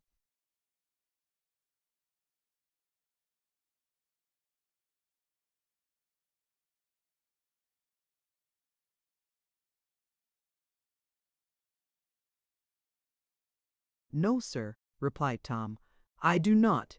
"You do not," said Mr. Pecksniff, glancing at the old gentleman. "Oblige me by counting this money, Mr. Pinch, and putting your name to this receipt. You do not?" No, Tom did not. He scorned to deny it. He saw that Mr. Pecksniff, having overheard his own disgrace, cared not a jot for sinking lower yet in his contempt. He saw that he had devised this fiction as the readiest means of getting rid of him at once, but that it must end in that any way. He saw that Mr. Pecksniff reckoned on his not denying it, because his doing so and explaining would incense the old man more than ever against Martin and against Mary, while Pecksniff himself would only have been mistaken in his fragments. "Deny it? No. You find the amount correct, do you, Mr. Pinch?" said Pecksniff.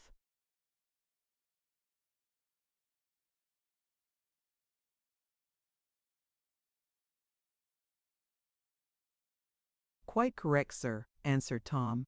"A person is waiting in the kitchen," said Mr. Pecksniff, "to carry your luggage wherever you please. We part, Mr. Pinch, at once and are strangers from this time.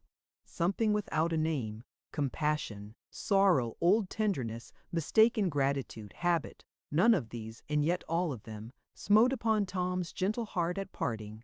There was no such soul as Pecksniff's in that car-case, and yet, though his speaking out had not involved the compromise of one he loved, he couldn't have denounced the very shape and figure of the man.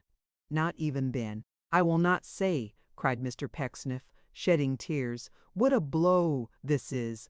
I will not say how much it tries me, how it works upon my nature, how it grates upon my feelings. I do not care for that. I can endure as well as another man. But what I have to hope, and what you have to hope, Mr. Pinch, otherwise a great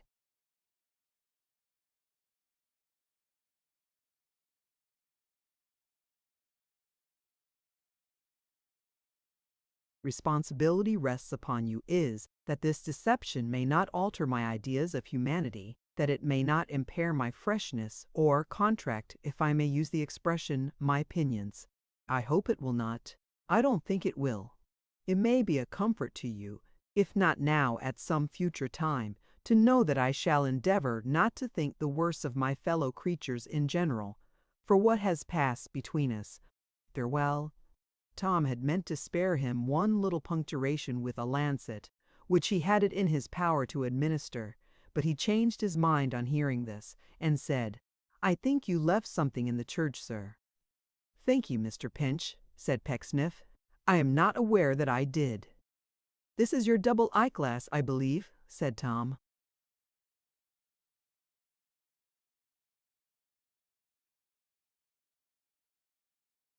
"Oh," cried Pecksniff, with some degree of confusion. "I am obliged to you. Put it down, if you please." "I found it," said Tom slowly, "when I went to bolt the vestry window in the pew." So he had. Mr. Pecksniff had taken it off when he was bobbing up and down, lest it should strike against the paneling, and had forgotten it. Going back to the church with his mind full of having been watched, and wondering very much from what part, Tom's attention was caught by the door of the state pew standing open. Looking into it, he found the glass. And thus he knew, and by returning it gave Mr. Pecksniff the information that he knew, where the listener had been, and that instead of overhearing fragments of the conversation, he must have rejoiced in every word of it. "I am glad he's gone," said Martin, drawing a long breath when Tom had left the room.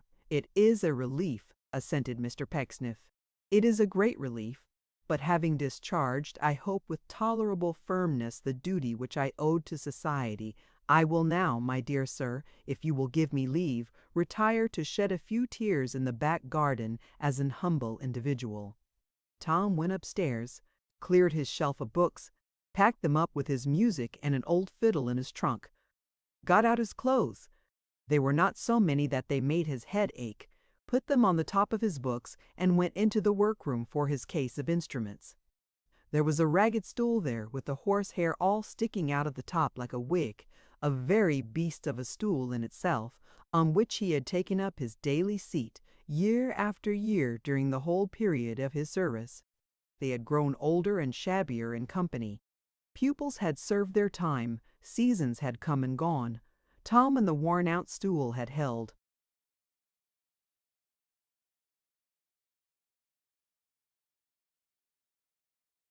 Together through it all. That part of the room was traditionally called Tom's Corner. It had been assigned to him at first because of its being situated in a strong draught and a great way from the fire, and he had occupied it ever since. There were portraits of him on the walls with all his weak points monstrously portrayed. Diabolical sentiments, foreign to his character, were represented as issuing from his mouth in fat balloons. Every pupil had added something, even unto fancy portraits of his father with one eye, and of his mother with a disproportionate nose, and especially of his sister, who, always being presented as extremely beautiful, made full amends to Tom for any other jokes. Under less uncommon circumstances, it would have cut Tom to the heart to leave these things and think that he saw them for the last time. But it didn't now. There was no Pecksniff, there never had been a Pecksniff, and all his other griefs were swallowed up in that. So when he returned into the bedroom, and having fastened his box and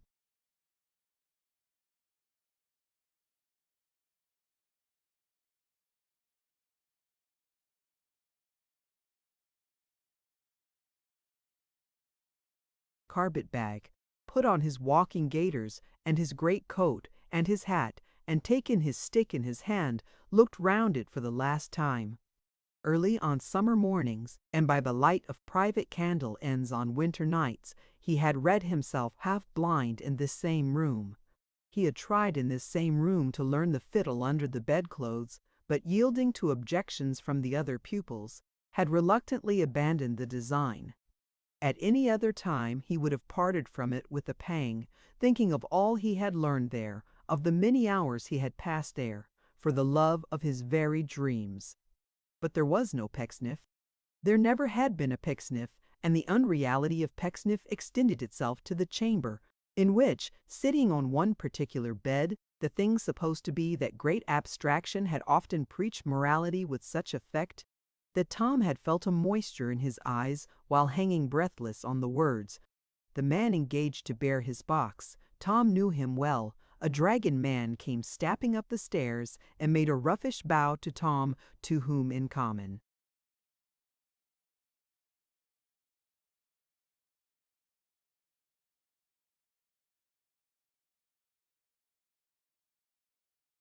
Times he would have nodded with a grin, as though he were aware of what had happened, and wished him to perceive it made no difference to him. It was clumsily done. He was a mere waterer of horses, but Tom liked the man for it, and felt it more than going away.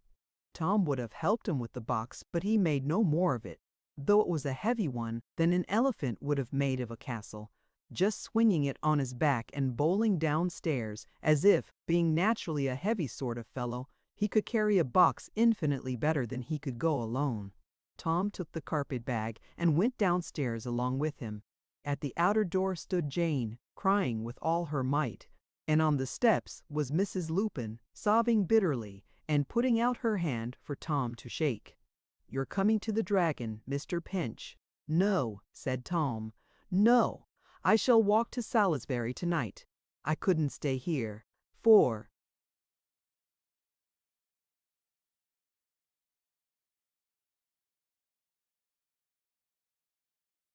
"Goodness sake, don't make me so unhappy, Mrs. Lupin.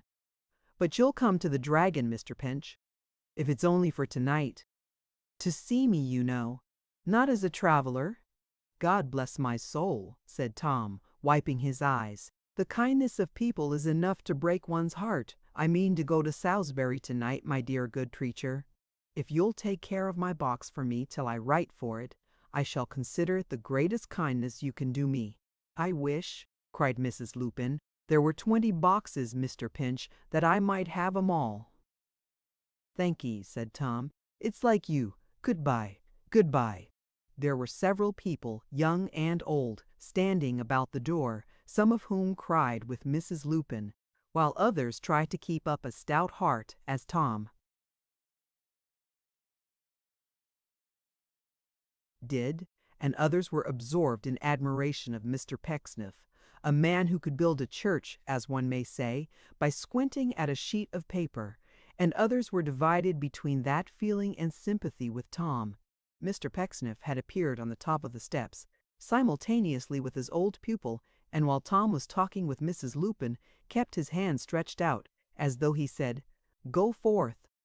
When Tom went forth and had turned the corner, Mr. Pecksniff shook his head, shut his eyes, and heaving a deep sigh, shut the door, on which the best of Tom's supporters said he must have done some dreadful deed, or such a man as Mr. Pecksniff never could have felt like that. If it had been a common quarrel, they observed, he would have said something, but when he didn't, Mr. Pinch must have shocked him dreadfully.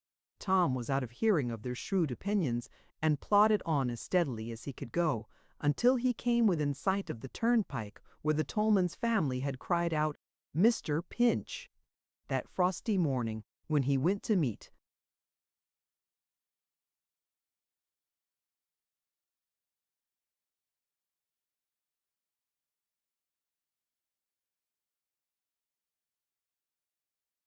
Young Martin. He had got through the village, and this toll bar was his last trial. But when the infant toll-takers came screeching out, he had half a mind to run for it and make a bolt across the country. "Why, dearie Mr. Pinch? Oh, dearie sir," cried the tollman's wife, "what an unlikely time for you to be a-going this way with the bag." "I am going to Salisbury," said Tom. "Why, goodness, where's the gig, then?" cried the tollman's wife, looking down the road, as if she thought Tom might have been upset without observing it. "I haven't got it," said Tom. He couldn't evade it. He felt she would have him in the next question if he got over this one. "I have left Mr. Pecksniff." The tollman, a crusty customer, always smoking solitary pipes in a Windsor chair, inside, set artfully between two little windows that looked up and down the road, so that when he saw anything coming up, he might hug himself on having told to take, and when he saw it going down, might hug himself on having taken it. The tollman was out in an instant. "Left Mr. Pecksniff?" cried the tollman. "Yes," said Tom, "left him." The tollman looked at his wife, uncertain whether to ask her if she had anything to suggest, or to order her to mind the children. Astonishment making him surly, he preferred the latter, and sent her into the toll house with a flea in her ear. "You left Mr. Pecksniff?" cried the tollman, folding his arms and spreading his legs. "I should as soon have thought of his head leaving him." "I?" said Tom. "So should I yesterday. Good night."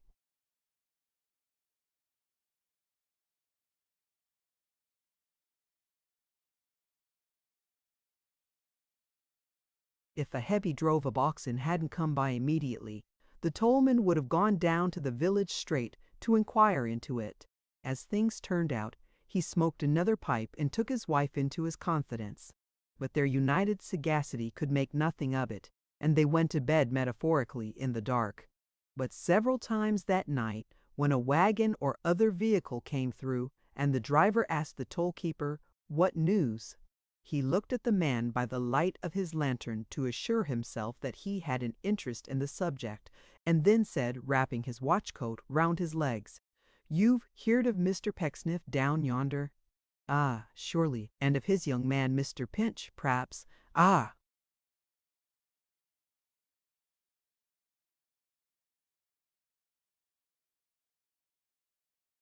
They've parted. After every one of these disclosures, the tollman plunged into his house again and was seen no more, while the other side went on in great amazement. But this was long after Tom was abed, and Tom was now with his face towards Salisbury, doing his best to get there. The evening was beautiful at first, but it became cloudy and dull at sunset, and the rain fell heavily soon afterwards. For 10 long miles he plodded on, wet through, until at last the lights appeared, and he came into the welcome precincts of the city. He went to the inn where he had waited for Martin, and briefly answering their inquiries after Mr. Pecksniff, ordered a bed. He had no heart for tea or supper, meat or drink of any kind, but sat by himself before an empty table in the public room while the bed was getting ready, revolving in his mind all that had happened that eventful day, and wondering what he could or should do for the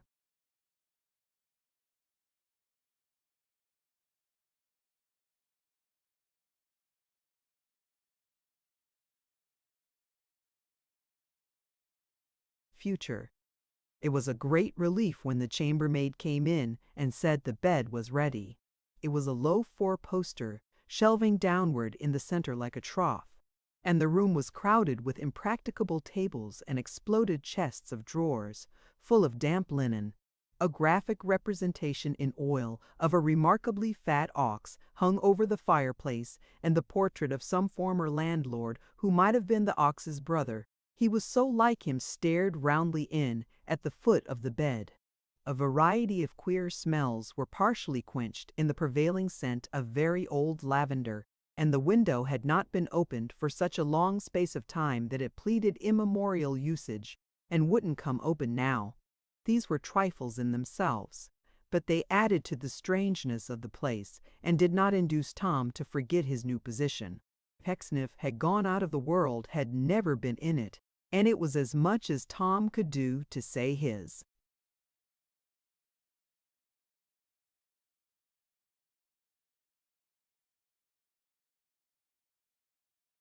prayers without him. But he felt happier afterwards, and went to sleep and dreamed about him as he never was. Chapter 32. Turts of Togers again, and of another blighted plant besides the plants up in the leads.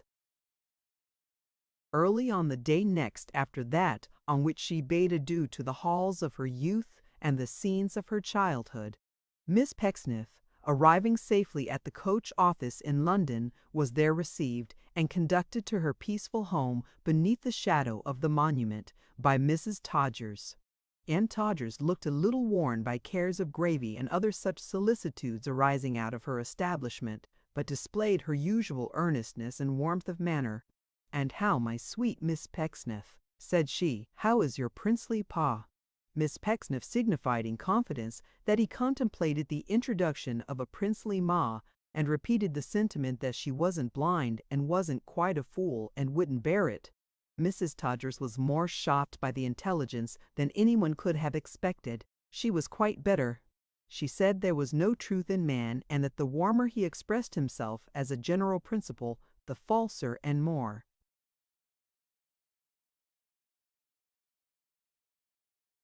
treacherous he was.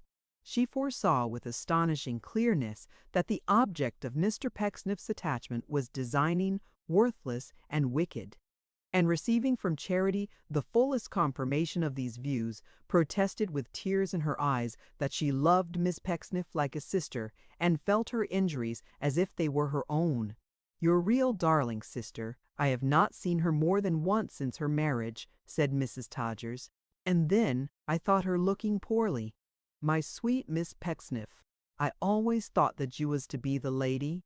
"Oh dear, no," cried Cherry, shaking her head. "Oh no, Mrs. Todgers. Thank you, no.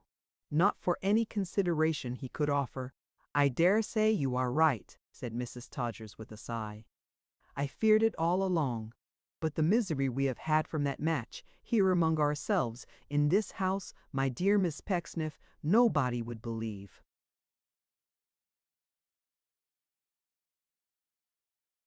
"Lor, Mrs. Todgers, awful, awful," repeated Mrs. Todgers with strong emphasis. "You recollect our youngest gentleman, my dear?" "Of course I do," said Cherry. "You might have observed," said Mrs. Todgers, "how he used to watch your sister, and that a kind of stony dumbness came over him whenever she was in company." "I am sure I never saw anything of the sort," said Cherry in a peevish manner. "What nonsense, Mrs. Todgers!" "My dear," returned that lady in a hollow voice, "I have seen him again and again, sitting over his pie at dinner with his spoon a perfect fixture in his mouth, looking at your sister. I have seen him standing in a corner of our drawing-room,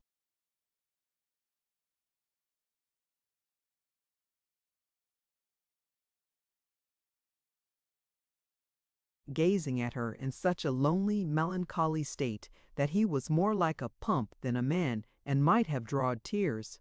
"I never saw it," cried Cherry. "That's all I can say." "But when the marriage took place," said Mrs. Todgers, proceeding with her subject, "when it was in the paper and was read out here at breakfast, I thought he had taken leave of his senses, I did indeed." "The violence of that young man, my dear Miss Pecksniff, the frightful opinions he expressed upon the subject of self-destruction, the extraordinary actions he performed with his tea, the clenching way in which he bit his bread and butter, the manner in which he taunted Mr. Jenkins, all combined to form a picture never to be forgotten." "It's a pity he didn't destroy himself, I think," observed Miss Pecksniff. "Himself," said Mrs. Todgers. "It took another turn at night. He was for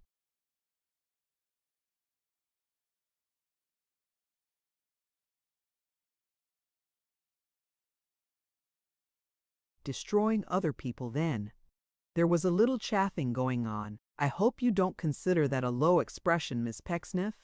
It is always in our gentlemen's mouths. A little chaffing going on, my dear, among 'em, all in good nature, when suddenly he rose up, foaming with his fury, and but for being held by three would have had Mr. Jenkins's life with a boot-jack."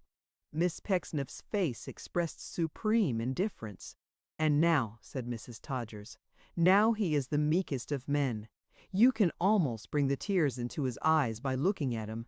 He sits with me the whole day long on Sundays, talking in such a dismal way that I find it next to impossible to keep my spirits up equal to the accommodation of the boarders. His only comfort is in female society.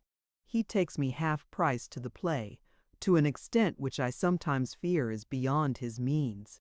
And I see the tears a-standing in his eyes during the whole performance, particularly if it is anything of a comic nature.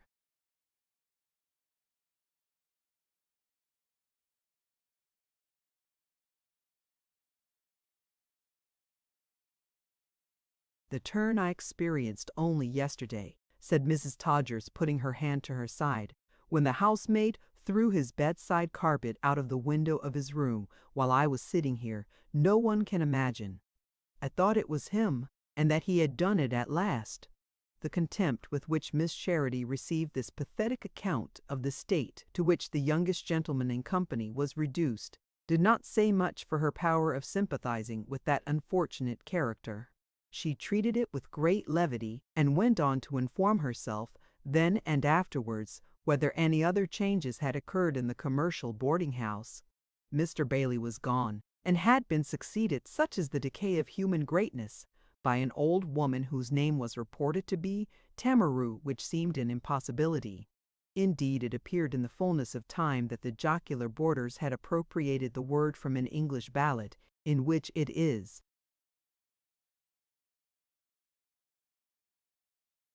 supposed to express the bold and fiery nature of a certain hackney coachman, and that it was bestowed upon Mr. Bailey's successor by reason of her having nothing fiery about her, except an occasional attack of that fire which is called St. Anthony's. This ancient female had been engaged, in fulfillment of a vow, registered by Mrs. Todgers, that no more boys should darken the commercial doors, and she was chiefly remarkable for a total absence of all comprehension upon every subject whatever. She was a perfect tomb for messages in small parcels, and when dispatched to the post office with letters, had been frequently seen endeavoring to insinuate them into casual chinks in private doors, under the delusion that any door with a hole in it would answer the purpose. She was a very little old woman, and always wore a very coarse apron, with a bib before and a loop behind, together with bandages on her wrists, which appeared to be afflicted with an everlasting sprain. She was on all occasions chary of opening the street door, and ardent to shut it again, and she waited at table in a bonnet.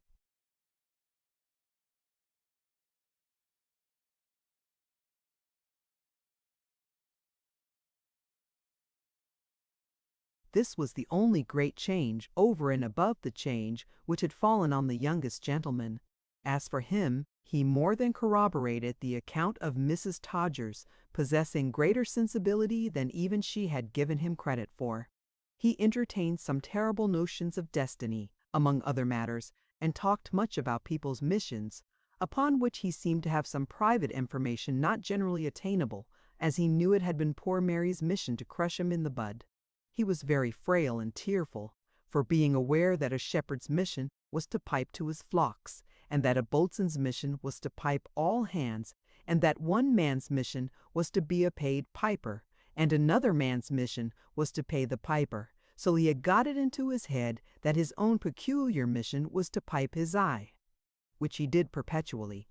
He often informed Mrs. Todgers that the sun had set upon him, that the billows had rolled over him, that the car of Juggernaut had crushed him, and also that the deadly apastry of Jabba had blighted him. His name was Model.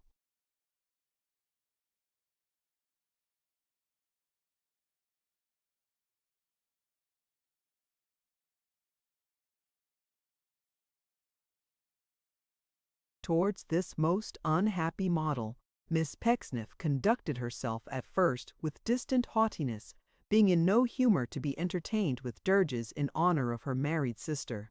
The poor young gentleman was additionally crushed by this, and remonstrated with Mrs. Todgers on the subject. "Even she turns for me, Mrs. Todgers," said Model. "Then why don't you try and be a little bit more cheerful, sir?" retorted Mrs. Todgers. "Cheerful, Mrs. Todgers, cheerful!" cried the youngest gentleman. "When she reminds me of days forever fled, Mrs. Todgers." "Then you had better avoid her for a short time as she does," said Mrs. Todgers, "and come to know her again, by degrees. That's my advice." "But I can't avoid her," replied Model. "I haven't strength of mind to do it." "Oh!"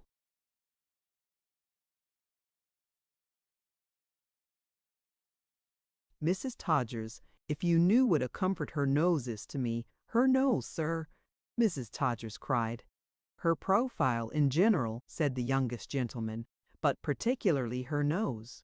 It's so like here." He yielded to a burst of grief. "It's so like hers who is another's, Mrs. Todgers." The observant matron did not fail to report this conversation to Charity, who laughed at the time, but treated Mr. Model that very evening with increased consideration and presented her side face to him as much as possible. Mr. Model was not less sentimental than usual, was rather more so, if anything, but he sat and stared at her with glistening eyes and seemed grateful. "Well, sir," said the lady of the boarding-house next day, "you held of your head last night. You're coming round, I think."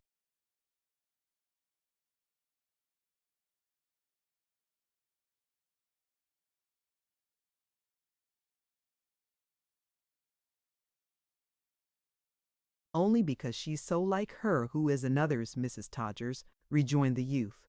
"When she talks and when she smiles, I think I'm looking on her brow again, Mrs. Todgers." This was likewise carried to Charity, who talked and smiled next evening in her most engaging manner, and rallying Mr. Model on the lowness of his spirits, challenged him to play a rubber at cribbage. Mr. Model taking up the gauntlet, they played several rubbers for 6 pences, and Charity won them all. This may have been partially attributable to the gallantry of the youngest gentleman, but it was certainly referable to the state of his feelings also. For his eyes being frequently dimmed by tears, he thought that aces were tens, and knaves queens, which at times occasioned some confusion in his play. On the 7th night of cribbage, when Mrs. Todgers, sitting by, proposed that instead of gambling they should play for love, Mr. Model was seen to change color. On the 14th night he kissed Miss Pecksniff's snuffers in the passage when she went upstairs to bed, meaning to have kissed her hand but missing it. In short, Mr. Model began to be impressed with the idea that Miss Pecksniff's mission was to comfort him, and Miss Pecksniff began to speculate on the probability of its being her mission to become ultimately Mrs. Model. He was a young gentleman. Miss Pecksniff was not a very young lady with rising prospects, and almost enough to live on. Really, it looked very well. Besides, he had been regarded as devoted to Mary. Mary had joked about him, and had once spoken of it to her sister as a conquest. He was better looking, better shaped, better spoken, better tempered, better mannered than Jonas. He was easy to manage, could be made to consult the humors of his betrothed, and could be shown off like a lamb when Jonas was a bear. There was the rub. In the meantime the cribbage went on, and Mrs. Todgers went off, for the youngest gentleman, dropping her society, began to take Miss Pecksniff to the play. He also began, as Mrs. Todgers said, to slip home in his dinner times, and to get away from the office at unholy seasons. And twice, as he informed Mrs. Todgers himself, he received anonymous letters, enclosing cards from furniture warehouses, clearly the act of that ungentlemanly ruffian Jenkins, only he hadn't evidence enough to call him out upon. All of which, so Mrs. Todgers told Miss Pecksniff, spoke as plain English as the shining sun. "My dear Miss Pecksniff, you may depend upon it," said Mrs. Todgers, "that he is burning to propose." "My goodness me! Why don't he then?" cried Cherry. "Men are so much more timid than we think 'em, my dear," returned Mrs. Todgers. "They balk themselves continually." I saw the words on Todgers's lips for months and months and months before he said 'em. Miss Pecksniff submitted that Todgers might not have been a fair specimen. "Oh, yes, he was." "Oh, bless you, yes, my dear. I was very particular in those days, I assure you," said Mrs. Todgers, bridling. "No, no. You give Mr. Model a little encouragement, Miss Pecksniff, if you wish him to speak, and he'll speak fast enough, depend upon it." "I am sure I don't know what encouragement he would have, Mrs. Todgers," returned Charity. "He walks with me and plays cards with me, and he comes and sits alone with me." "Quite right," said Mrs. Todgers. That's indispensable, my dear.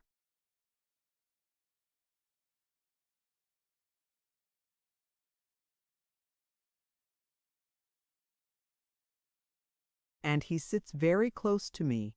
Also quite correct, said Mrs. Todgers. And he looks at me. To be sure he does, said Mrs. Todgers. And he has his arm upon the back of the chair or sofa, or whatever it is behind me, you know. I should think so, said Mrs. Todgers, and then he begins to cry.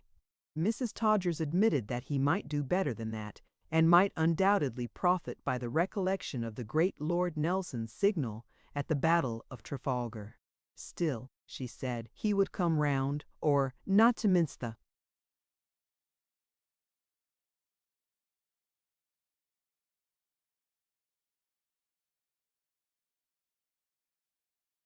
matter, would be brought round if Miss Pecksniff took up a decided position and plainly showed him that it must be done.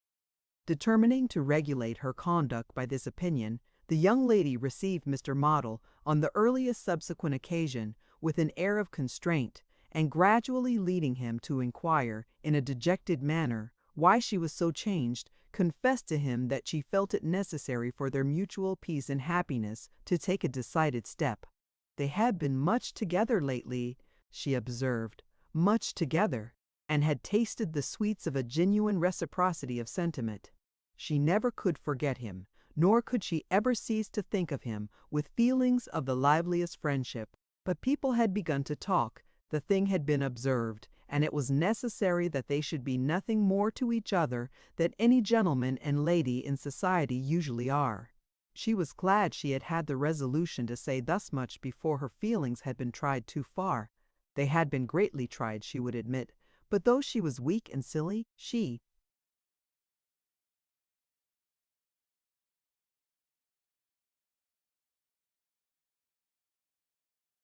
would soon get the better of it, she hoped. Moddle, who had by this time become in the last degree maudlin, and wept abundantly, inferred from the foregoing avowal that it was his mission to communicate to others the blight which had fallen on himself, and that, being a kind of unintentional vampire, he had had Miss Pecksniff assigned to him by the fates as victim number one. Miss Pecksniff controverting this opinion as sinful, Moddle was goaded on to ask whether she could be contented with a blighted heart, and it appearing on further examination that she could be, plighted his dismal troth, which was accepted and returned. He bore his good fortune with the utmost moderation. Instead of being triumphant, he shed more tears than he had ever been known to shed before, and sobbing, said, "Oh, what a day this has been! I can't go back to the office this afternoon. Oh, what a trying day this has been, good gracious." Chapter 33. Further Proceedings in Eden, and a proceeding out of Incense. Martin makes a discovery of some importance. From Mr. Moddle to Eden is an easy and natural transition. Mr. Moddle, living in the atmosphere of Miss Pecksniff's love, dwelt, if he had but known it, in a terrestrial paradise. The thriving city of Eden was also a terrestrial paradise upon the showing of its proprietors. The beautiful Miss Pecksniff might have been poetically described as a something too good for man in his fallen and degraded state. That was exactly the character of the thriving city of Eden, as poetically heightened by Zephaniah Scudder, General Choke, and other worthies, part and parcel of the talons of that great American eagle, which is always airing itself sky high in purest aether, and never, no never, dumbles down with draggled wings into the mud. When Mark Tapley, leading Martin in the architectural and surveying offices, had effectually strengthened and encouraged his own spirits by the contemplation of their joint misfortunes, he proceeded with new cheerfulness in search of help, congratulating himself as he went along on the enviable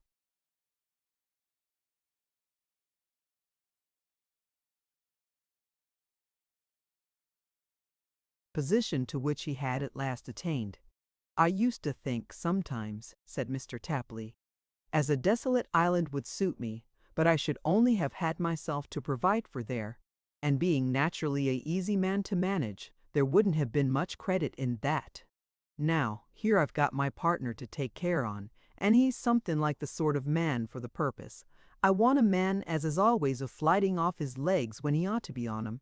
I want a man as is so low down in the school of life that he's always a making figures of one in his copybook and can't get no further.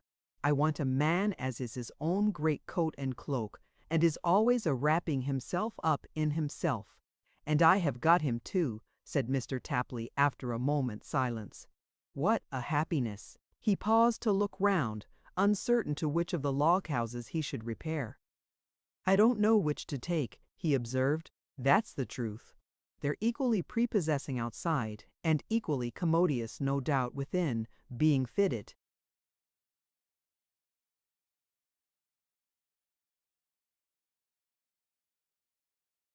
Up with every convenience that an alligator, in a state of nature, could possibly require. Let me see. The citizen is turned out last night, lives under water, in the right-hand dog kennel at the corner. I don't want to trouble him if I can help it, poor man, for he is a melancholy object, a reg'lar settler in every respect. There's house with a winder, but I'm afraid of their being proud. I don't know whether a door ain't too aristocratic, but here goes for the first one. He went up to the nearest cabin and knocked with his hand. Being desired to enter, he complied. Neighbor, said Mark, for I am a neighbor, though you don't know me. I've come a-begging. Hallo, hallo, am I abed and dreaming? He made this exclamation on hearing his own name pronounced, and finding himself clasped about the skirts by two little boys, whose faces he had often washed, and whose suppers he had often cooked, on board of that noble and fast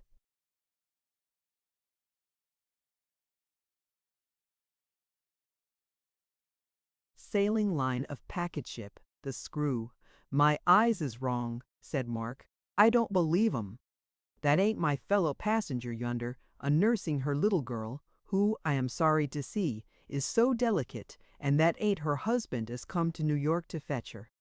Nor these, he added, looking down upon the boys, ain't them two young shavers as was so familiar to me, though they are uncommon like 'em, that I must confess. The woman shed tears in very joy to see him. The man shook both his hands and would not let them go. The two boys hugged his legs. The sick child in the mother's arms stretched out her burning little fingers and muttered in her hoarse, dry throat his well-remembered name. It was the same family, sure enough, altered by the salubrious air of Eden, but the same.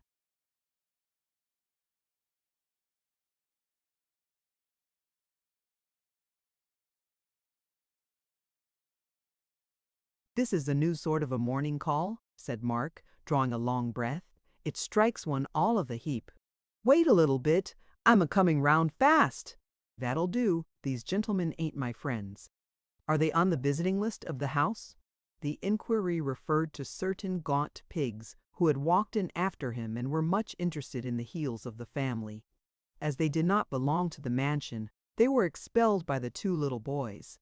I ain't superstitious about toads, said Mark, looking round the room.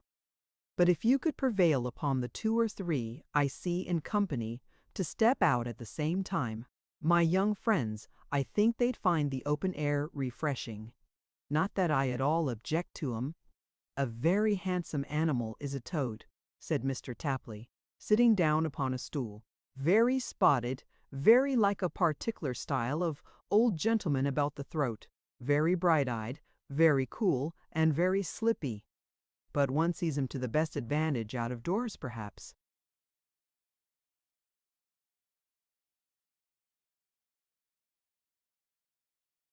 While pretending with such talk as this to be perfectly at his ease and to be the most indifferent and careless of men, Mark Tapley had an eye on all around him.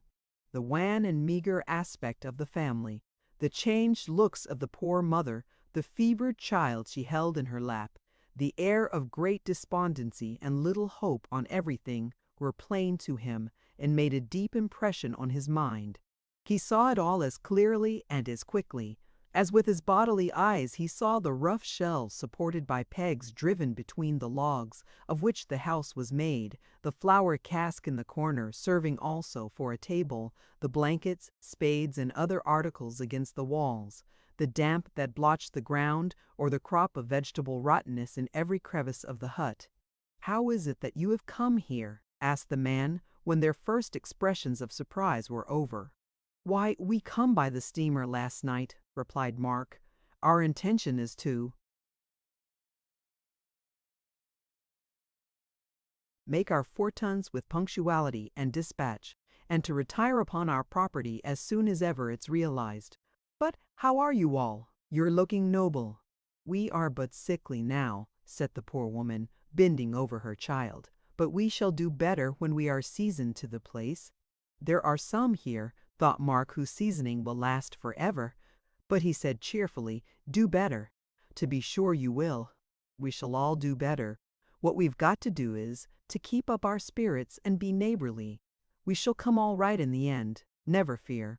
That reminds me, by the by, that my partner's all wrong just at present, and that I looked in to beg for him. I wish you'd come and give me your opinion of him, master."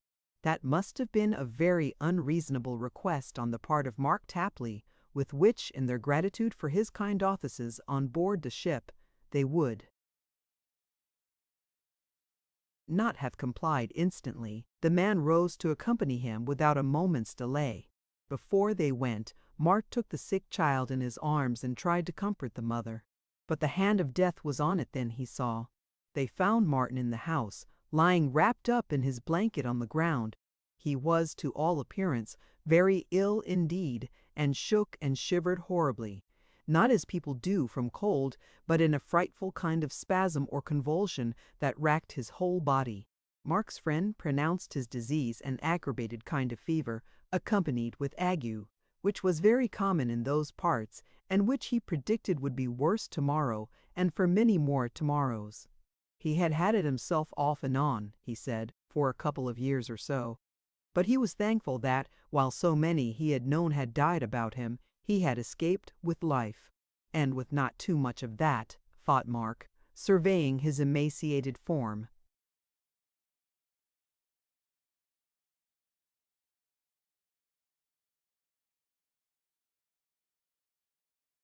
Eden forever.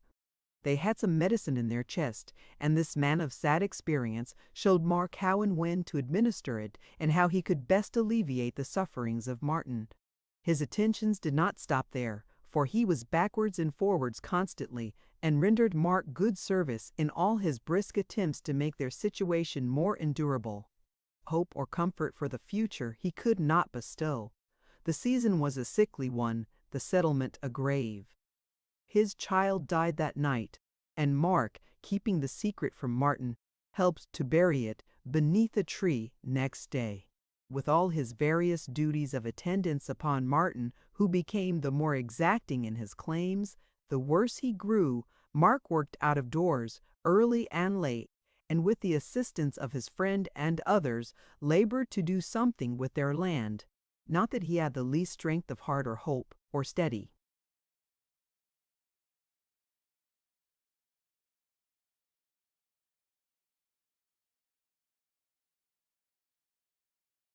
Purpose in so doing, beyond the habitual cheerfulness of his disposition and his amazing power of self-sustainment, for within himself he looked on their condition as beyond all hope, and, in his own words, came out strong in consequence.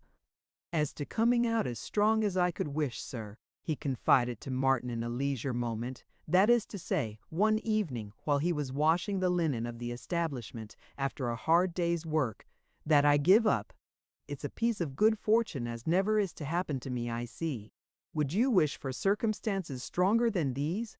Martin retorted with a groan from underneath his blanket.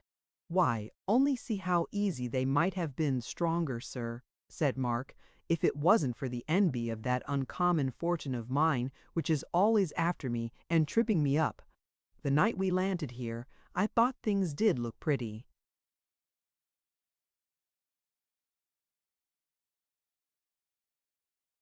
Jolly. I won't deny it. I thought they did look pretty jolly. How do they look now? Groaned Martin. Ah, said Mark. Ah, to be sure. That's the question. How do they look now? On the very first morning of my going out, what do? Stumble on a family I know who are constantly assisting of us in all sorts of ways from that time to this. That won't do, you know. That ain't what I'd a right to expect. If I had stumbled on a serpent and got bit, or stumbled on a first-rate patriot and got bowie-knifed, or stumbled on a lot of sympathizers with inverted shirt collars and got made a lion of, I might have distinguished myself and earned some credit.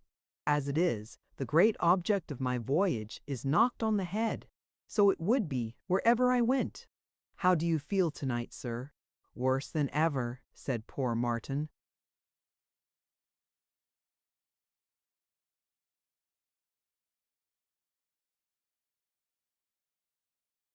That's something, returned Mark, but not enough. Nothing but being very bad myself and jolly to the last will ever do me justice. In heaven's name, don't talk of that, said Martin with a thrill of terror. What should I do, Mark, if you were taken ill?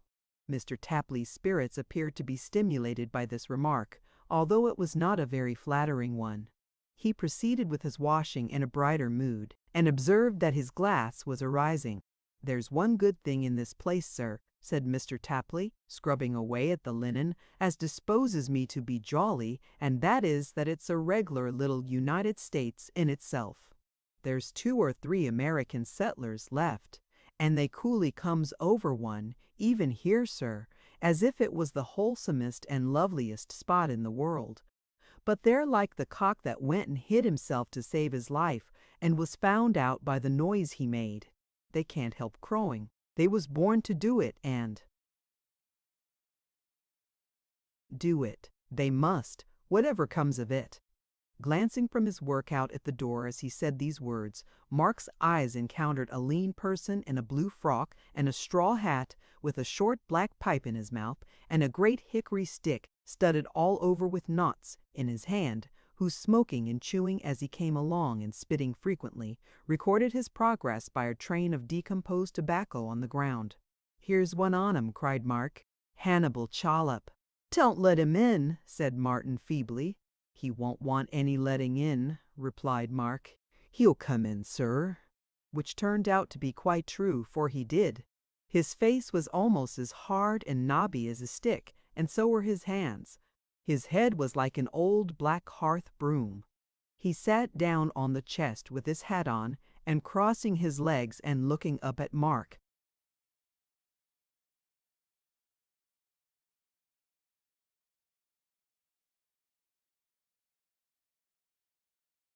said, without removing his pipe, "Well, Mr. Coe, and how do you get along, sir?" It may be necessary to observe that Mr. Tapley had gravely introduced himself to all strangers by that name. "Pretty well, sir, pretty well," said Mark. "If this ain't Mr. Chuzzlewit, ain't it?" exclaimed the visitor. "How do you get along, sir?"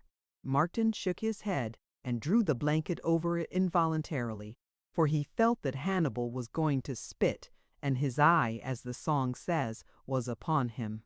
"You need not regard me, sir," observed Mr. Chollop complacently. "I am fever-proof and likewise a gore."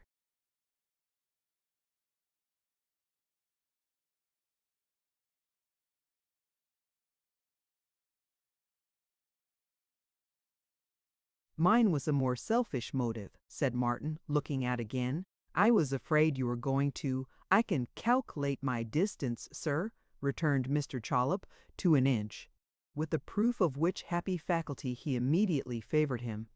"I require, sir," said Hannibal, 2 foot clear in a circular direction, and can engage myself to keep within it. "I have gone 10 foot in a circular direction, but that was for a wager." "I hope you won it, sir," said Mark. "Well, sir, I realized the stakes," said Chollop. "Yes, sir, I realized the stakes," said Chollop. He was silent for a time, during which he was actively engaged in the formation of a magic circle round the chest on which he sat. When it was completed, he began to talk again. "How do you like our country, sir?" he inquired, looking at Martin. "Not at all," was the invalid's reply. Chollop continued to smoke without the least appearance of emotion until he felt disposed to speak again.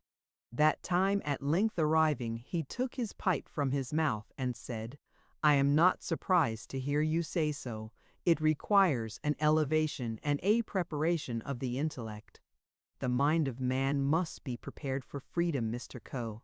He addressed himself to Mark, because he saw that Martin, who wished him to go, being already half mad with feverish irritation, which the droning voice of this new horror rendered almost insupportable, had closed his eyes and turned on his uneasy bed. "A little bodily preparation wouldn't be amiss either, would it, sir?" said Mark, "in the case of a blessed old swamp like this." "Do you consider this a swamp, sir?" inquired Chollop gravely. "Why, yes, sir," returned Mark. "I haven't a doubt about it myself." "The sentiment is quite European," said the Major, "and does not surprise me. What would your English millions say to such a swamp in England, sir?" "They'd say it was an uncommon nasty one, I should think," said Mark, "and that they would rather be inoculated for fever in some other way." "European," remarked Chollop with sardonic pity. "Quite European." And there he sat, silent and cool as if the house were his, smoking away like a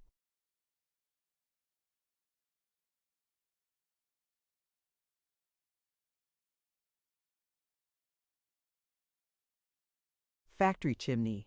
Mr. Chollop was of course one of the most remarkable men in the country, but he really was a notorious person besides. He was usually described by his friends in the South and West as a splendid sample of our native raw material, sir, and was much esteemed for his devotion to rational liberty, for the better propagation whereof he usually carried a brace of revolving pistols in his coat pocket with 7 barrels apiece. He also carried, amongst other trinkets, a sword stick, which he called his titular, and a great knife, which, for he was a man of a pleasant turn of humor, he called Ripper, in allusion to its usefulness as a means of ventilating the stomach of any adversary in a close contest. He had used these weapons with distinguished effect in several instances, all duly chronicled in the newspapers, and was greatly beloved for the gallant manner in which he had jobbed out the eye of one gentleman as he was in the act of knocking at his own street door.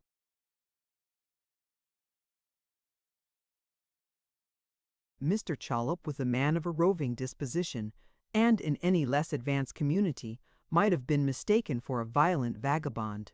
But his fine qualities being perfectly understood and appreciated in those regions where his lot was cast, and where he had many kindred spirits to consort with, he may be regarded as having been born under a fortunate star, which is not always the case with a man so much before the age in which he lives, preferring, with a view to the gratification of his tickling and ripping fancies, to dwell upon the outskirts of society, and in the more remote towns and cities he was in the habit of emigrating from place to place, and establishing in each some business, usually a newspaper, which he presently sold, for the most part closing the bargain by challenging, stabbing, pistoling, or gouging the new editor, before he had quite taken possession of the property. He had come to Eden on a speculation of this kind, but had abandoned it and was about to leave. He always introduced himself to strangers as a worshipper of freedom, was the consistent advocate of lynch law and slavery, and invariably recommended, both in print and speech, the tarring and feathering of any unpopular person who differed from himself. He called this planting the standard of civilization in the wilder gardens of my country. There is little doubt that Chollop would have planted this standard in Eden at Mark's expense, in return for his plainness of speech, for the genuine freedom is dumb, save when she vaunts herself, but for the utter desolation and decay prevailing in the settlement, and his own approaching departure from it.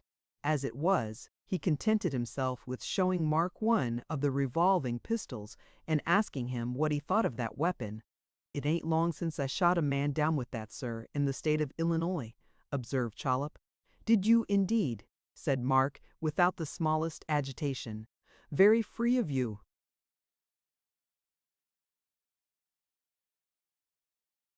And very independent. I shot him down, sir, pursued Chollop, for asserting in the Spartan Portico, a tri-weekly journal, that the ancient Athenians went ahead of the present local foco ticket.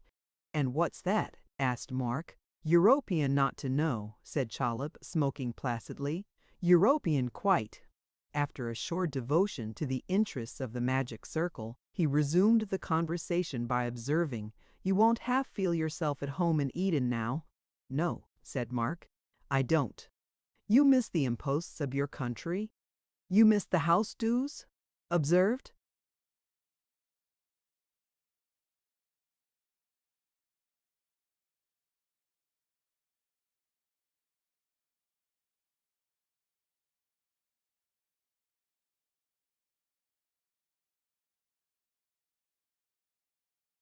"Collop, and the houses rather," said Mark.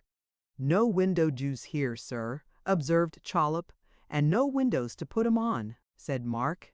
"No stakes, no dungeons, no blocks, no racks, no scaffolds, no thumbscrews, no pikes, no pillories," said Chollop.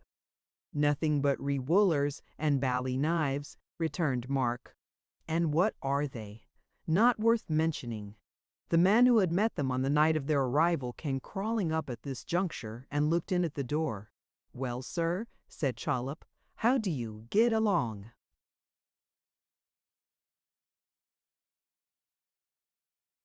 He had considerable difficulty in getting along at all, and said as much in reply. "Mr. Coe and me, sir," observed Chollop, "are disputating a piece. He ought to be slicked up pretty smart to disputate between the old world and the new, I do expect." "Well," returned the miserable shadow, "so he had." "I was merely observing, sir," said Mark, addressing this new visitor, "that I looked upon the city in which we have the honor to live as being swampy. What's your sentiments?" "I opinionate it's moist, perhaps, at certain times," returned the man. "But not as moist as England, sir," cried Chollop, with a fierce expression in his face.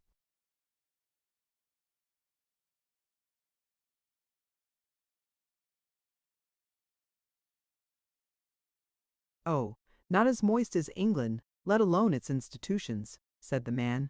"I should hope there ain't a swamp in all America as don't whip that small island into mush and molasses," observed Chollop decisively.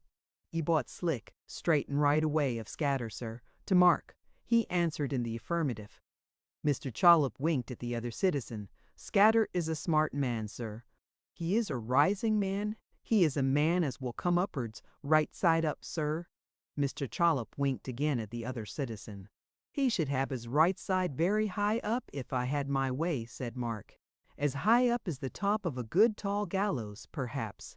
Mr. Chollop was so delighted at the smartness of his excellent countryman having been too much for the Britisher, and at the Britisher's resenting it, that he could contain himself no longer, and broke forth in a shout of delight.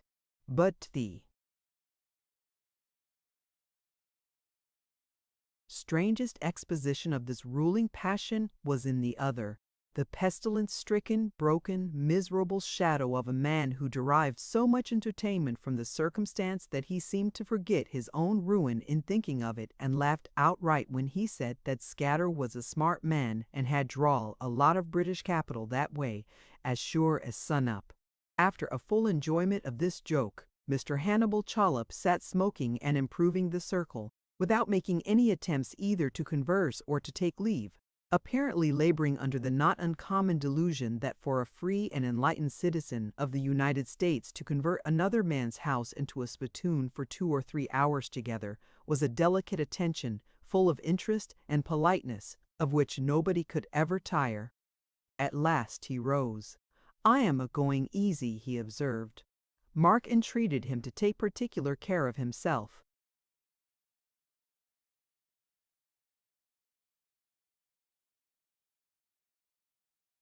"Afore I go," he said sternly, "I have got a leetle word to say to you. You are darnation cute, you are." Mark thanked him for the compliment. "But you are much too cute to last." I can't conceive of any spotted painter in the bush as ever was so riddled through and through as you will be, I bet." "What for?" asked Mark. "We must be cracked up, sir," retorted Chollop in a tone of menace. "You are not now in a despotic land. We are a model to the earth and must be just cracked up, I tell you." "What? I speak too free, do I?" cried Mark. "I have drawed upon a man and fired upon a man for less," said Chollop.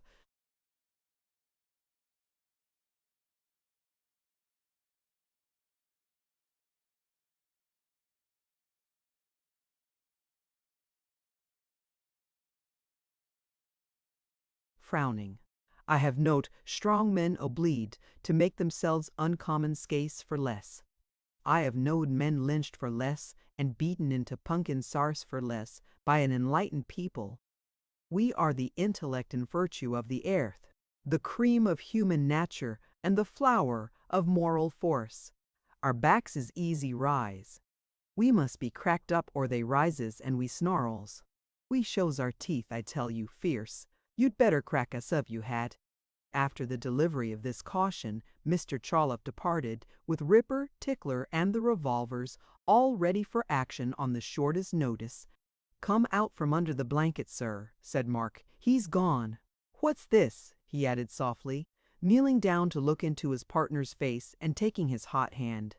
"What's come of all that chattering and swaggering? He's wandering in his mind tonight and don't know me." Martin indeed was dangerously ill, very near his death. He lay in that state many days, during which time Mark's poor friends, regardless of themselves, attended him. Mark, fatigued in mind and body, working all the day and sitting up at night, worn with hard living and the unaccustomed toil of his new life, surrounded by dismal and discouraging circumstances of every kind, never complained or yielded in the least degree. If ever he had thought Martin selfish or inconsiderate, or had deemed him energetic only by fits and starts, and then too passive for their desperate fortunes, he now forgot it all. He remembered nothing but the better qualities of his fellow wanderer, and was devoted to him, heart and hand. Many weeks elapsed before Martin was strong enough to move about with the help of a stick and Mark's arm, and even then his recovery, for want of wholesome air and proper nourishment, was very slow. He was yet in a feeble and weak condition when the misfortune he had so much dreaded fell upon them. Mark was taken ill. Mark fought against it, but the malady fought harder, and his efforts were in vain. "Floored for the present, sir," he said one morning, sinking back upon his bed, "but jolly." Floored indeed, and by a heavy blow, as anyone but Martin might have known beforehand. If Mark's friends had been kind to Martin, and they had been very, they were 20 times kinder to Mark. And now it was Martin's turn to work, and sit beside the bed and watch, and listen through the long, long nights to every sound in the gloomy wilderness, and hear poor Mr. Tapley, in his wandering fancy, playing at skittles in the Dragon, making love remonstrances to Mrs. Lupin, getting his sea legs on board the Screw, traveling with old Tom Pinch on English roads, and burning stumps of trees in Eden, all at once.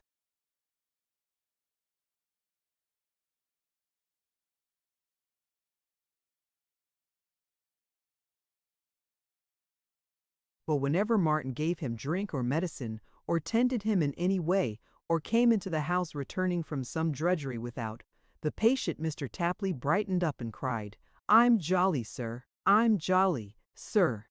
I'm jolly."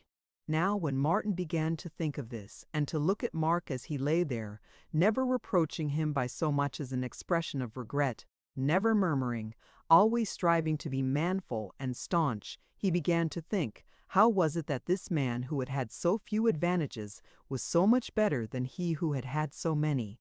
And attendance upon a sick bed, but especially the sick bed of one whom we have been accustomed to see in full activity and vigor, being a great breeder of reflection, he began to ask himself in what they differed.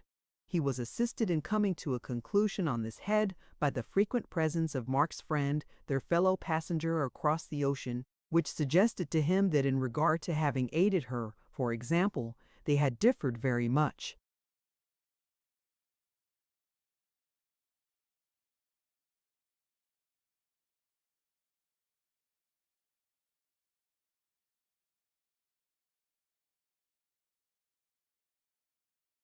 Somehow he coupled Tom Pinch with this train of reflection, and thinking that Tom would be very likely to have struck up the same sort of acquaintance under similar circumstances, began to think in what respects two people so extremely different were like each other and were unlike him. At first sight there was nothing very distressing in these meditations, but they did undoubtedly distress him for all that. Martin's nature was a frank and generous one, but he had been bred up in his grandfather's house, and it will usually be found that the meaner domestic vices propagate themselves to be their own antagonists. Selfishness does this especially, so do suspicion, cunning, stealth, and covetous propensities. Martin had unconsciously reasoned as a child, "My guardian takes so much thought of himself, that unless I do the like by myself, I shall be forgotten." So he had grown selfish. But he had never known it. If anyone had taxed him with the vice, he would have indignantly repelled the accusation and conceived himself unworthily aspersed. He never would have known it but that being newly risen from a bed of dangerous sickness to watch by such another couch, he felt how nearly self had dropped into the grave, and what a poor dependent, miserable thing it was. It was natural for him to reflect. He had months to do it in upon his own escape and Mark's extremity. This led him to consider which of them could be the better spared, and why. Then the curtain slowly rose a very little way, and self was shown below. He asked himself, besides, when dreading Mark's decease, as all men do and must, at such a time, whether he had done his duty by him, and had deserved and made a good response to his fidelity and zeal. No, sure as their companionship had been, he felt in many, many instances that there was blame.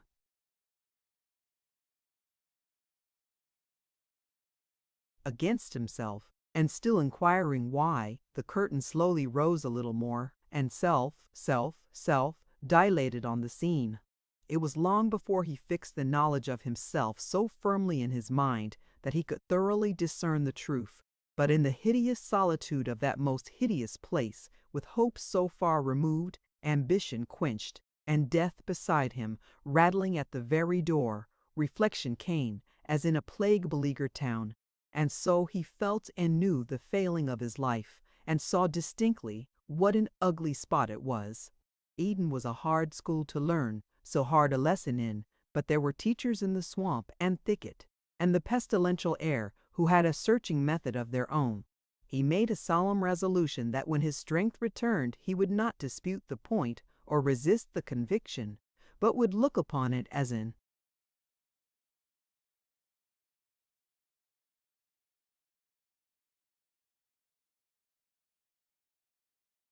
established fact that selfishness was in his breast and must be rooted out. He was so doubtful and with justice of his own character that he determined not to say one word of vain regret or good resolve to Mark, but steadily to keep his purpose before his own eyes solely. And there was not a jot of pride in this, nothing but humility and steadfastness, the best armor he could wear. So low had Eden brought him down, so high had Eden raised him up. After a long and lingering illness in certain forlorn stages of which, when too far gone to speak, he had feebly written "Jolly" on a slate, Mark showed some symptoms of returning health. They came and went, and flickered for a time, but he began to mend at last decidedly, and after that continued to improve from day to day. As soon as he was well enough to talk without fatigue, Martin consulted him upon a project he had in his mind, and which a few months back he would have carried into execution without troubling anybody's head but his own. "Ours is a desperate case," said Martin, plainly. "The place is deserted, its failure must have become known, and selling what we have bought to anyone, for anything, is hopeless, even if it were honest. We left home on a mad enterprise and have failed. The only hope left us, the only one end for which we have now to try, is to quit this settlement forever and get back to England. Anyhow, by any means. Only to get back there, Mark. That's all, sir, returned Mr. Tapley with a significant stress upon the words. Only that. Now, upon this side of the water, said Martin, we have but one friend who can help us, and that is Mr. Bevan. I thought of him when you was ill, said Mark.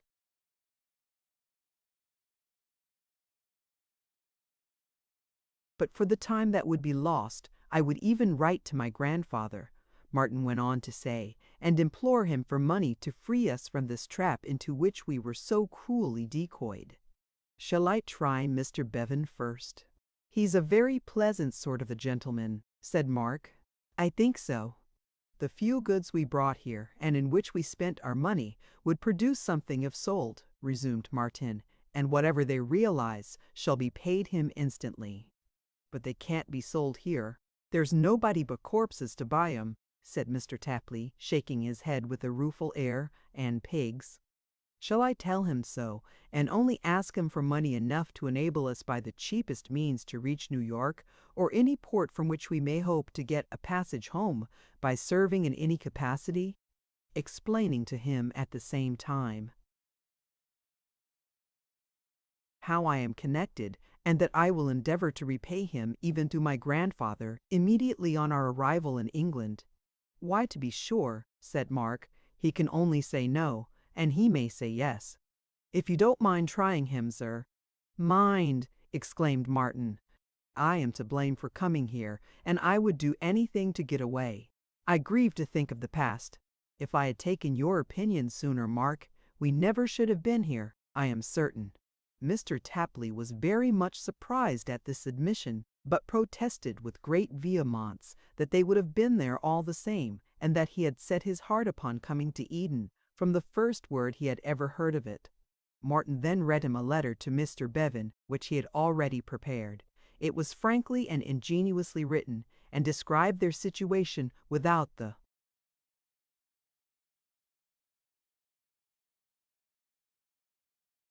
least concealment, plainly stated the miseries they had undergone, and preferred their request in modest but straightforward terms. Mark highly commended it, and they determined to dispatch it by the next steamboat going the right way, that might call to take in wood at Eden, where there was plenty of wood to spare. Not knowing how to address Mr. Bevan at his own place of abode, Martin superscribed it to the care of the memorable Mr. Norris of New York, and wrote upon the cover an entreaty that it might be forwarded without delay. More than a week elapsed before a boat appeared, but at length they were awakened very early one morning by the high-pressure snorting of the Esau's Lodge, named after one of the most remarkable men in the country who had been very eminent somewhere. Hurrying down to the landing place, they got it safe on board, and waiting anxiously to see the boat depart, stopped up the gangway, an instance of neglect which caused the captaining of the Esau's Lodge to wish he might be sifted fine as flour and whittled small as chips, that if they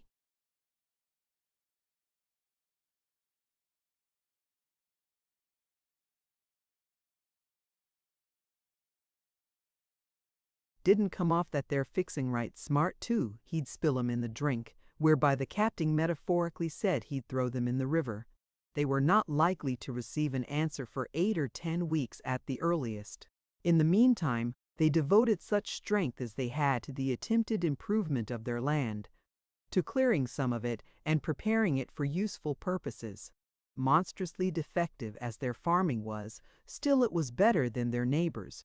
For Mark had some practical knowledge of such matters, and Martin learned of him, whereas the other settlers who remained upon the putrid swamp a mere handful, and those withered by disease, appeared to have wandered there with the idea that husbandry was the natural gift of all mankind. They helped each other after their own manner in these struggles, and in all others, but they worked as hopelessly and sadly as a gang of Canbigfixendablemen.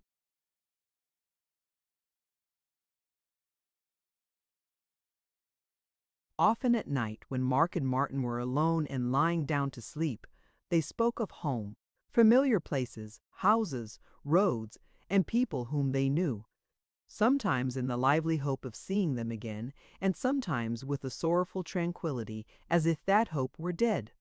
It was a source of great amazement to Mark Tapley to find, pervading all these conversations, a singular alteration in Martin. "I don't know what to make of him," he thought one night. "He ain't what I supposed. He don't think of himself half as much. I'll try him again." "Asleep, sir?" "No, Mark."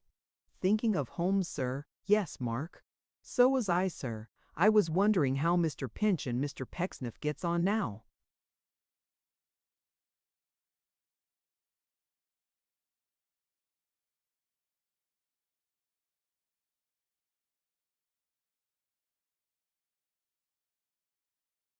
"Poor Tom," said Martin thoughtfully. "Weak-minded man, sir," observed Mr. Tapley. "Plays the organ for nothing, sir. Takes no care of himself."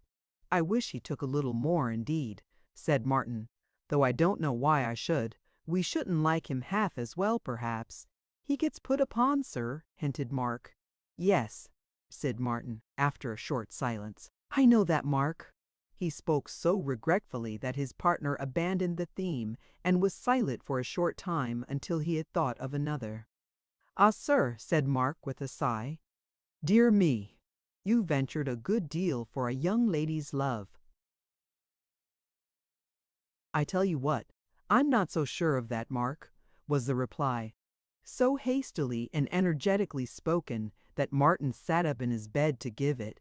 "I begin to be far from clear upon it. You may depend upon it she is very unhappy. She has sacrificed her peace of mind, she has endangered her interests very much. She can't run away from those who are jealous of her and opposed to her, as I have done. She has to endure, Mark, to endure without the possibility of action, poor girl. I begin to think that she has more to bear than ever I had. Upon my soul, I do." Mr. Tapley opened his eyes wide in the dark, but did not interrupt. "And I'll tell you a secret, Mark," said Martin, "since we are upon this subject. That ring—" "Which ring, sir?" Mark inquired, opening his eyes still wider.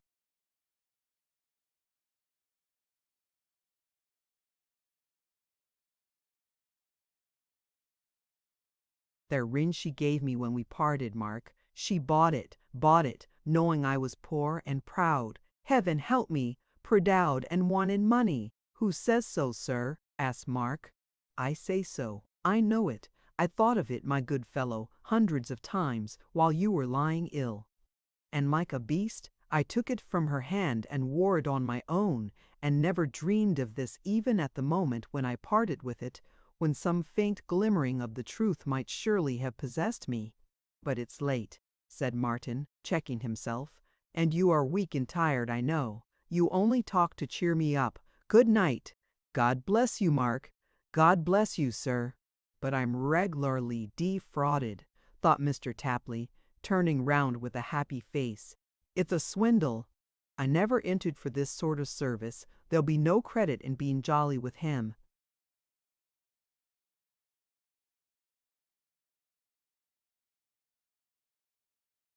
The time wore on, and other steamboats coming from the point on which their hopes were fixed arrived to take in wood, but still no answer to the letter. Rain, heat, foul slime, and noxious vapor, with all the ills and filthy things they bred, prevailed. The earth, the air, the vegetation, and the water that they drank all teemed with deadly properties. Their fellow passenger had lost 2 children long before, and buried now her last. Such things are much too common to be widely known or cared for. Smart citizens grow rich, and friendless victims smart and die, and are forgotten. That is all. At last a boat came panting up the ugly river and stopped at Eden. Mark was waiting at the wood hut when it came, and had a letter handed to him from on board. He bore it off to Martin. They looked at one another, trembling. "It feels heavy," faltered Martin, and opening it a little roll of dollar notes fell out upon the ground.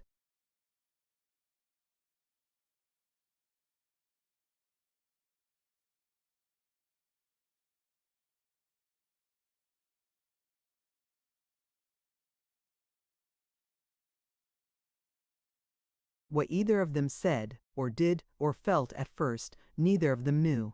All Mark could ever tell was that he was at the river's bank again, out of breath before the boat had gone, inquiring when it would retrace its track and put in there. The answer was in 10 or 12 days, notwithstanding which they began to get their goods together and to tie them up that very night. When this stage of excitement was past, each of them believed they found this out, in talking of it afterwards, that he would surely die before the boat returned.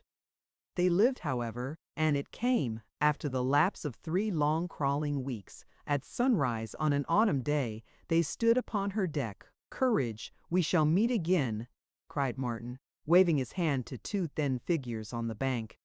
"In the old world."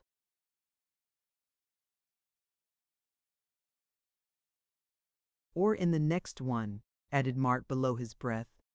To see them standing side by side, so quiet, is a must the worst of all. They looked at one another as the vessel moved away, and then looked backward at the spot from which it hurried fast. The log house with the open door and drooping trees about it, the stagnant morning mist and red sun dimly seen beyond, the vapor rising up from land and river, the quick stream making the loathsome banks it washed more flat and dull. How often they returned in dreams!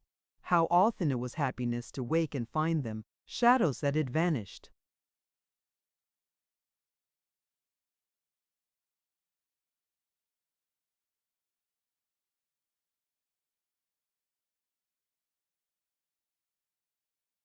Chapter 34, in which the travellers move homeward, and encounter some distinguished charioteers up in the way.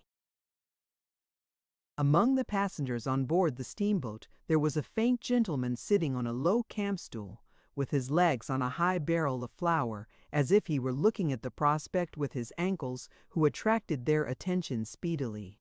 He had straight black hair, parted up the middle of his head and hanging down upon his coat, a little fringe of hair upon his chin, wore no neckcloth, a white hat, a suit of black, long in the sleeves and short in the legs, soiled brown stockings and laced shoes. His complexion, naturally muddy, was rendered muddier by too strict an economy of soap and water, and the same observation will apply to the washable part of his attire, which he might have changed with comfort to himself and gratification to his friends. He was about 35, was crushed and jammed up in a heap under the shade of a large green cotton umbrella, and ruminated over his tobacco plug like a cow. He was not singular, to be sure, in these respects, for every gentleman on board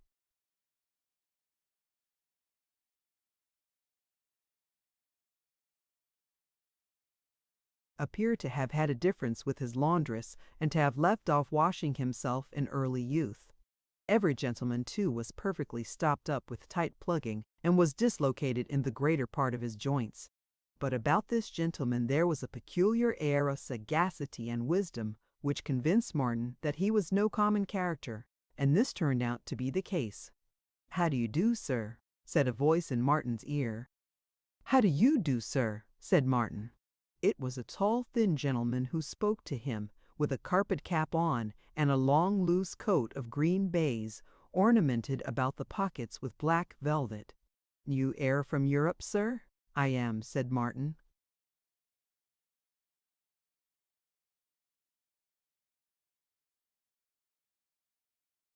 "You air fortunate, sir." Martin thought so too, but he soon discovered that the gentleman and he attached different meanings to this remark. "You air fortunate, sir, in having an opportunity of beholding our Elijah Pagram, sir." "Your Elijah Pagram," said Martin, thinking it was all one word, and a building of some sort. "Yes, sir." Martin tried to look as if he understood him, but he couldn't make it out. "Yes, sir," repeated the gentleman. "Our Elijah Program, sir, is at this minute identically settin' by the engine biler."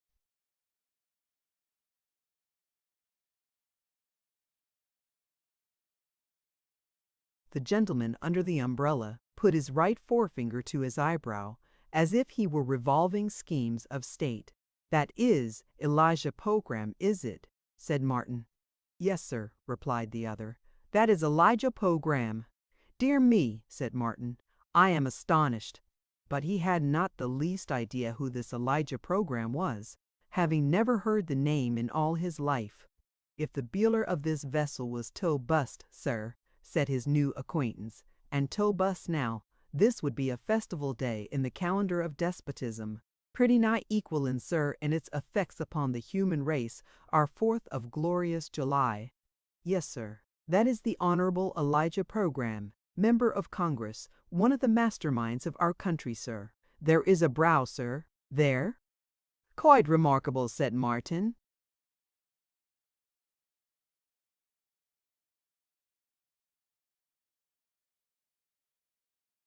"Yes, sir.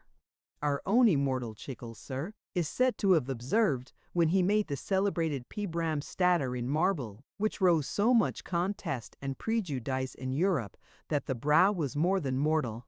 This was before the Porgram defiance, and was, therefore, a prediction, cruel smart." "What is the Porgram defiance?" asked Martin, thinking, perhaps, it was the sign of a public house. "An old ration, sir," returned his friend. "Oh, to be sure," cried Martin.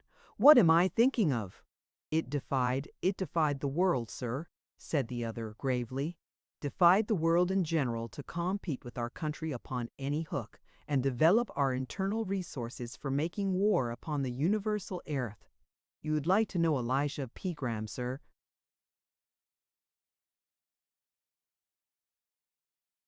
"If you please," said Martin. "Mr. Program," said the stranger Mr. Program, having overheard every word of the dialogue, "this is a gentleman from Europe, sir, from England, sir. But generous and mees may meet upon the neutral sile of private life, I think." The languid Mr. Program shook hands with Martin like a clockwork figure that was just running down, but he made amends by chewing like one that was just wound up. "Mr. Program," said the introducer, "is a public servant, sir. When Congress is recessed, he makes himself acquainted with those free United States of which he is the gifted son." It occurred to Martin that if the Honorable Elijah Program had stayed at home and sent his shoes upon a tour, they would have answered the same purpose, for they were the only part of him in a situation to see anything. In course of time, however, Mr. Program rose, and having ejected certain plugging consequences which would have impeded his articulation, took up a position where there was something to lean against, and began to talk to Martin, shading himself with the green umbrella all the time. As he began with the words, "How do you like?" Martin took him up and said, "The country, I presume?" "Yes, sir," said Elijah Program. A knot of passengers gathered round to hear what followed, and Martin heard his friend say, as he whispered to another friend and rubbed his hands, "Pegram will smash 'em into sky-blue fits, I know." "Why," said Martin, after a moment's hesitation, "I have learned by experience that you take an unfair advantage of a stranger when you ask that question. You."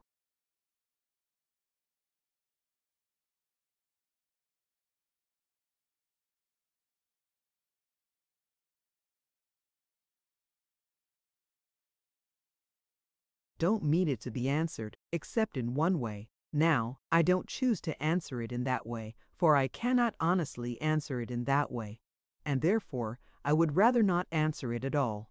But Mr. Program was going to make a great speech in the next session about foreign relations, and was going to write strong articles on the subject, and as he greatly favored the free and independent custom, a very harmless and agreeable one, of procuring information of any sort in any kind of confidence, and afterwards perverting it publicly in any manner that happened to suit him, he had determined to get at Martin's opinion somehow or other, for if he could have got nothing out of him, he would have had to invent it for him, and that would have been laborious. He made a mental note of his answer, and went in again. "You are from Eden, sir. How did you like Eden?"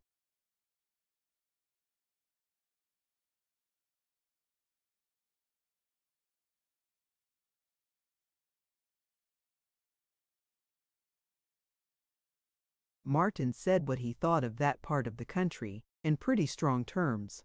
"It is strange," said Pogram, looking round upon the group, "this hatred of our country and her institutions.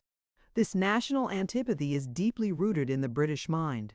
Good heavens, sir, cried Martin, is the Eden Land Corporation, with Mr. Scadder at its head and all the misery it has worked, at its door, an institution of America? A part of any form of government that ever was known or heard of.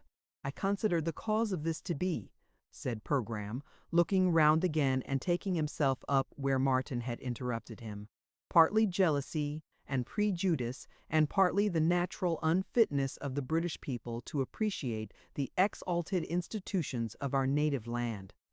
I expect, sir, turning to Martin again, that a gentleman named Chollop happened in upon you during your locatine in the town of Eden?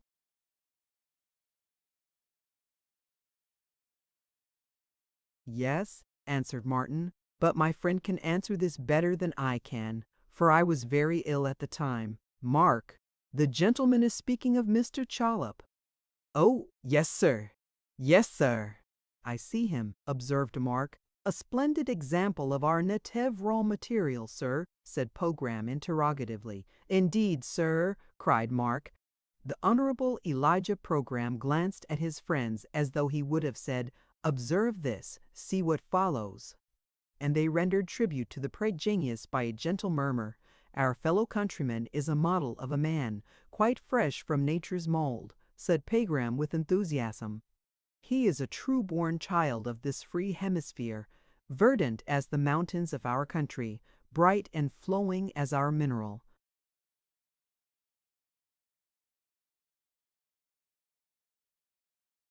Licks, unspiled by withering conventionalities as air our broad and boundless Pereiras. Rough he may be, so air our bars, wild he may be, so air our bars, wild he may be, so air our buffalers. But he is a child of nature, and a child of freedom, and his boastful answer to the despot and the tyrant is, that his bright home is in the settin' sun. Part of this referred to Chollop, and part to a Western postmaster, who, being a public defaulter not very long before, a character not at all uncommon in America, had been removed from office, and on whose behalf Mr. Pogram, he voted for Pogram, had thundered the last sentence from his seat in Congress at the head of an unpopular president. It told brilliantly, for the bystanders were delighted, and one of them said to Martin that he guessed he had now seen something of the eloquential aspect of our country, and was chawed up pretty small.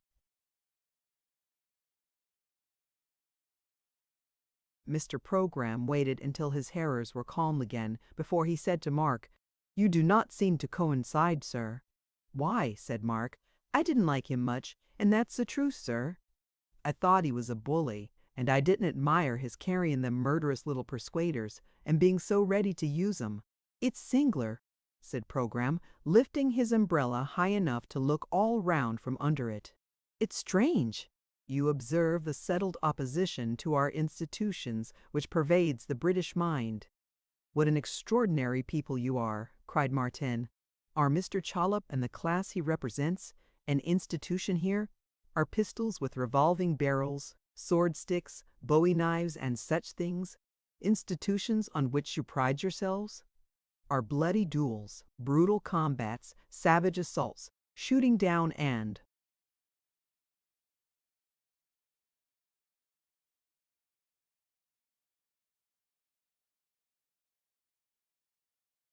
stabbing in the streets your institutions?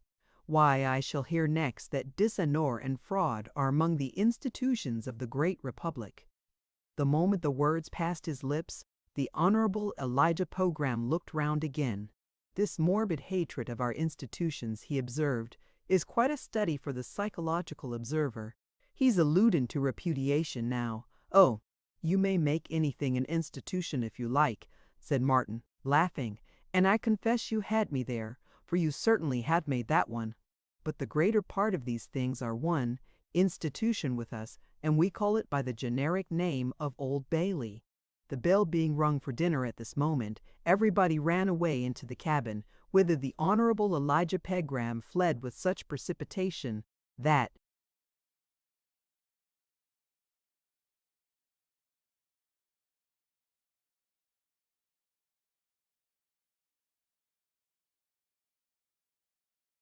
he forgot his umbrella was up, and fixed it so tightly in the cabin door that it could neither be let down nor got out.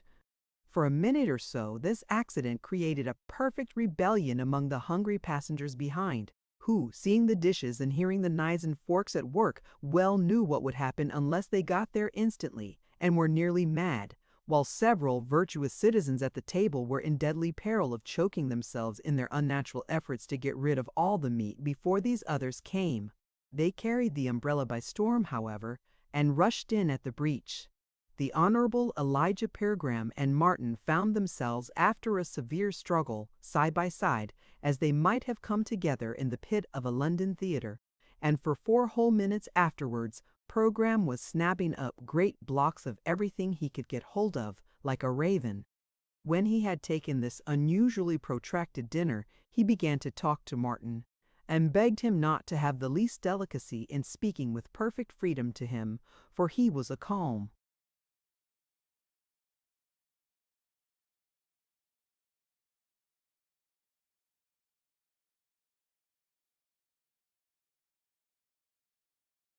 philosopher, which Martin was extremely glad to hear, for he had begun to speculate on Elijah being a disciple of that other school of republican philosophy whose noble sentiments are carved with knives upon a pupil's body and written not with pen and ink, but tar and feathers.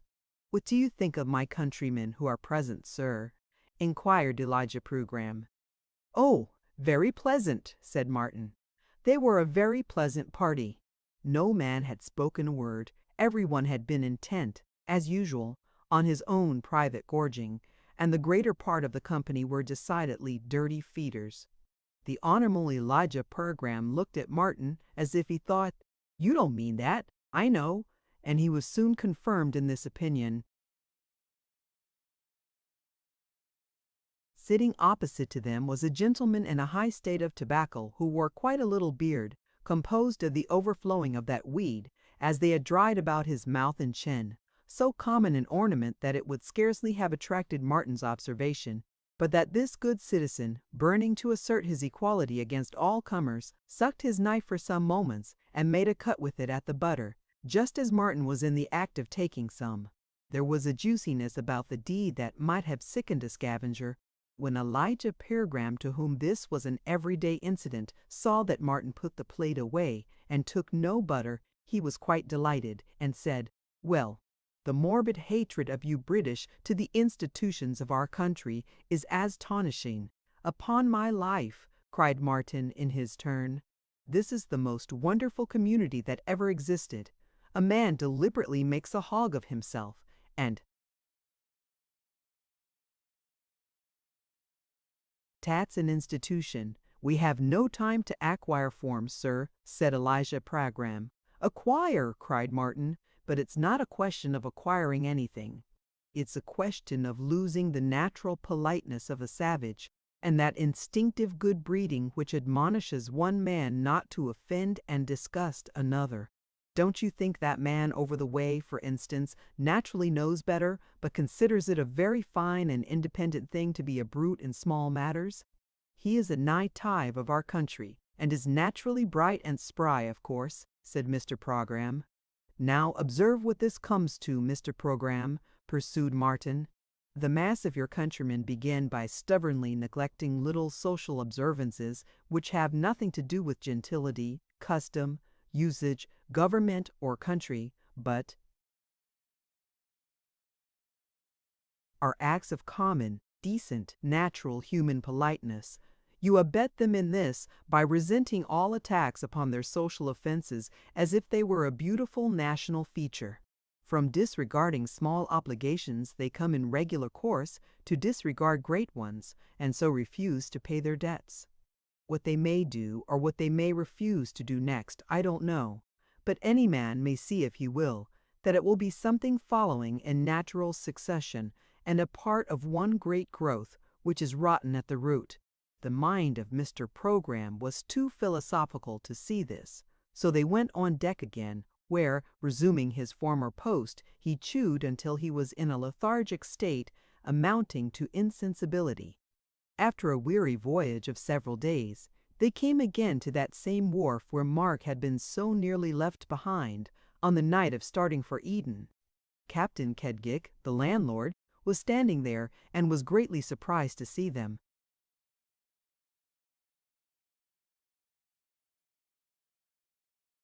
Coming from the boat. "Why, what the tarnal!" cried the captain. "Well, I do admire at this, I do."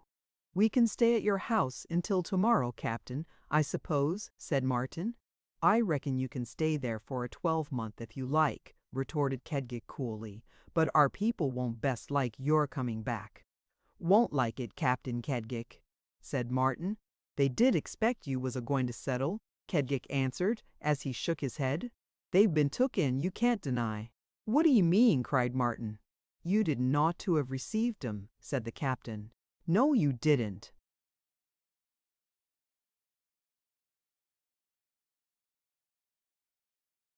"My good friend," returned Martin, "did I want to receive them? Was it any act of mine? Didn't you tell me they would rile up, and that I should be flayed like a wild cat and threaten all kinds of vengeance if I didn't receive them?" "I don't know about that," returned the captain, "but when our people's frills is out, they're starched up pretty stiff, I tell you."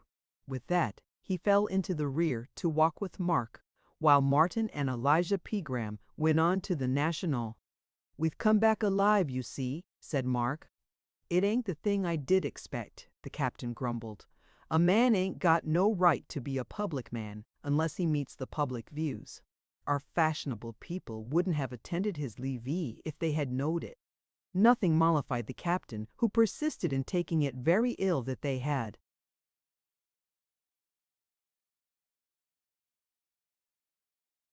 Not both died in Eden. The boarders at the National felt strongly on the subject too, but it happened by good fortune that they had not much time to think about this grievance, for it was suddenly determined to pounce upon the Honorable Elijah Program and give him a levee forthwith. As the general evening meal of the house was over before the arrival of the boat, Martin, Mark, and Pregram were taking tea and fixings at the public table by themselves, when the deputation entered to announce this honor, consisting of 6 gentlemen boarders and a very shrill boy. "Sir," said the spokesman. "Mr. Program," cried the shrill boy. The spokesman, thus reminded of the shrill boy's presence, introduced him. "Dr. Jeanery Dunkel, sir. A gentleman of great poetical elements, he has."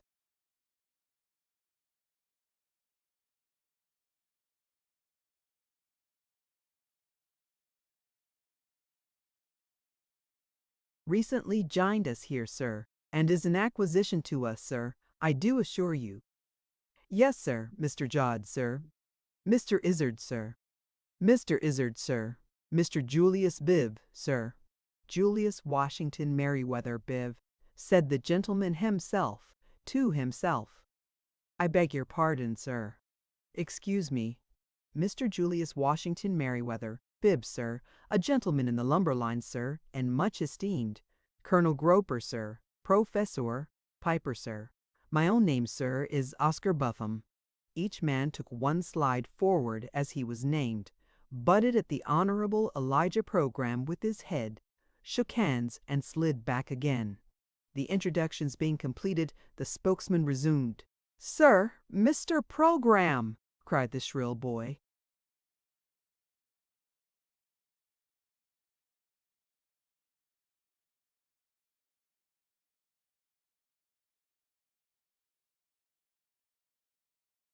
"Perhaps," said the spokesman with a hopeless look, "you will be so good, Dr. Jeanery Dunkel, as to charge yourself with the execution of our little office, sir?" As there was nothing the shrill boy desired more, he immediately stepped forward. "Mr. Program, sir, a handful of your fellow citizens, sir, hearing of your arrival at the National Hotel and feeling the patriotic character of your public services, wish, sir, to have the gratification of beholding you and mixing with you, sir, and unbending with you, sir, in those moments which suggested Buffum, which air so peculiarly the lot, sir, of our great and happy country." "Hear!" cried Colonel Gruber in a loud voice. "Good! Hear him! Good!"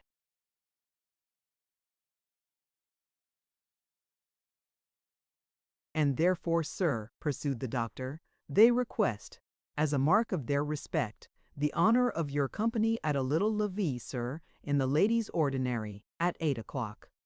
Mr. Program bowed and said, "Fellow countrymen, good!" cried the colonel. "Hear him, good!" Mr. Program bowed to the colonel individually, and then resumed, "Your approbation of my labors in the common cause goes to my heart.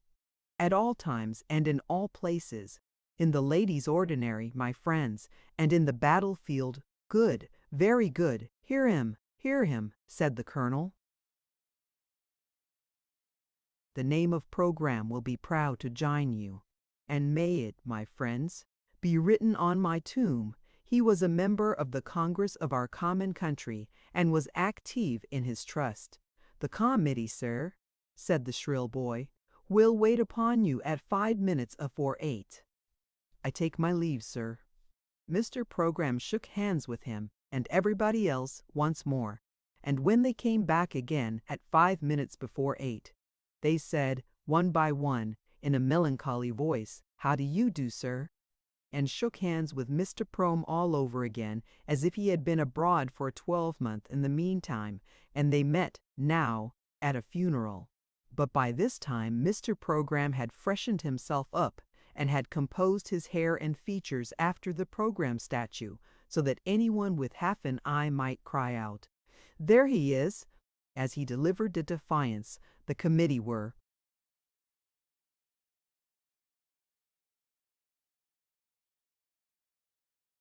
embellished also, and when they entered the ladies' ordinary in a body, there was much clapping of hands from ladies and gentlemen, accompanied by cries of "Program! Program!" and some standing up on chairs to see him. The object of the popular caress looked round the room as he walked up it, and smiled, at the same time observing to the shrill boy that he knew something of the beauty of the daughters of their common country, but had never seen it in such lustre and perfection as at that moment, which the shrill boy put in the paper next day, to Elijah Program's great surprise.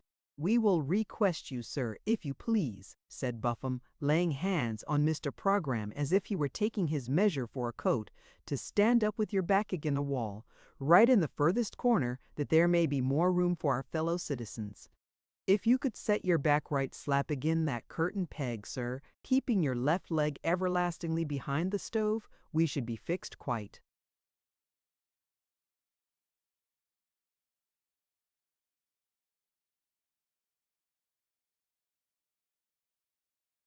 Slick, Mr. Program did as he was told, and wedged himself into such a little corner that the Program statue wouldn't have known him.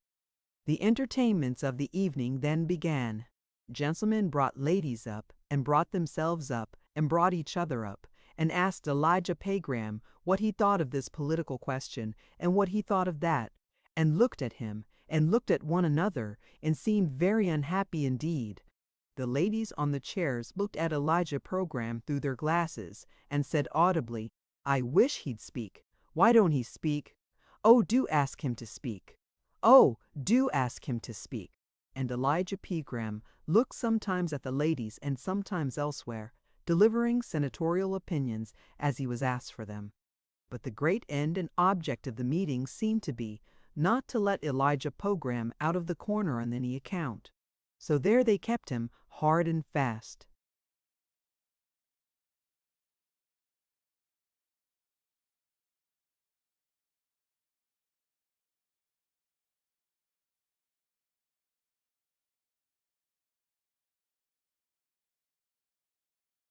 A great bustle at the door, in the course of the evening, announced the arrival of some remarkable person, and immediately afterwards an elderly gentleman, much excited, was seen to precipitate himself upon the crowd and battle his way towards the Honorable Elijah Program. Martin, who had found a snug place of observation in a distant corner, where he stood with Mark beside him, for he did not so often forget him now as formerly, though he still did sometimes, thought he knew this gentleman, but had no doubt of it when he cried as loud as he could, with his eyes starting out of his head, "Sir, Mrs. Hominy! Lord bless that woman, Mark! She has turned up again.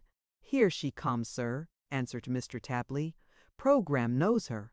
A public character, always got her eye upon her country, sir.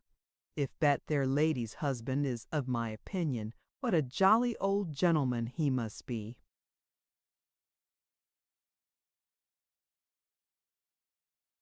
A lane was made, and Mrs. Hominy, with the aristocratic stalk, the pocket handkerchief, the clasped hands, and the classical cap, came slowly up it in a procession of one.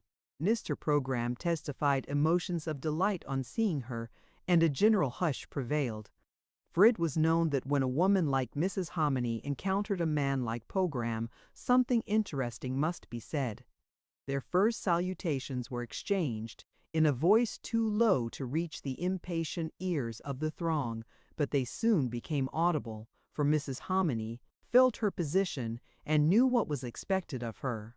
Mrs. A. Chaffrial was hard upon him at first, and put him through a rigid catechism in reference to a certain vote he had given, which she had found it necessary, as the mother of the modern Gracchi, to deprecate in a line by itself, set up expressly for the purpose in German text, but Mr. Program evading it by a well-timed allusion to the Star-Spangled Banner, which, it appeared, had the remarkable peculiarity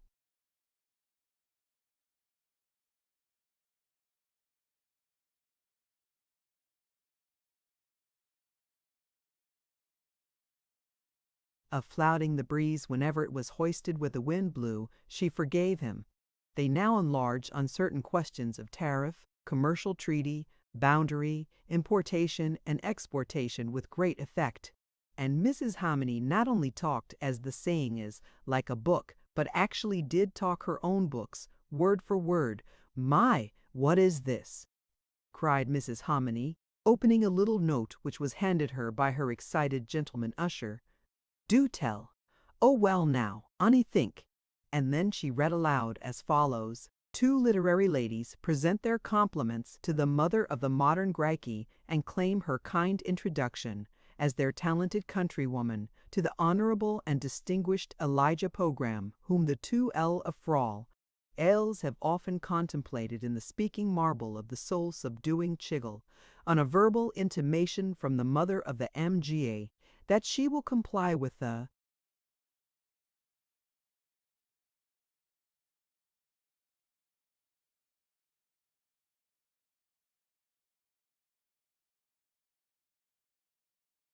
request of the 2L. Else they will have the immediate pleasure of joining the galaxy assembled to do honor to the patriotic conduct of a program. It may be another bond of union between the 2LLs and the mother of the MG to observe that the 2LLs are transcendental." Mrs. Hominy promptly rose and proceeded to the door, whence she returned after a minute's interval with the 2LLs, whom she led through the lane in the crowd, with all that stateliness of deportment which was so remarkably her own, up to the great Elijah Program. It was, as the shrill boy cried out in an ecstasy, quite the last scene from Coriolanus. One of the LLs wore a brown wig of uncommon size. Sticking on the forehead of the other, by invisible means, was a massive cameo, in size and shape like the raspberry tart, which is ordinarily sold for a penny, representing on its front the Capitol at Washington. "Miss Toppet and Miss Codger," said Mrs. Hominy.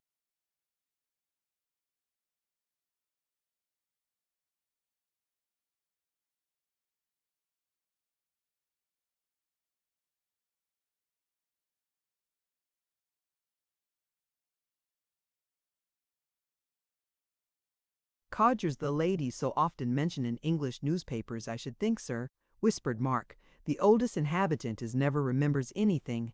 "To be presented to a P-gram," said Miss Codger, "by a hominy, indeed. A thrilling moment is it in its impressiveness on what we call our feelings. But why we call them so, or why impressed they are, or if impressed they are at all, or if at all we are, or if there really is, oh gasping one! A P-gram or a hominy, or any active principle to which we give those titles, is a topic, spirit-searching, light abandoned, much too vast to enter on at this unlooked-for crisis." "Mind and matter," said the lady in the wig. glides swift into the vortex of immensity, howls the sublime, and softly sleeps the calm, ideal, in the whispering chambers of imagination. To hear it, sweet it is. But then outlaughs the stern philosopher, and saith to the grotesque, "What ho! Arrest for me that agency! Go, bring it here!" And so the vision fadeth.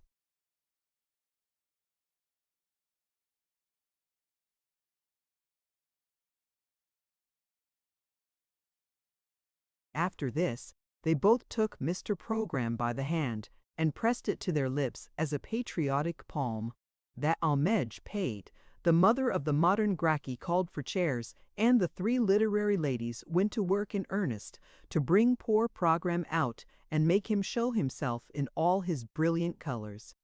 How Program got out of his depth instantly, and how the three L's were never in theirs, is a piece of history not worth recording.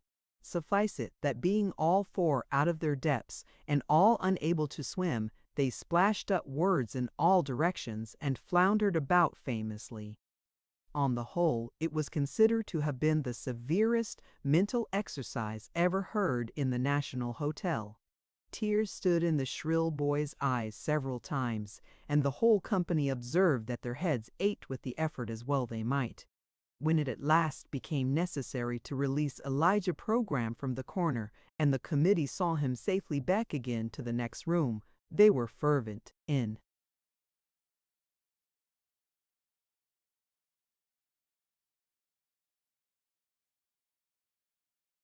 their admiration, which, said Mr. Buffum, must have vent or it will bust. To you, Mr. Program, I am grateful. Towards you, sir, I am inspired with lofty veneration and with deep emotion.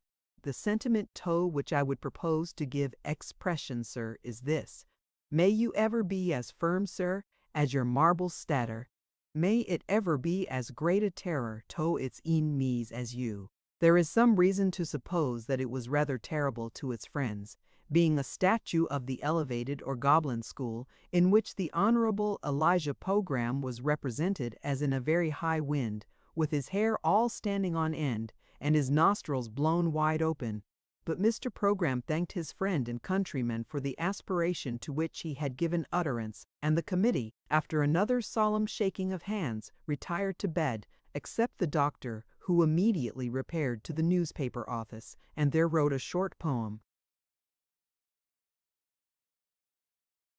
suggested by the events of the evening, beginning with 14 stars, and headed "A Fragment," suggested by witnessing the Honorable Elijah Pegram engaged in a philosophical disputation with three of Columbia's fairest daughters, by Dr. Jeanery Dunkel, of Troy. If Pegram was as glad to get to bed as Martin was, he must have been well rewarded for his labors. They started off again next day, Martin and Mark previously disposing of their goods to the storekeepers of whom they had purchased them for anything they would bring, and were fellow travelers to within a short distance of New York. When Pegram was about to leave them, he grew thoughtful, and after pondering for some time, took Martin aside. "We ere going to part, sir," said Pegram. "Pray don't distress yourself," said Martin.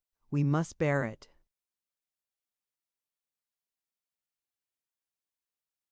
"It ain't that, sir," returned Program. "Not at all. But I should wish you to accept a copy of my oration." "Thank you," said Martin. "You are very good. I shall be most happy." "It ain't quite that, sir, neither," resumed Program. "Air you bold enough to introduce a copy into your country?" "Certainly," said Martin. "Why not?" "Its sentiments air strong, sir," hinted Program darkly. "That makes no difference," said Martin. "I'll take a dozen if you like." "No, sir," retorted Program. "Not a dozen. That is more than I require. If you are content to run the hazard, sir, here is one for your Lord Chancellor," producing it, "and one for your principal Secretary of State. I should wish them to see it, sir."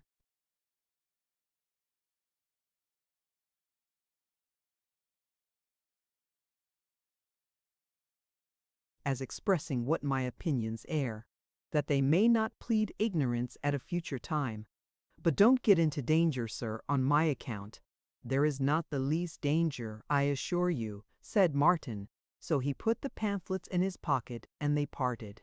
Mr. Bevan had written in his letter that at a certain time, which fell out happily just then, he would be at a certain hotel in the city, anxiously expecting to see them. To this place they repaired without a moment's delay. They had the satisfaction of finding him within, and of being received by their good friend with his own warmth and heartiness. "I am truly sorry and ashamed," said Martin, "to have begged of you, but look at us, see what we are, and judge to what we are reduced." "So far from claiming to have done you any service," returned the other, "I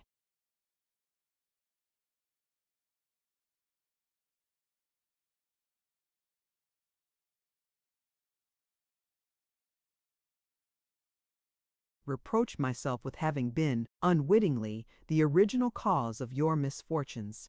I no more suppose you would go to Eden on such representations as you received, or, indeed, that you would do anything but be dispossessed by the readiest means of your idea that fortunes were so easily made here, than I thought of going to Eden myself. The fact is, I close with the thing in a mad and sanguine manner," said Martin, "and the less said about it the better for me. Mark, here, hadn't a voice in the matter." "Well, but he hadn't a voice in any other matter, had he?" returned Mr. Bevan, laughing with an air that showed his understanding of Mark and Martin too. "Not a very powerful one, I am afraid," said Martin, with a blush. "But live and learn, Mr. Bevan. Nearly die and learn, we learn the quicker."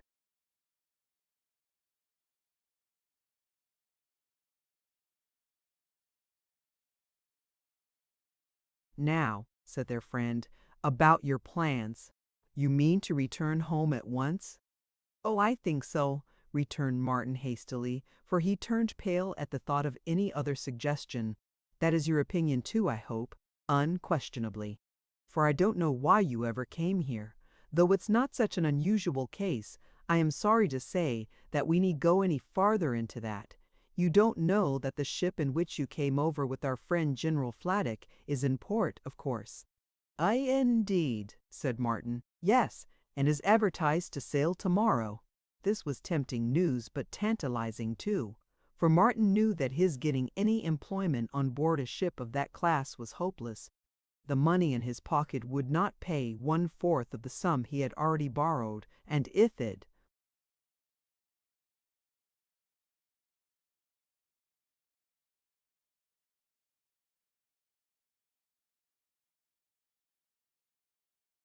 had been enough for their passage money, he could hardly have resolved to spend it. He explained this to Mr. Bevan, and stated what their project was. "Why, that's as wild as Eden, every bit," returned his friend. "You must take your passage like a Christian, at least as like a Christian as a fore-cabin passenger can, and owe me a few more dollars than you intend. If Mark will go down to the ship and see what passengers there are, and finds that you can go in her without being actually suffocated, my advice is, go. You and I will look about us in the meantime. We won't call at the Norrises unless you like, and we will all three dine together in the afternoon." Martin had nothing to express but gratitude, and so it was arranged. But he went out of the room after Mark, and advised him to take their passage in the Screw, though they lay upon the bare deck, which Mr. Tapley, who needed no entreaty on the subject, readily promised to do.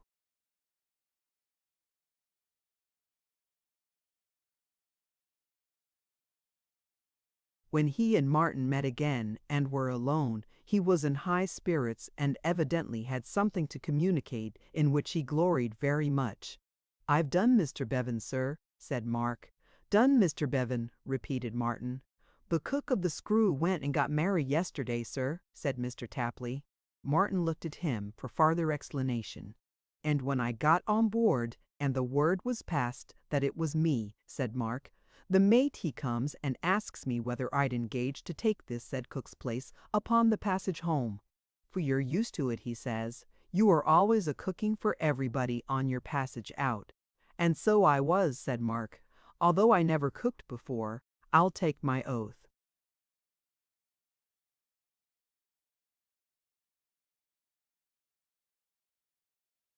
"What did you say?" demanded Martin. "Say," cried Mark, "that I'd take anything I could get." "If that's so," says the mate, "why bring a glass of rum," which they brought according. "And my wages, sir," said Mark in high glee, "pays your passage, and I've put the rolling pin in your berth to take. It's the easy one up in the corner, and there we are, Rule Britannia, and Britons strike home." "There never was such a good fellow as you are," cried Martin, seizing him by the hand. "But what do you mean by doing, Mr. Bevan, Mark?" "Why, don't you see," said Mark, "we don't tell him, you know. We take his money, but we don't spend it and we don't keep it. What we do is, write him a little note explaining this engagement, and roll it up and leave it at the bar, to be given to him after we are gone. Don't you see?"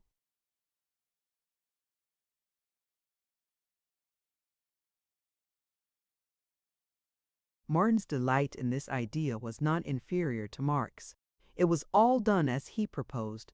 They passed a cheerful evening, slept at the hotel, left the letter as arranged, and went off to the ship betimes next morning, with such light hearts as the weight of their past miseries engendered. "Goodbye, 100,000 times goodbye," said Martin to their friend. "How shall I remember all your kindness? How shall I ever thank you?" "If you ever become a rich man, or a powerful one," returned his friend, "you shall try to make your government more careful of its subjects when they roam abroad to live. Tell it what you know of emigration in your own case, and impress upon it how much suffering may be prevented with a little pains.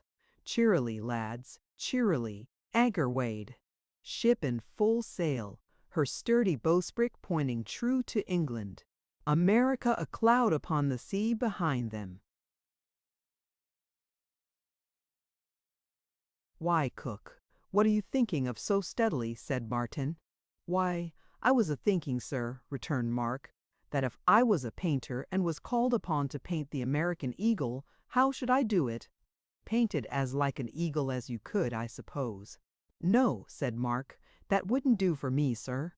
I should want to draw it like a bat for its short-sightedness, like a bantam for its bragging, like a magpie for its honesty, like a peacock for its vanity, like a ostrich for its putting its head in the mud and thinking nobody sees it, and like a phoenix for its power of springing from the ashes of its faults and vices, and soaring up anew into the sky," said Martin.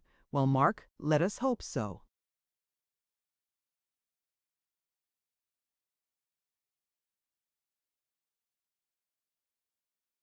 Chapter 35. A Riving in Land. Martin Wettins, Martin Wudditsy's a ceremony, from which he from Derby's the carives, the here information that he is not being forgotten in his ave sense.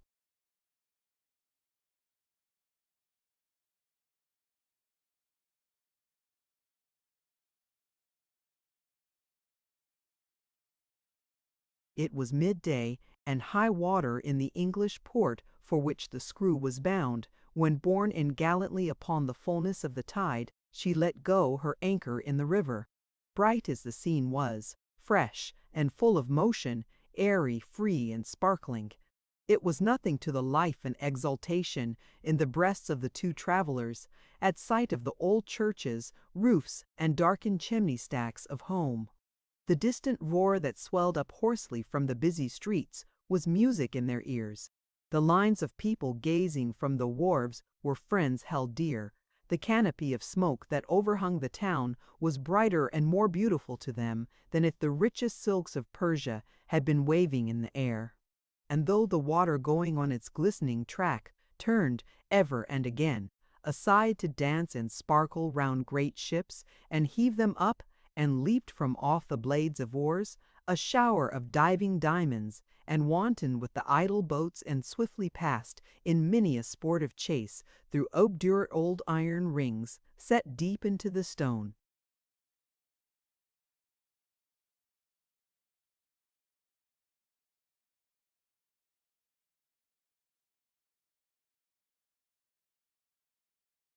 Work of the keys, not even it was half so buoyant and so restless as their fluttering hearts when yearning to set foot once more on native ground. A year had passed since those same spires and roofs had faded from their eyes. It seemed to them a dozen years. Some trifling changes here and there they called to mind, and wondered that they were so few and slight. In health and fortune, prospect and resource, they came back poorer men than they had gone away. But it was home, and though home is a name, a word, it is a strong one, stronger than magician ever spoke, or spirit answer to, in strongest conjuration. Being set ashore, with very little money in their pockets, and no definite plan of operation in their heads, they sought out a cheap tavern, where they regaled upon a smoking steak and certain flowing mugs of beer, as only men just landed from the sea can revel in the generous dainties of the earth. When they had feasted, as two grateful tempered giants might have done, they stirred the fire,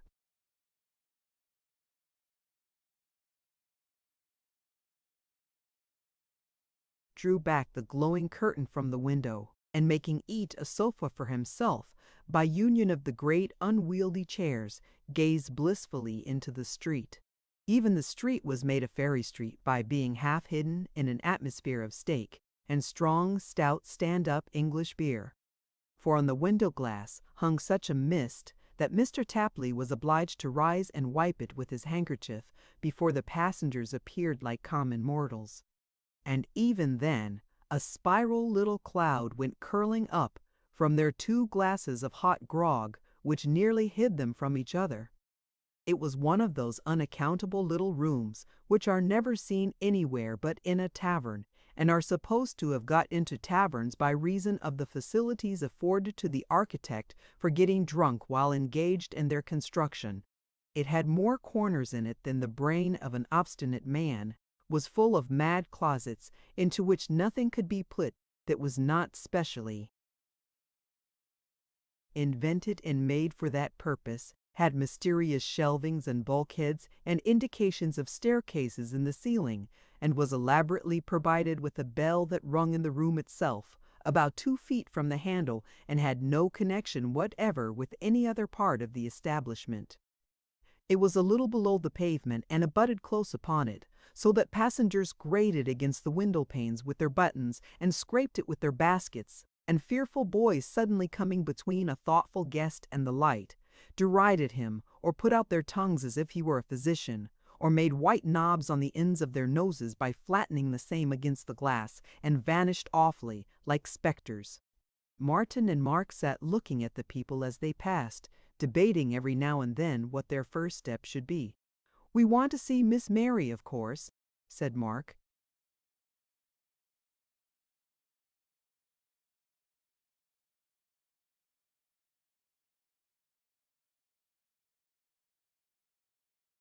"Of course," said Martin, "but I don't know where she is." Not having had the heart to write in our distress, you yourself thought silence most advisable, and consequently, never having heard from her since we left New York the first time, I don't know where she is, my good fellow. "My opinion is, sir," returned Mark, "that what we've got to do is to travel straight to the Dragon. There's no need for you to go there where you're known unless you like. You may stop 10 miles short of it. I'll go on. Mrs. Lubin will tell me all the news. Mr. Pinch will give me every information that we want, and right glad Mr. Pinch will be to do it.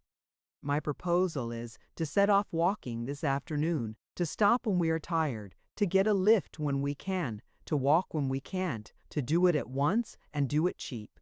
Unless we do it cheap, we shall have some difficulty in doing it at all," said Martin, pulling out the bank and telling it over in his hand.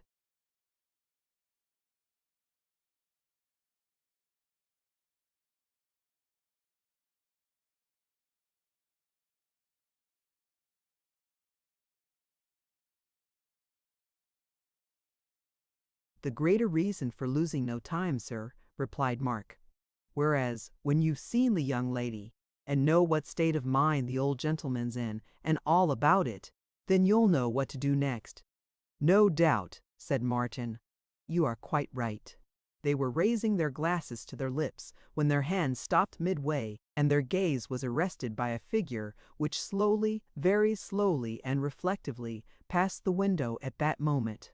Mr. Pecksniff, placid, calm, but proud, honestly proud. dressed with peculiar care, smiling with even more than usual blandness, pondering on the beauties of his art with a mild abstraction from all sordid thoughts, and gently traveling across the disk as if he were a figure in a magic lantern. As Mr. Pecksniff passed, a person coming in the opposite direction stopped too.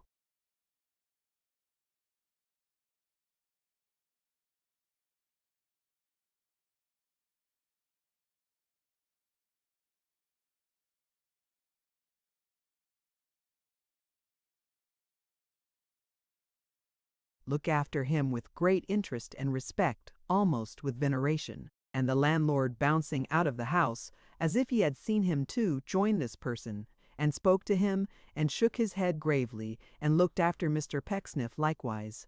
Martin and Mark sat staring at each other, as if they could not believe it, but there stood the landlord and the other man still. In spite of the indignation with which this glimpse of Mr. Pecksniff had inspired him, Martin could not help laughing heartily. Neither could Mark. "We must inquire into this," said Martin. "Ask the landlord in, Mark." Mr. Tapley retired for that purpose, and immediately returned with their large-headed host in safe convoy. "Pray, landlord," said Martin, "who is that gentleman who passed just now, and—"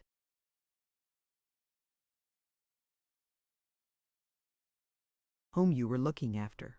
The landlord poked the fire as if, in his desire to make the most of his answer, he had become indifferent even to the price of coals, and putting his hands in his pockets, said, after inflating himself to give still further effect to his reply, "That gentleman is the great Mr. Pecksniff, the celebrated architect, gentlemen."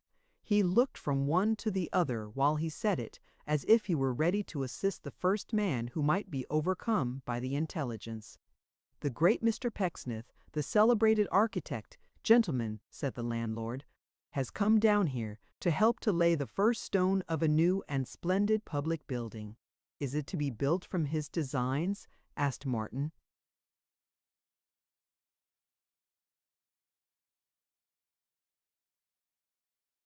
"The great Mr. Pecksniff, the celebrated architect, gentlemen," returned the landlord, who seemed to have an unspeakable delight in the repetition of these words, "carried off the first premium and will erect the building." "Who lays the stone?" asked Martin. "Our member has come down express," returned the landlord. "No scrubs would do for no such a purpose." "Nothing less would satisfy our directors than our member in the House of Commons, who is returned upon the gentlemanly interest." "Which interest is that?" asked Martin. "What? Don't you know?" returned the landlord. It was quite clear the landlord didn't. They always told him at election time that it was the gentlemanly side, and he immediately put on his top boots and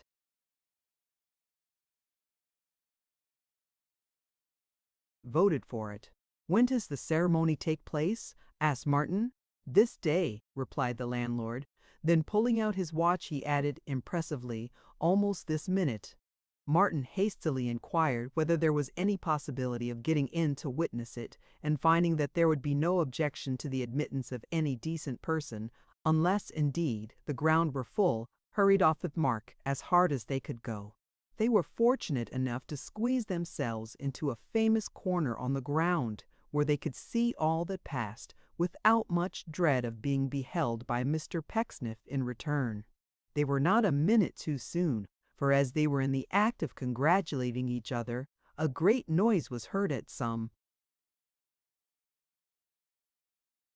distance, and everybody looked towards the gate. Several ladies prepared their pocket handkerchiefs for waving, and a stray teacher belonging to the charity school, being much cheered by mistake, was immensely groaned at when detected. "Perhaps he has Tom Pinch with him," Martin whispered Mr. Tapley. "It would be rather too much of a treat for him, wouldn't it, sir?" whispered Mr. Tapley in return. There was no time to discuss the probabilities either way, for the charity school, in clean linen, came filing in two and two, so much to the self-approval of all the people present who didn't subscribe to it, that many of them shed tears. A band of music followed, led by a conscientious drummer who never left off. Then came a great many gentlemen with wands in their hands and boughs on their breasts, whose share in the proceedings did not appear to be distinctly laid down, and who trod upon each other and blocked up the entry for a considerable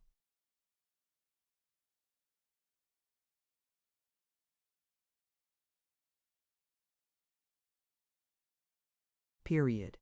These were followed by the mayor and corporation, all clustering round the member for the gentlemanly interest, who had the great Mr. Pecksniff, the celebrated architect, on his right hand, and conversed with him familiarly as they came along. Then the ladies waved their handkerchiefs, and the gentlemen their hats, and the charity children shrieked, and the member for the gentlemanly interest bowed. Silence being restored, the member for the gentlemanly interest rubbed his hands and wagged his head and looked about him pleasantly, and there was nothing this member did at which some lady or other did not burst into an ecstatic waving of her pocket handkerchief. When he looked up at the stone, they said how graceful. When he peeped into the hole, they said how condescending. When he chatted with the mayor, they said how easy. When he folded his arms, they cried with one accord, how statesmanlike.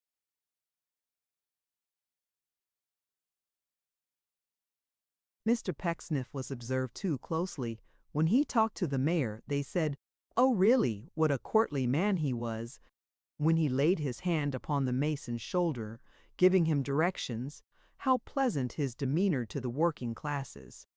Just the sort of man who made their toil a pleasure to them, poor dear souls. But now a silver trowel was brought, and when the member for the gentlemanly interest, tucking up his coat sleeve, did a little sleight of hand with the mortar, the air was rent, so loud was the applause. The workmanlike manner in which he did it was amazing. No one could conceive where such a gentlemanly creature could have picked the knowledge up. When he had made a kind of dirt pie under the direction of the mason, they brought a little vase containing coins, the which the member for the gentlemanly interest jingled, as if he were going to conjure, whereat they said,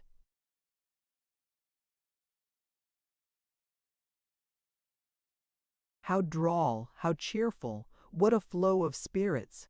This put into its place, an ancient scholar read the inscription, which was in Latin, not in English. That would never do. It gave great satisfaction, especially every time there was a good long substantive in the third declension ablative case, with an adjective to match, at which periods the assembly became very tender and were much affected. And now the stone was lowered down into its place, amidst the shouting of the concourse. When it was firmly fixed, the member for the gentlemanly interest struck upon it thrice with the handle of the trowel, as if inquiring, with a touch of humor, whether anybody was at home. Mr. Pecksniff then unrolled his plans, prodigious plans they were, and people gathered round to look at and admire them. Martin, who had been fretting himself quite unnecessarily, as Mark thought during the whole of these proceedings, could no longer restrain his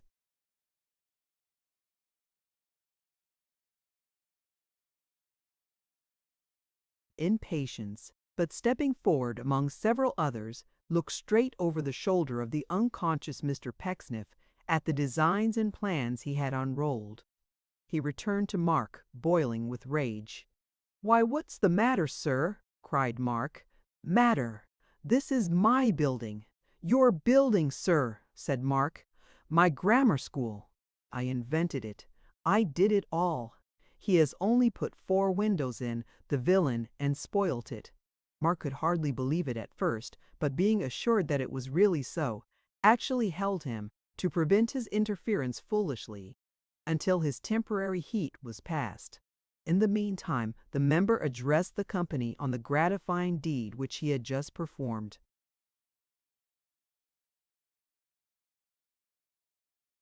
He said that since he had sat in Parliament to represent the gentlemanly interest of that town, and he might add, the lady interest, he hoped, besides pocket handkerchiefs, it had been his pleasant duty to come among them, and to raise his voice on their behalf in another place pocket handkerchiefs and laughter, often, but he had never come among them, and had never raised his voice, with half such pure, such deep, such unalloyed delight, as now. "The present occasion," he said, "will ever be memorable to me. not only for the reasons I have assigned, but because it has afforded me an opportunity of becoming personally known to a gentleman." Here he pointed the trowel at Mr. Pecksniff, who was greeted with vociferous cheering and laid his hand upon his heart. "To a gentleman who, I am happy to believe, will reap both distinction and profit from this field, whose fame had previously penetrated to me, as to whose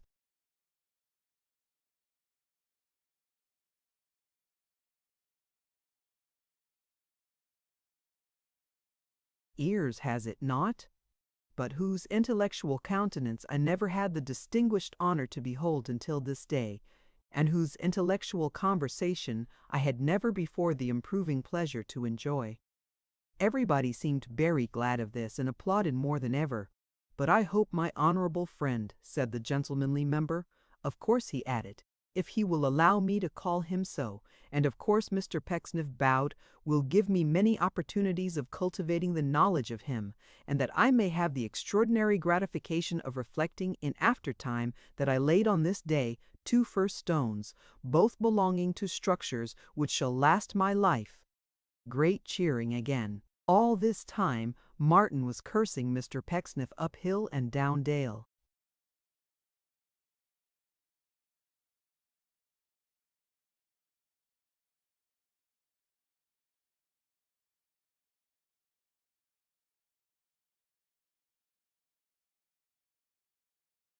"My friends," said Mr. Pecksniff in reply, "my duty is to build, not speak, to act, not talk, to deal with marble, stone, and brick, not language.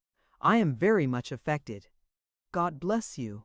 This address, pumped out apparently from Mr. Pecksniff's very heart, brought the enthusiasm to its highest pitch. The pocket handkerchiefs were waved again. The charity children were admonished to grow up Pecksniffs, every boy among them. The corporation, gentlemen with wands, member for the gentlemanly interest, all cheered for Mr. Pecksniff. 3 cheers for Mr. Pecksniff. 3 more for Mr. Pecksniff. 3 more for Mr. Pecksniff, gentlemen, if you please. 1 more, gentlemen, for Mr. Pecksniff, and let it be a good one to finish with. In short, Mr. Pecksniff was supposed to have done a great work, and was very kindly, courteously, and generously rewarded. When the procession moved away, and Martin and Mark were left almost alone upon the ground, his merits and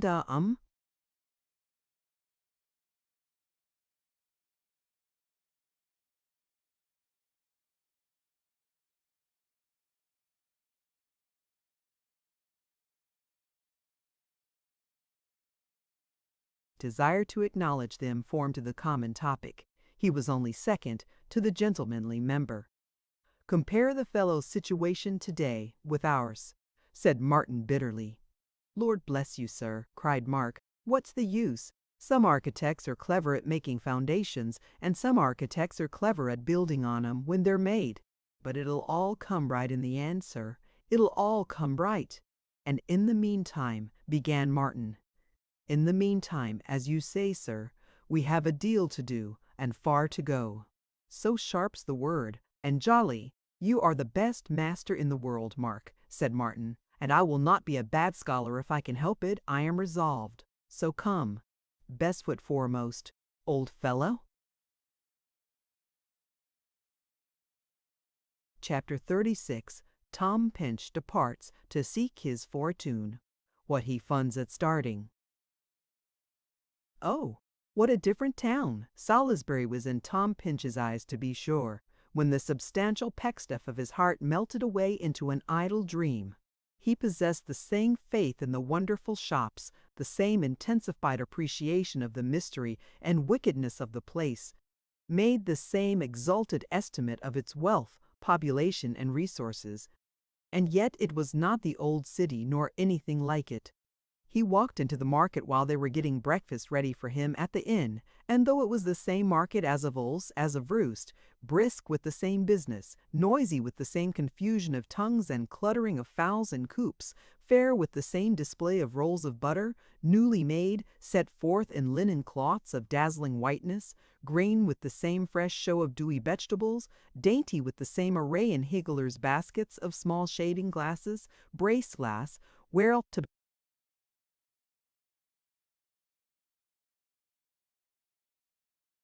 changed to Tom.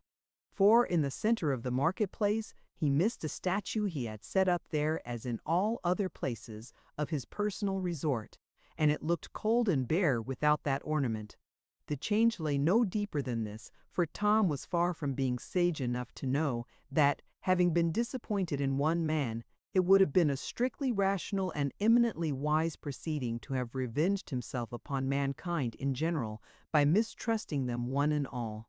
Indeed, this piece of justice, though it is upheld by the authority of divers profound poets and honorable men, bears a nearer resemblance to the justice of that good vizier in the 1001 Nights, who issues orders for the destruction of all the porters in Baghdad, because one of that unfortunate fraternity is supposed to have misconducted himself, than to any logical, not to say Christian, system of conduct known to the world in later times.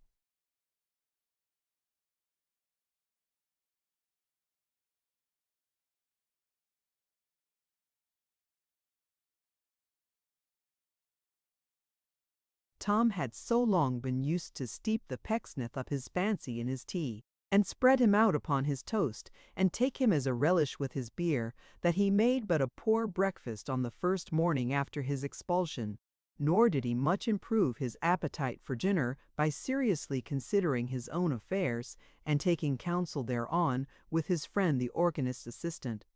The organist's assistant gave it as his decided opinion that whatever Tom did, he must go to London, for there was no place like it, which may be true in the main, though hardly, perhaps, in itself, a sufficient reason for Tom's going there.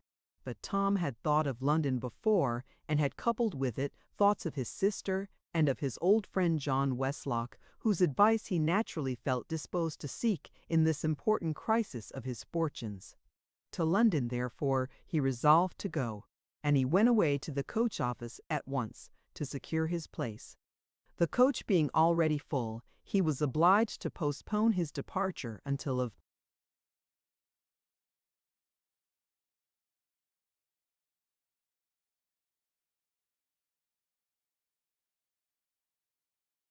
next night. But even this circumstance had its bright side as well as its dark one, for though it threatened to reduce his poor purse with unexpected country charges, it afforded him an opportunity of writing to Mrs. Lupin and appointing his box to be brought to the old finger-post at the old time, which would enable him to take that treasure with him to the metropolis, and save the expense of its carriage.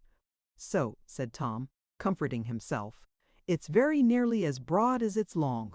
And it cannot be denied that, when he had made up his mind to even this extent, he felt an unaccustomed sense of freedom, a vague and indistinct impression of holiday-making which was very luxurious. He had his moments of depression and anxiety, and they were, with good reason, pretty numerous, but still, it was wonderfully pleasant to reflect that he was his own master, and could plan and scheme for himself. It was startling, thrilling, vast, difficult to understand. It was a stupendous truth, teeming with responsibility and self-distrust. But in spite of all his cares, it gave a curious relish to the viands at the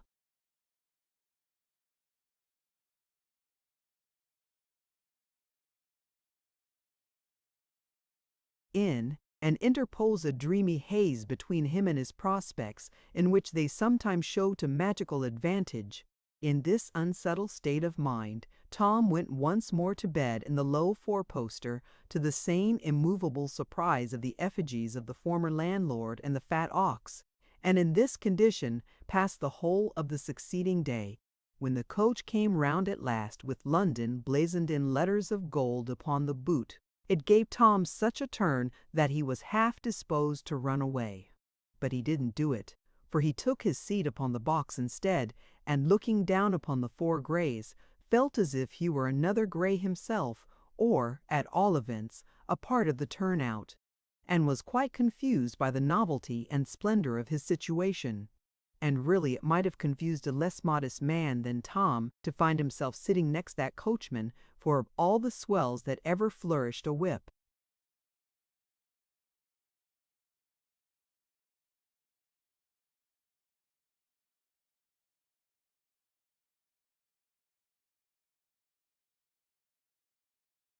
professionally, he might have been elected emperor. He didn't handle his gloves like another man, but put them on even when he was standing on the pavement, quite detached from the coach, as if the 4 grays were somehow or other at the ends of the fingers. It was the same with his hat. He did things with his hat which nothing but an unlimited knowledge of horses and the wildest freedom of the road could ever have made him perfect in. Valuable little parcels were brought to him with particular instructions, and he pitched them into this hat and stuck it on again, as if the laws of gravity did not admit of such an event as its being knocked off or blown off, and nothing like an accident could befall it. The guard, too, 70 breezy miles a day, were written in his very whiskers. His manners were a canter, his conversation a round trot. He was a fast coach upon a downhill turnpike road. He was all pace. A wagon couldn't have moved slowly with that guard and his key bugle on the top of it. These were all foreshadowings of London, Tom thought, as he sat upon the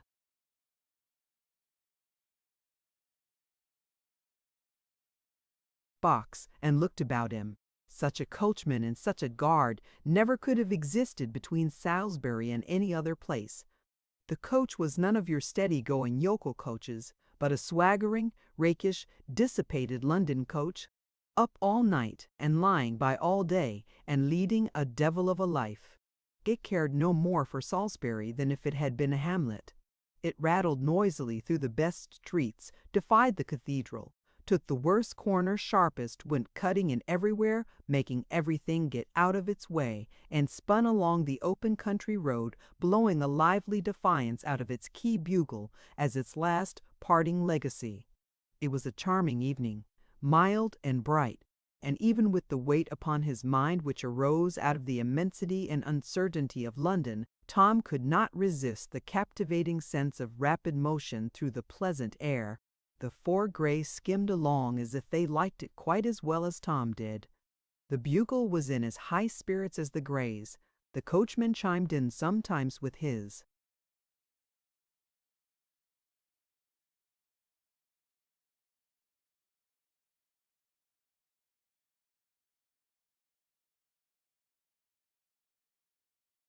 voice. The wheels hummed cheerfully in unison. The brass work on the harness was an orchestra of little bells, and thus, as they went clinking, jingling, rattling smoothly on, the whole concern, from the buckles of the leader's coupling reins to the handle of the hind boot, was one great instrument of music. Yoho passed hedges, gates, and trees, past cottages and barns, and people going home from work. Yoho past donkey chases drawn aside into the ditch, and empty carts with rampant horses whipped up at a bound upon the little watercourse and held by struggling carters close to the 5-barred gate, until the coach had passed the narrow turning in the road. Yoho by churches dropped down by themselves in quiet nooks with rustic burial grounds about them, where the graves are green and daisies sleep, for it is evening on the bosoms of the dead. Yoho past streams in which the cattle cool their feet and where the rushes grow, past paddock fences, farms, and rickyards, past last year's stacks cut slice by slice away and showing in the waning light like ruined gables old.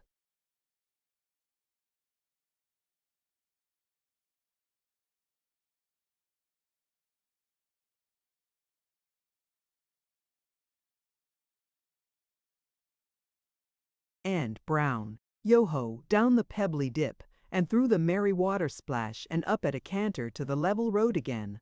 Yoho, yoho! Was the box there when they came up to the old finger post? The box! Was Mrs. Lupin herself? Had she turned out magnificently as a hostess should in her own chaise cart, and was she sitting in a mahogany chair, driving her own horse-dragon, who ought to have been called Dumpling, and looking lovely?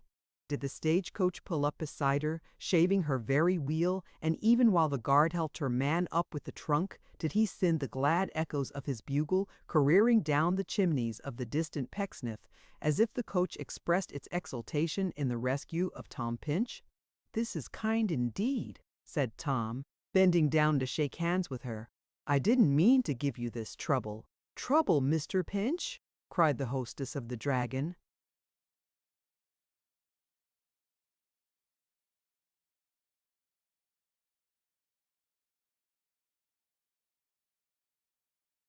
"Well, it's a pleasure to you, I know," said Tom, squeezing her hand heartily. "Is there any news?" The hostess shook her head. "Say you saw me," said Tom, "and that I was very bold and cheerful, and not a bit downhearted, and that I entreated her to be the same, for all is certain to come right at last. Good-bye." "You'll write when you get settled, Mr. Pinch," said Mrs. Lupin. "When I get settled," cried Tom with an involuntary opening of his eyes. "Oh, yes, I'll write when I get settled. Perhaps I had better write before, because I may find that it takes a little time to settle myself, not having too much money, and having only one friend. I shall give your love to the friend, by the way. You were always great with Mr. Westlock, you know. Good-bye."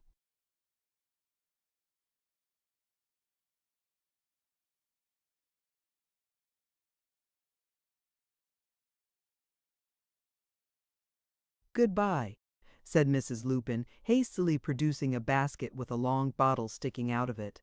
"Take this. Good-bye." "Do you want me to carry it to London for you?" cried Tom. She was already turning the chaise cart round. "No, no," said Mrs. Lupin. "It's only a little something for refreshment on the road. Sit fast, Jack. Drive on, sir. All right. Good-bye." She was a quarter of a mile off before Tom collected himself, and then he was waving his hand lustily. And so was she. "And that's the last of the old finger-posts," thought Tom, straining his eyes, "where I have so often stood to see this very coach go by, and where I have parted with so many companions. I used to compare this coach to some great monster that appeared at certain times to bear my friends away into the world. And now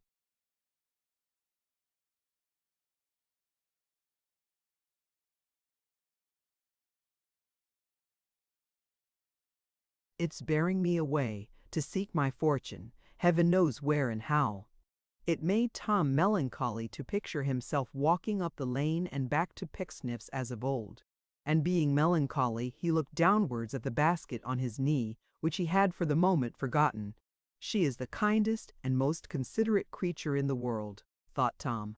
"Now I know that she particularly told that man of hers not to look at me, on purpose to prevent my throwing him a shilling. I had it ready for him all the time, and he never once looked towards me. Whereas that man naturally, for I know him very well, would have done nothing but grin and stare. Upon my word, the kindness of people perfectly melts me." Here he caught the coachman's eye. The coachman winked. "Remarkable fine woman for her time of life," said the coachman.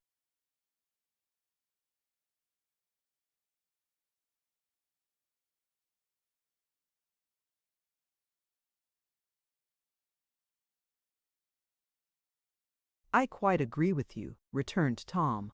"So she is. Finer than many a young, I mean to say," observed the coachman. "Than many a young one," Tom assented. "I don't care for 'em myself when they're too young," remarked the coachman. This was a matter of taste, which Tom did not feel himself called upon to discuss. "You'll seldom find 'em possessing correct opinions about refreshment, for instance when they're too young, you know," said the coachman. "A woman must have arrived at maturity before her mind's equal to coming provided with a basket like that." "Perhaps you would like to know what it contains?" said Tom, smiling.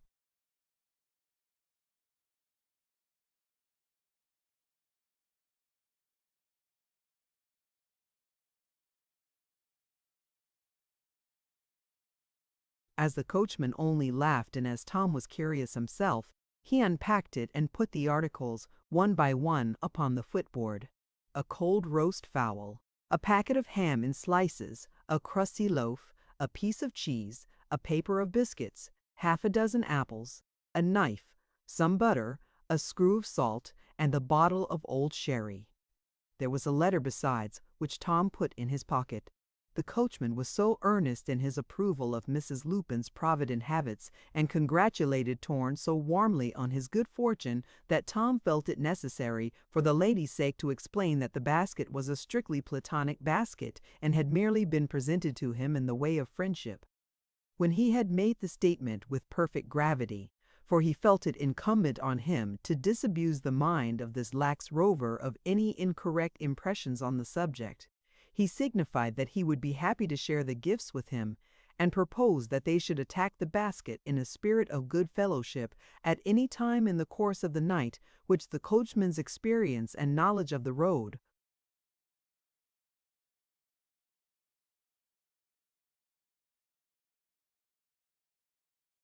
might suggest as being best adapted to the purpose. From this time they chatted so pleasantly together that although Tom knew infinitely more of unicorns than horses, the coachman informed his friend the guard at the end of the next stage, that rum as the box seat looked, he was as good a one to go in pint of conversation as ever he'd wish to sit by.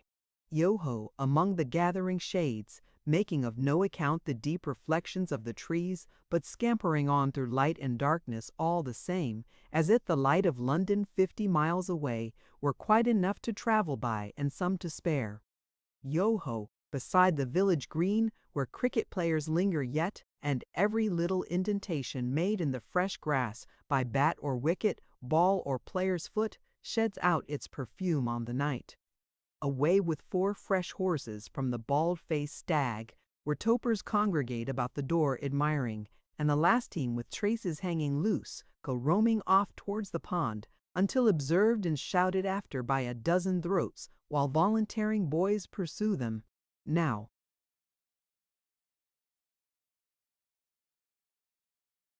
with a clattering of hoofs and striking out of fiery sparks, across the old stone bridge, and down again into the shadowy road, and through the open gate, and far away, away, into the wold. Yo-ho, yo-ho, behind there, stop that bugle for a moment.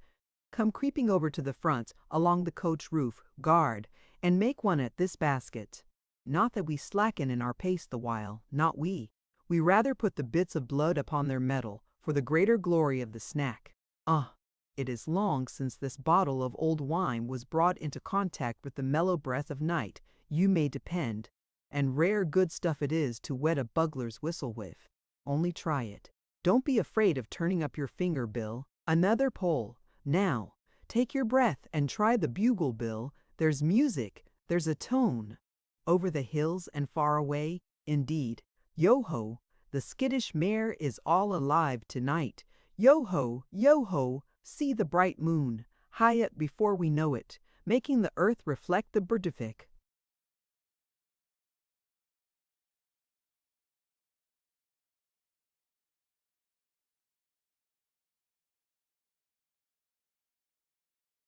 Objects on its breast like water, hedges, trees, low cottages, church steeples, blighted stumps and flourishing young slips have all grown vain upon the sudden, and mean to contemplate their own fair images till morning. The poplars yonder rustle that their quivering leaves may see themselves upon the ground. Not so the oak. Trembling does not become him, and he watches himself in his stout old burly steadfastness, without the motion of a twig. The moss-grown gate, ill-poised upon its creaking hinges, crippled and decayed swings to and fro before its glass, like some fantastic dowager, while our own ghostly likeness travels on, yo-ho, yo-ho, through ditch and brake, upon the ploughed land and the smooth, along the steep hillside and steeper wall, as if it were a phantom hunter. Clouds, too, and a mist upon the hollow. Not a dull fog that hides it, but a light airy gauze like mist, which in our eyes of modest admiration gives a new charm to the beauties it is spread before, as real gauze has done ere now, and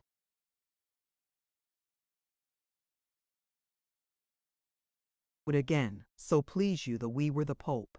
Yo-ho, why now we travel like the moon herself, hiding this minute in a grove of trees, next minute in a patch of vapor, emerging now upon our broad clear course, withdrawing now, but always dashing on. Our journey is a counterpart of hers. Yo-ho, a match against the moon. The beauty of the night is hardly felt when day comes rushing up. Yo-ho! 2 stages, and the country roads are almost chained to a continuous street. Yoho, past market gardens, rows of houses, villas, crescents, terraces, and squares, past wagons, coaches, carts, past early workmen, late stragglers, drunken men, and sober carriers of loads, past brick and mortar in its every shape, and in among the rattling pavements where a jaunty seat upon a coach is not so easy to preserve. Yoho, down countless turnings and through countless mazy ways until an elm hid and tat and clappities going quite did oak.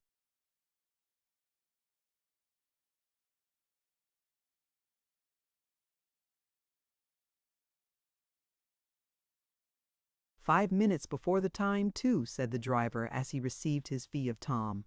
Upon my word, said Tom, I should not have minded very much if we had been 5 hours after it, for at this early hour I don't know where to go or what to do with myself. Don't they expect you then? Inquired the driver. Who? Said Tom. Why them, returned the driver. His mind was so clearly running on the assumption of Tom's having come to town to see an extensive circle of anxious relations and friends, that it would have been pretty hard work to undeceive him. Tom did not try. He cheerfully evaded the subject, and going into the inn, fell fast asleep before a fire in one of the public rooms opening from the yard. When he awoke, the people in the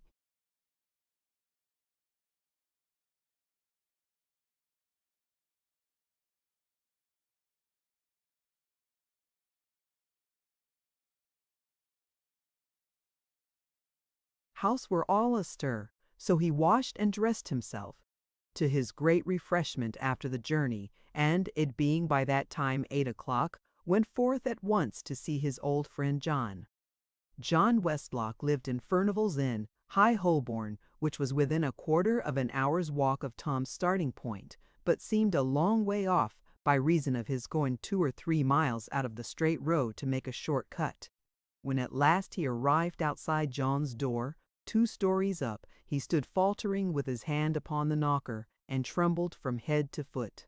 For he was rendered very nervous by the thought of having to relate what had fallen out between himself and Pecksniff, and he had a misgiving that John would exult fearfully in the disclosure. But it must be made, thought Tom, sooner or later, and I had better get it over.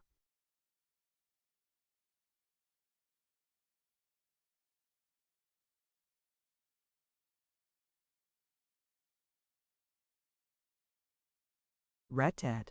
I am afraid that's not a London knock, thought Tom. It didn't sound bold. Perhaps that's the reason why nobody answers the door.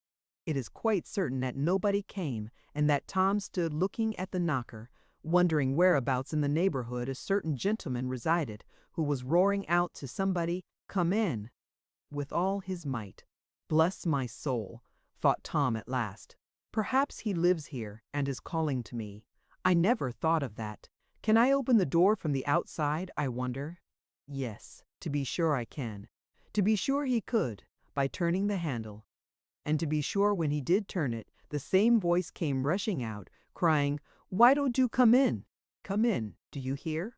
What are you standing there for?" quite violently.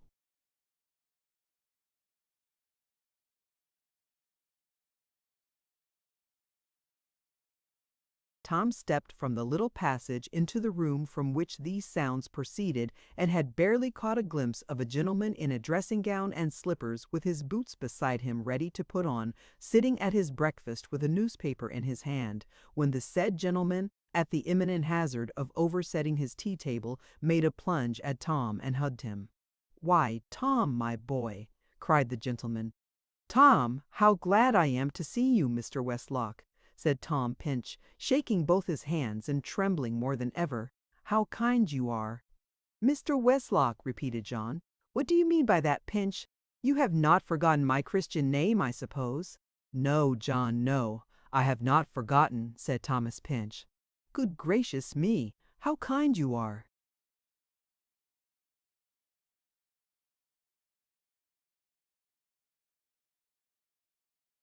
"I never saw such a fellow in all my life," cried John.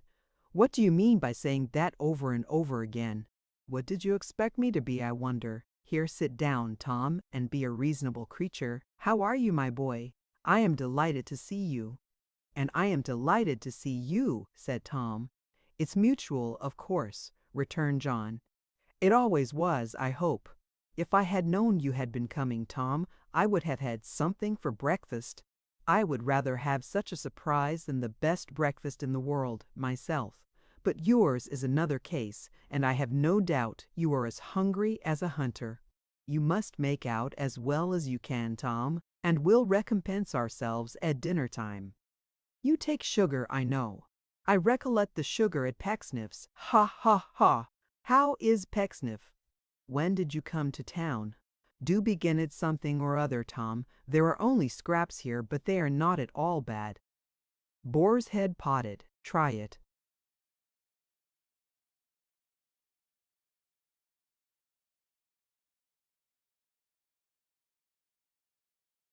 "Tom, make a beginning whatever you do. What an old blade you are. I am delighted to see you."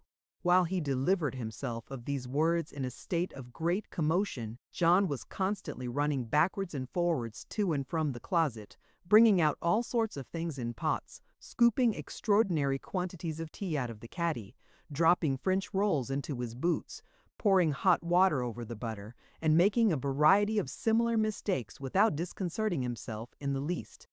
"There," said John, sitting down for the 50th time, and instantly starting up again to make some other addition to the breakfast. "Now we are as well off as we are likely to be till dinner. And now let us have the news, Tom. Imprimis, how's Pecksniff?" "I don't know how he is," was Tom's grave answer.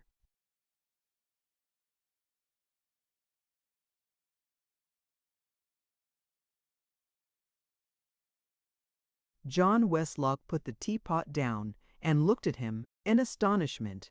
"I don't know how he is," said Thomas Pinch, "and saving that I wish him no ill, I don't care. I have left him, John. I have left him forever." "Voluntarily?" "Why, no, for he dismissed me. But I had first found out that I was mistaken in him, and I could not have remained with him under any circumstances. I grieve to say that you were right in your estimate of his character. It may be a ridiculous weakness, John, but it has been very painful and bitter to me to find this out, I do assure you." Tom had no need to direct that appealing look towards his friend, in mild and gentle deprecation of his answering with a laugh. John Westlock would as soon have thought of striking him down upon the floor.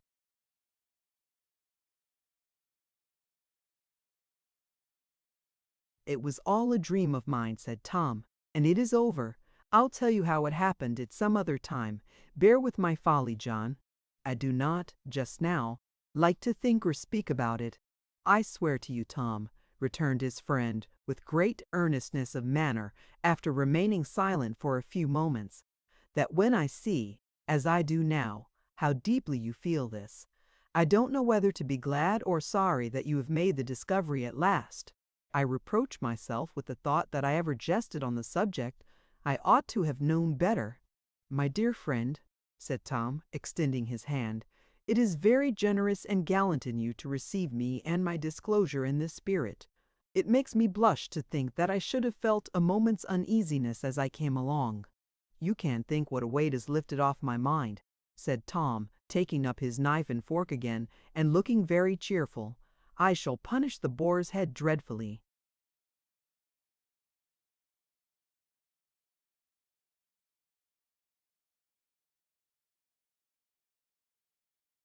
The host, thus reminded of his duties, instantly betook himself to piling up all kinds of irreconcilable and contradictory viands in Tom's plate, and a very capital breakfast Tom made, and very much the better for it, Tom felt. "That's all right," said John, after contemplating his visitor's proceedings with infinite satisfaction. "Now, about our plans. You are going to stay with me, of course. Where's your box?" "It's at the inn," said Tom. "I didn't intend—" "Never mind what you didn't intend," John Westlock interposed. "What you did intend is more to the purpose. You intended, in coming here, to ask my advice, did you not, Tom?" "Certainly, and to take it when I gave it to you?"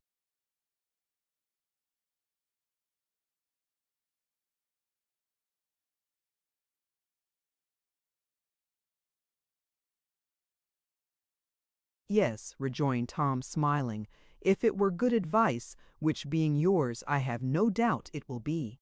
"Very well. Then don't be an obstinate old humbug in the outset, Tom, or I shall shut up shop and dispense none of that invaluable commodity. You are on a visit to me. I wish I had an organ for you, Tom. So do the gentlemen downstairs, and the gentlemen overhead, I have no doubt," was Tom's reply. "Let me see. In the first place, you will wish to see your sister this morning," pursued his friend, "and of course you will like to go there alone. I'll walk part of the way with you, and see about a little business of my own, and meet you here again in the afternoon. Put that in your pocket, Tom. It's only the key of the door. If you come home first, you want it."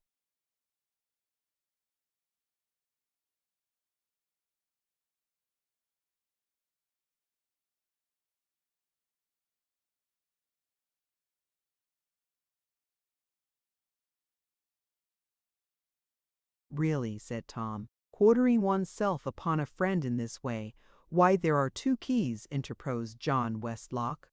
"I can't open the door with them both at once, can I?" "What a ridiculous fellow you are, Tom. Nothing particular you'd like for dinner, is there?" "Oh dear, no," said Tom. "Very well then, you may as well leave it to me." "Have a glass of cherry brandy, Tom." "Not a drop. What remarkable chambers these are," said Pinch. "There's everything in 'em." "Bless your soul, Tom. Nothing but a few little bachelor contrivances. The sort of impromptu arrangements that might have suggested themselves to Philip Quarle or Robinson Crusoe, that's all. What do you say? Shall we walk?"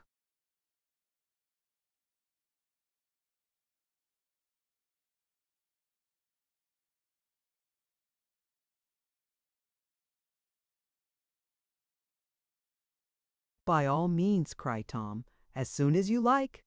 Accordingly John Westlock took the French rolls out of his boots, and put his boots on and dressed himself, giving Tom the paper to read in the meanwhile. When he returned, equipped for walking, he found Tom in a brown study, with the paper in his hand. "Dreaming, Tom?" "No," said Mr. Pinch, "no. I have been looking over the advertising sheet, thinking there might be something in it which would be likely to suit me. But, as I often think, the strange thing seems to be that nobody is suited. Here are all kinds of employers wanting all sorts of servants, and all sorts of servants wanting all kinds of employers, and they never seem to come together. Here is a gentleman in a public office, in a position of temporary difficulty, who wants to borrow £500, and in the very next advertisement here is another.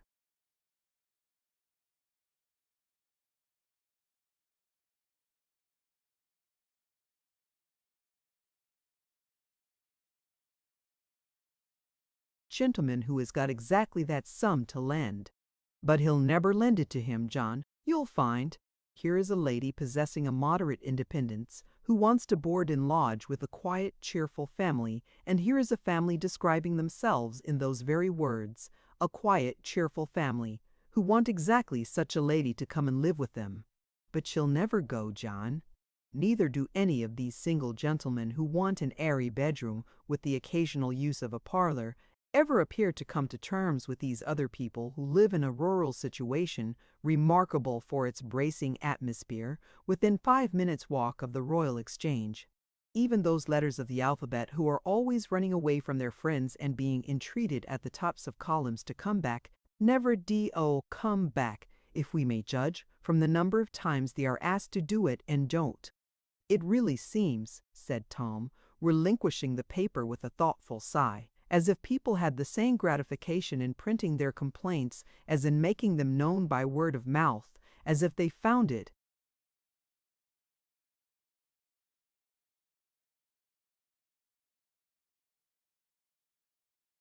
comfort and consolation to proclaim, 'I want such and such a thing, and I can't get it, and I don't expect I ever shall.'" John Westlock laughed at the idea, and they went out together.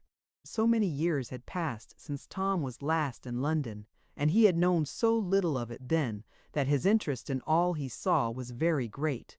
He was particularly anxious, among other notorious localities, to have those streets pointed out to him which were appropriated to the slaughter of countrymen, and was quite disappointed to find after half an hour's walking that he hadn't had his pocket picked.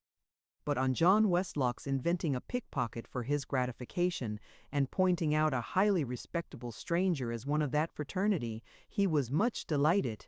His friend accompanied him to within a short distance of Camberwell, and having put him beyond the possibility of mistaking the wealthy brass and copper founders, left him to make his visit.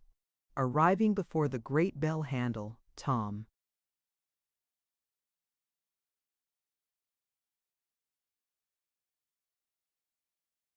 gave it a gentle pull. The porter appeared.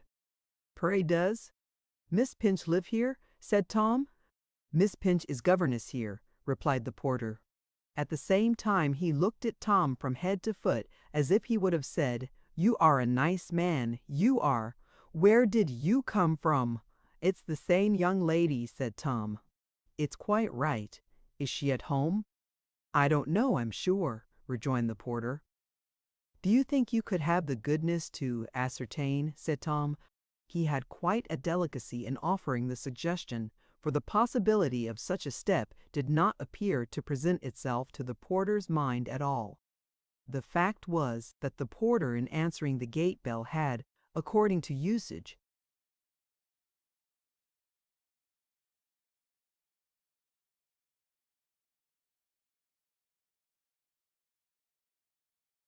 rung the house bell, for it is as well to do these things, in the baronial style, while you are about it, and that there the functions of his office had ceased. Being hired to open and shut the gate, and not to explain himself to strangers, he left this little incident to be developed by the footman with the tags, who at this juncture called out from the doorsteps, "Hallo, there! What are you up to? This way, young man." "Oh," said Tom, hurrying towards him, "I didn't observe that there was anybody else.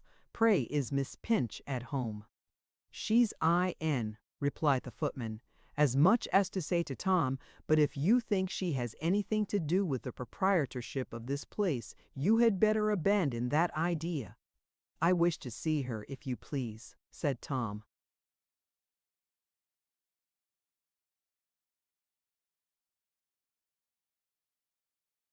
The footman, being a lively young man, happened to have his attention caught at that moment by the flight of a pigeon, in which he took so warm an interest that his gaze was riveted on the bird until it was quite out of sight. He then invited Tom to come in, and showed him into a parlor. "Hanny neem," said the young man, pausing languidly at the door.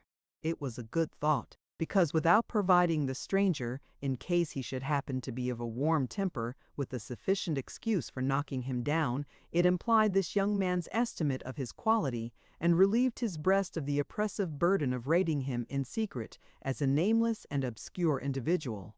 "Say her brother, if you please," said Tom. "Mother," drawled the footman.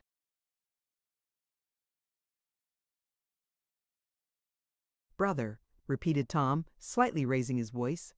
"And if you will say, in the first instance, a gentleman, and then say her brother, I shall be obliged to you, as she does not expect me or know I am in London, and I do not wish to startle her."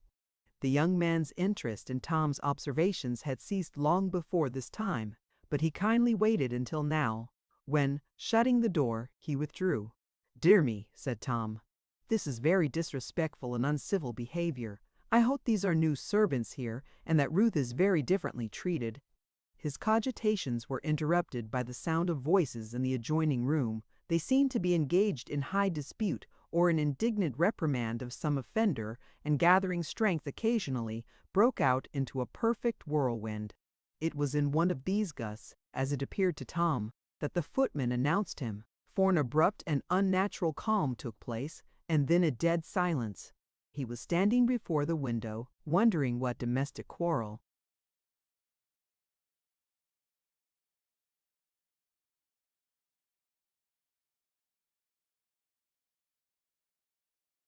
might have caused these sounds, and hoping Ruth had nothing to do with it, when the door opened and his sister ran into his arms. "Why, bless my soul," said Tom, looking at her with great pride when they had tenderly embraced each other. "How altered you are, Ruth!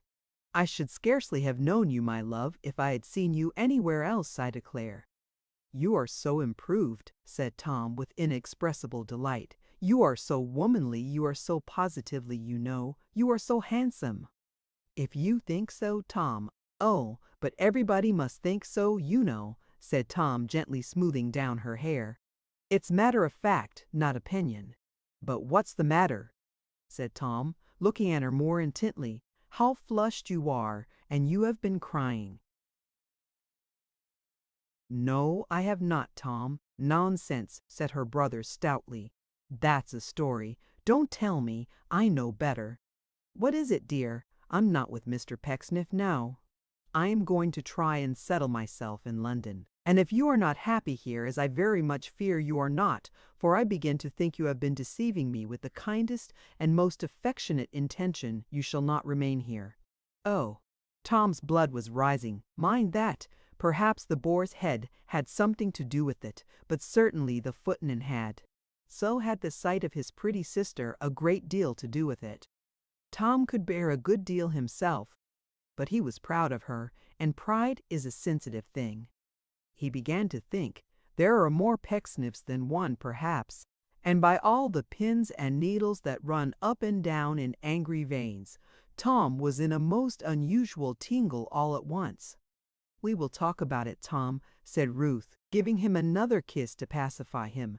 "I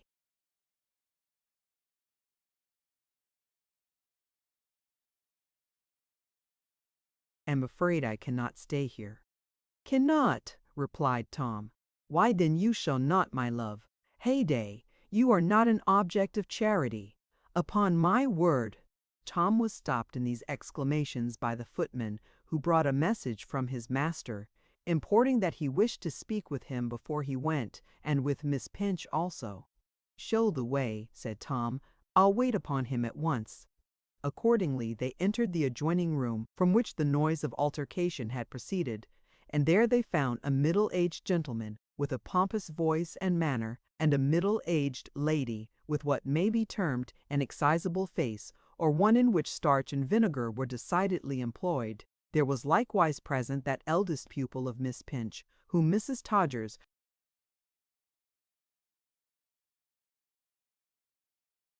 on a previous occasion had called a syrup, and who was now weeping and sobbing spitefully. "My brother, sir," said Ruth Pinch, timidly presenting Tom. "Oh!" cried the gentleman, surveying Tom attentively. "You really are Miss Pinch's brother, I presume? You will excuse my asking. I don't observe any resemblance." "Miss Pinch has a brother, I know," observed the lady. "Miss Pinch is always talking about her brother when she ought to be engaged upon my education," sobbed the pupil. "Sophia." "Hold your tongue," observed the gentleman. "Sit down, if you please," addressing Tom.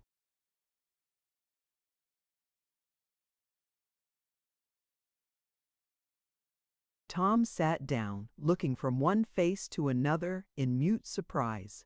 "Remain here, if you please, Miss Pinch," pursued the gentleman, looking slightly over his shoulder. Tom interrupted him here by rising to place a chair for his sister, having done which he sat down again.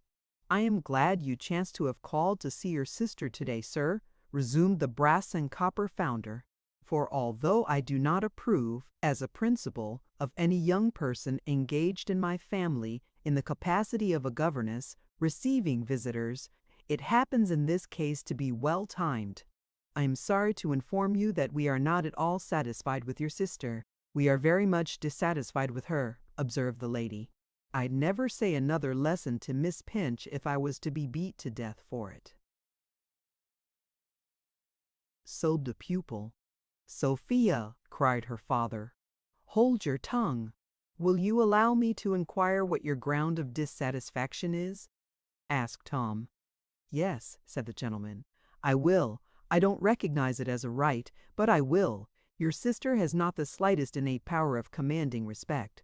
It has been a constant source of difference between us, although she has been in this family for some time, and although the young lady who is now present has almost, as it were, grown up under her tuition, that young lady has no respect for her. Miss Pinch has been perfectly unable to command my daughter's respect or to win my daughter's confidence. Now," said the gentleman, allowing the palm of his hand to fall gravely down upon the table, "I maintain that there is something radically wrong in that. You, as her brother, may be disposed to deny it."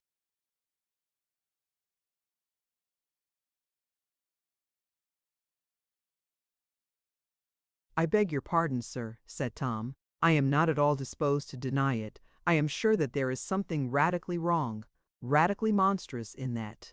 "Good heavens!" cried the gentleman, looking round the room with dignity. "What do I find to be the case? What results obtrude themselves upon me as flowing from this weakness of character on the part of Miss Pinch? What are my feelings as a father when, after my desire repeatedly expressed to Miss Pinch, as I think she will not venture to deny that my daughter should be choice in her expressions, genteel in her deportment, as becomes her station in life, and politely distant to her inferiors in society, I find her only this very morning addressing Miss Pinch herself as a beggar, only this very morning addressing Miss Pinch herself as a beggar." "A beggarly thing," observed the lady in correction. "Which is worse," said the gentleman triumphantly, "which is worse, a beggarly thing, a low, coarse, despicable expression."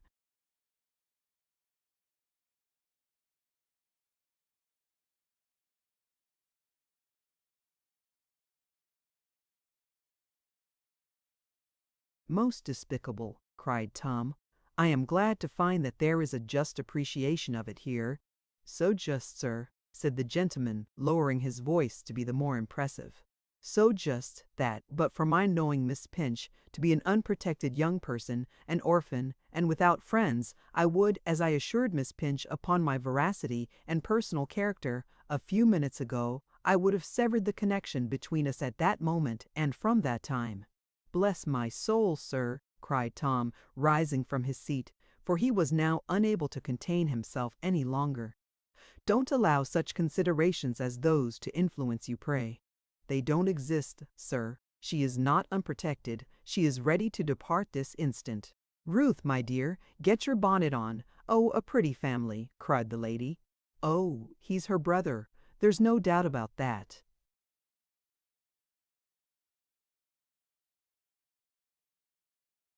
"As little doubt, madam," said Tom, "as that the young lady yonder is the child of your teaching, and not my sister's. Ruth, my dear, get your bonnet on." "When you say young man," interposed the brass and copper founder haughtily, with that impertinence which is natural to you, and which I therefore do not condescend to notice further, that the young lady, my eldest daughter, has been educated by anyone but Miss Pinch, you I needn't proceed. You comprehend me fully. I have no doubt you are used to it."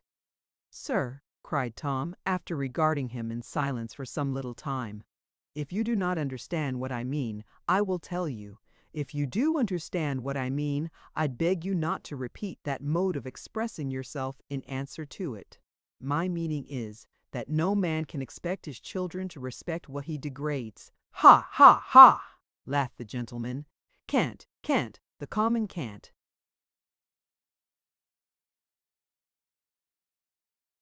"The common story, sir," said Tom. "The story of a common mind. Your governess cannot win the confidence and respect of your children, forsooth. Let her begin by winning yours, and see what happens then." "Miss Pinch is getting her bonnet on, I trust, my dear," said the gentleman. "I trust she is," said Tom, forestalling the reply. "I have no doubt she is. In the meantime I address myself to you, sir." "You made your statement to me, sir. You required to see me for that purpose, and I have a right to answer it." "I am not loud or turbulent," said Tom, which was quite true, though I can scarcely say as much for you in your manner of addressing yourself to me. "And I wish on my sister's behalf to state the simple truth." "You may state anything you like, young man," returned the gentleman, affecting to yawn. "My dear, Miss Pinch's money."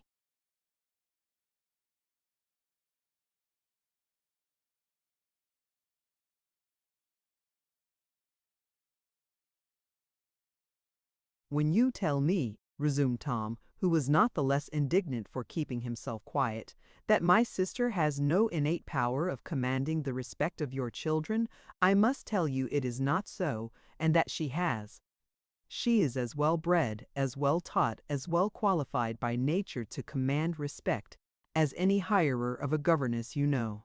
But when you place her at a disadvantage in reference to every servant in your house, how can you suppose, if you have the gift of common sense, that she is not in a tenfold worse position in reference to your daughters? Pretty well. Upon my word, exclaimed the gentleman, this is pretty well. It is very ill, sir, said Tom. It is very bad and mean and wrong and cruel. Respect. I believe young people are quick enough to observe and imitate. And why or how should they respect whom no one else respects, and everybody slights? And very partial they must grow. Oh, very partial to their studies when they see to what a past proficiency in those same tasks has brought their governess. Respect. Put anything the most deserving of respect before your daughters in the light in which you place her, and you will bring it down as low, no matter what it is. You speak with extreme impertinence, young man, observed the gentleman. I speak without passion, but with extreme indignation and contempt for such a course of treatment, and for all who practice it, said Tom. Why, how can you, as an honest gentleman, profess displeasure or surprise at your daughter telling my sister she is something beggarly and humble, when you are forever telling her the same thing yourself in 50 plain, outspeaking ways, though not in words, and when your very porter and footman make the same delicate announcement to all comers? As to your suspicion and distrust of her, even of her word, if she is not above their reach, you have no right to employ her.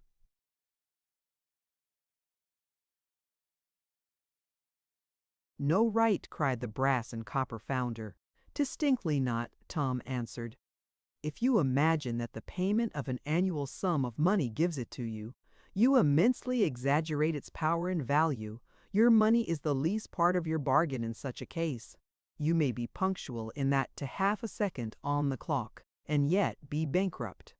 I have nothing more to say, said Tom, much flushed and flustered now that it was over, except to crave permission to stand in your garden until my sister is ready. Not waiting to obtain it, Tom walked out. Before he had well begun to cool, his sister joined him. She was crying, and Tom could not bear that anyone about the house should see her doing that. They will think you are sorry to go, said Tom. You are not sorry to go. No, Tom, no. I have been anxious to go for a very long time.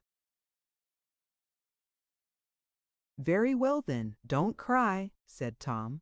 I am so sorry for you, dear, sobbed Tom's sister. But you ought to be glad on my account, said Tom. I shall be twice as happy with you for a companion. Hold up your head. There, now we go out as we ought. Not blustering, you know, but firm and confident in ourselves. The idea of Tom and his sister blustering under any circumstances was a splendid absurdity. But Tom was very far from feeling it to be so in his excitement, and passed out at the gate with such severe determination written in his face that the porter hardly knew him again. It was not until they had walked some short distance, and Tom found himself getting cooler and more collected, that he was quite restored to himself by an inquiry from his sister, who said in her pleasant little voice,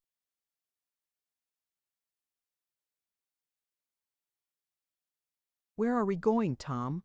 "Dear me," said Tom, stopping, "I don't know." Don't you live anywhere, dear?" asked Tom's sister, looking wistfully in his face. "No," said Tom, "not at present. Not exactly. I only arrived this morning. We must have some lodgings." He didn't tell her that he had been going to stay with his friend John, and could on no account think of billeting 2 inmates upon him, of whom one was a young lady, for he knew that would make her uncomfortable, and would cause her to regard herself as being an inconvenience to him. Neither did he like to leave her anywhere while he called on John, and told him of this change in his arrangements, for he was delicate of seeming to encroach upon the generous and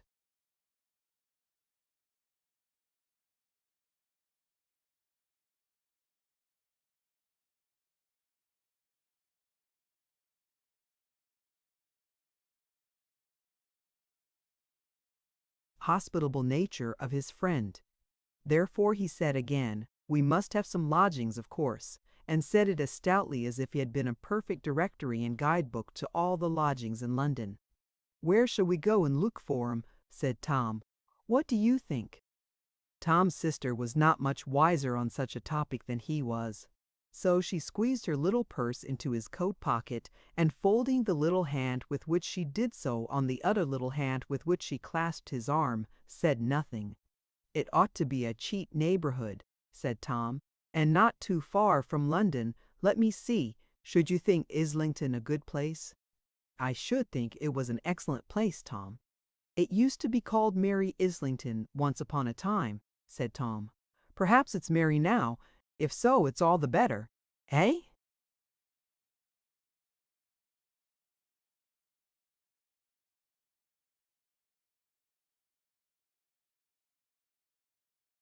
"If it's not too dear," said Tom's sister. "Of course, if it's not too dear," assented Tom. "Well, where is Islington? We can't do better than go there, I should think. Let's go." Tom's sister would have gone anywhere with him, so they walked off, arm in arm, as comfortably as possible. Finding, presently, that Islington was not in that neighborhood, Tom made inquiries respecting a public conveyance thither, which they soon obtained.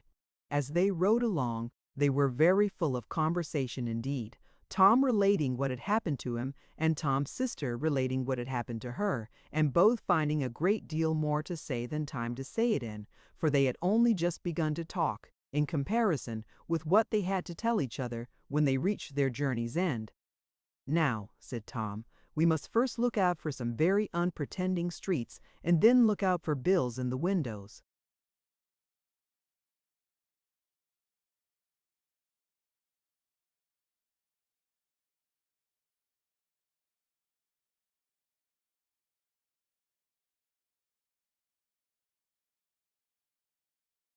So they walked off again, quite as happily as if they had just stepped out of a snug little house of their own, to look for lodgings on account of somebody else. Tom's simplicity was unabated, heaven knows, but now that he had somebody to rely upon him, he was stimulated to rely a little more upon himself, and was, in his own opinion, quite a desperate fellow. After roaming up and down for hours, looking at some scores of lodgings, they began to find it rather fatiguing, especially as they saw none which were at all adapted to their purpose.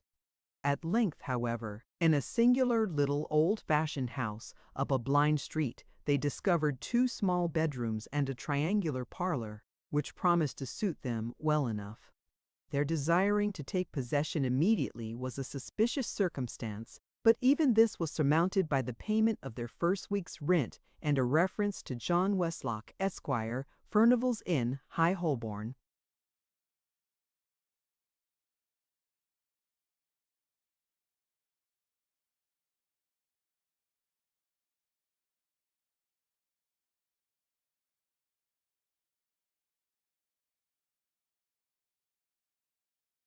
Ah!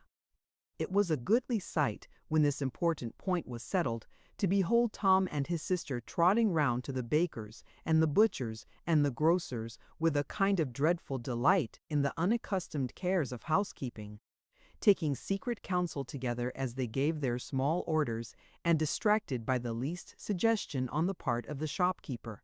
When they got back to the triangular parlor, and Tom's sister, bustling to and fro, busy about 1,000 pleasant nothings, stopped every now and then to give old Tom a kiss or smile upon him, Tom rubbed his hands as if all Islington were his. It was late in the afternoon now, though, and high time for Tom to keep his appointment. So, after agreeing with his sister that in consideration of not having dined, they would venture on the extravagance of chops for supper at 9, he walked out again to narrate these marvelous occurrences to John. "I am quite a family man all at once," thought Tom, "if I can only get something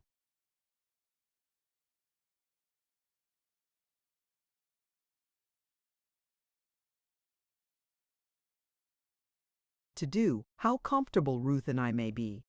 Ah, that if! But it's of no use to despond. I can but do that, when I have tried everything and failed, and even then it won't serve me much. Upon my word, thought Tom, quickening his pace. I don't know what John will think has become of me. He'll begin to be afraid I have strayed into one of those streets where the countrymen are murdered, and that I have been made meat pies of, or some such horrible thing.